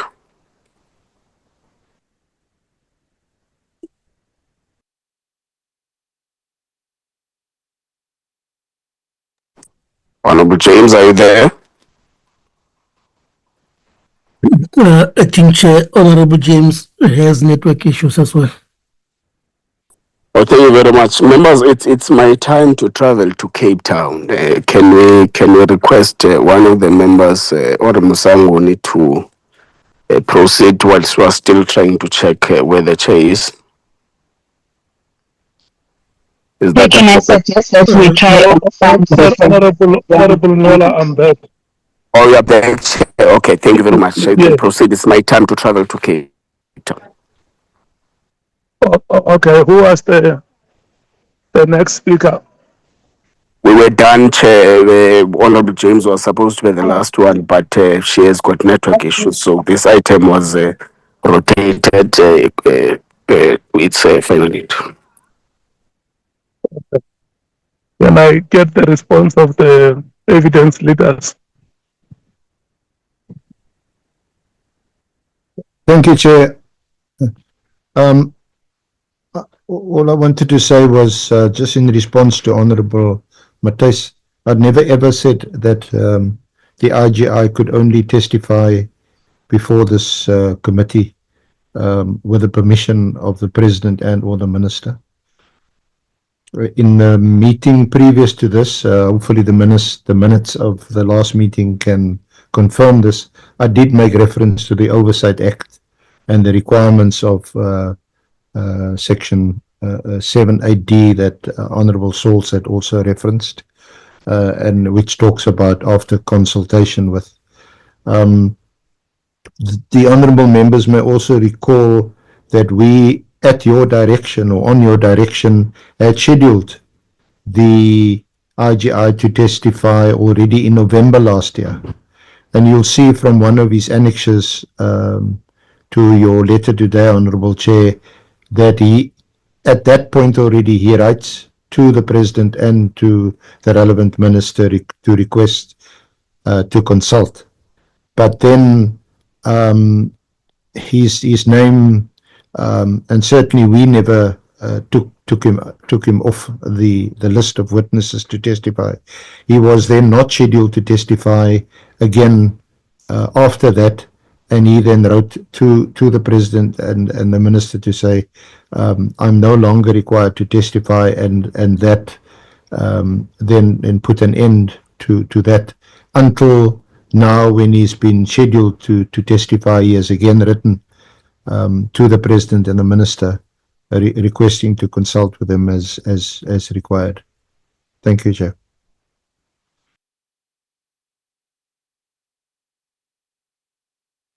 No, thank you so much, honourable members. The evidence leader is right. As early as last year, you would remember that the IGI was the one who wrote to us, referring us to the Joint Standing Committee on Intelligence.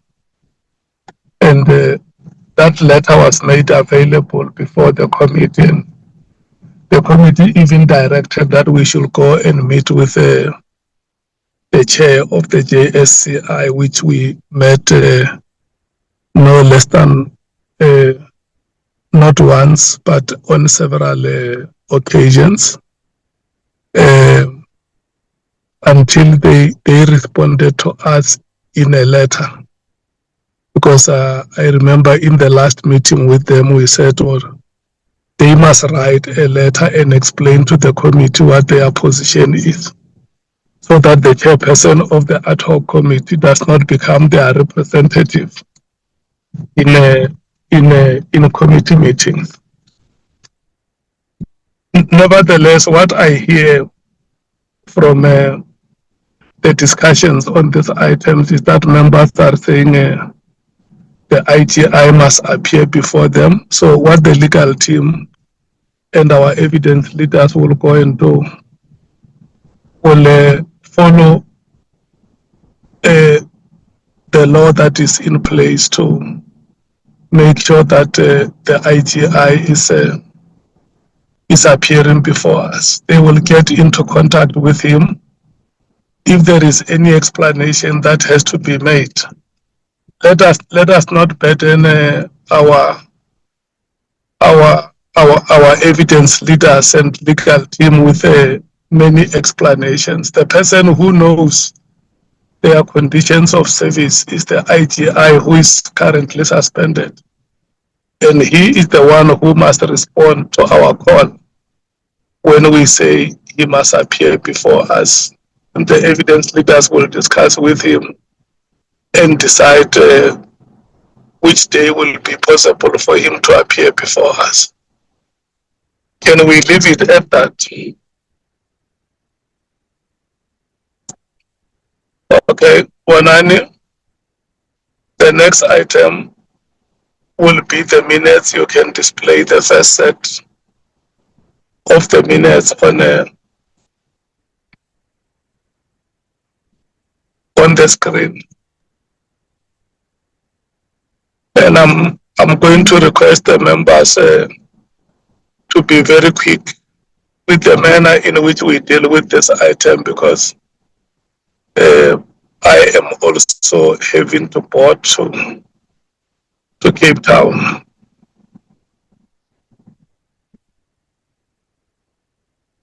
So the title of the minute one will be the date. You just put the minutes on the screen and you title them by the date.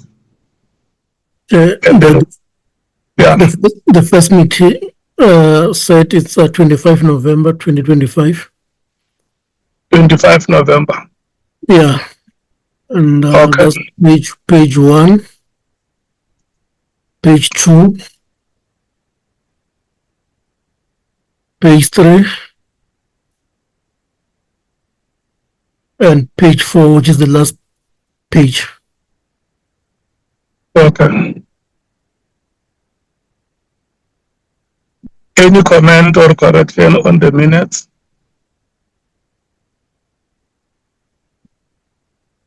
Any mover for adoption?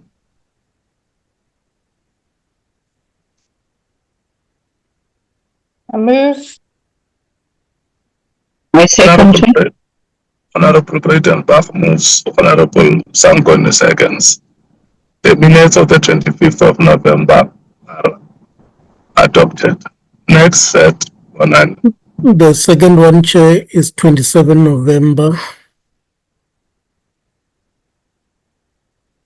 Actually, it's 26 November, not 27. It's 26 November, Chair. Yeah. Page 1.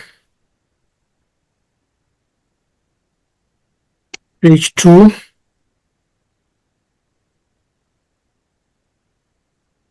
Page 3.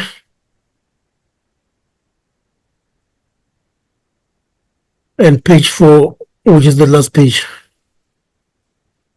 Any comment or correction on the minutes of the 26th of November? Any mover? I move. Breitenbach moves. Any seconder? I second, Chair. Honorable Sangoni seconds. The minutes of the 26th. Hello? Yeah, okay, next one. Yeah, I was saying I was moving to the next one, which is 27 November. 7 November. 27 November, Chair, page 1. 27, yeah.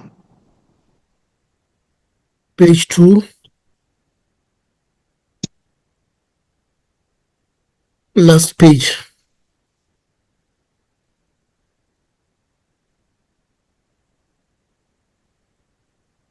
It's 2 pages. No, the third page is the last one. The last page is page 3.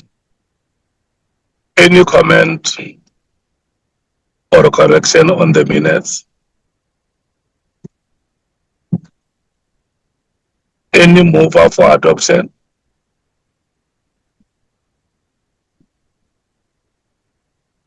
I move. Honorable Breitenbach moves. Any seconder? I second, Chair. Honorable Sangoni seconds. Next set. The next one, Chair, is the 14th of January. Page 1. 2. 3.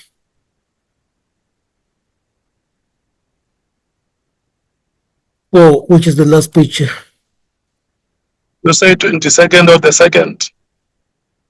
No, I said the 14th of the 14th of January. The 14th of January 2026. Yes, Chair. Honorable members who are presenting the minutes for adoption, any seconder? I will second. Thank you so much. Seconded. Can we take the next set?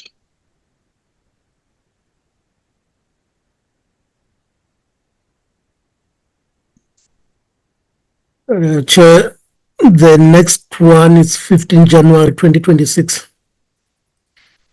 15 January 2026. Page 1. Let's run through the pages. Page 2. Yes.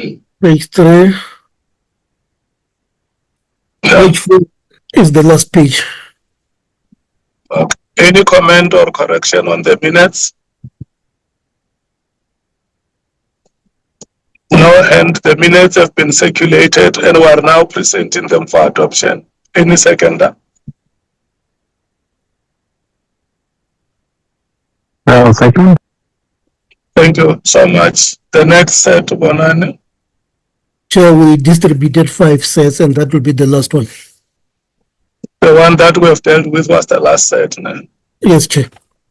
Thank you so much. All the 5 sets from the 22nd of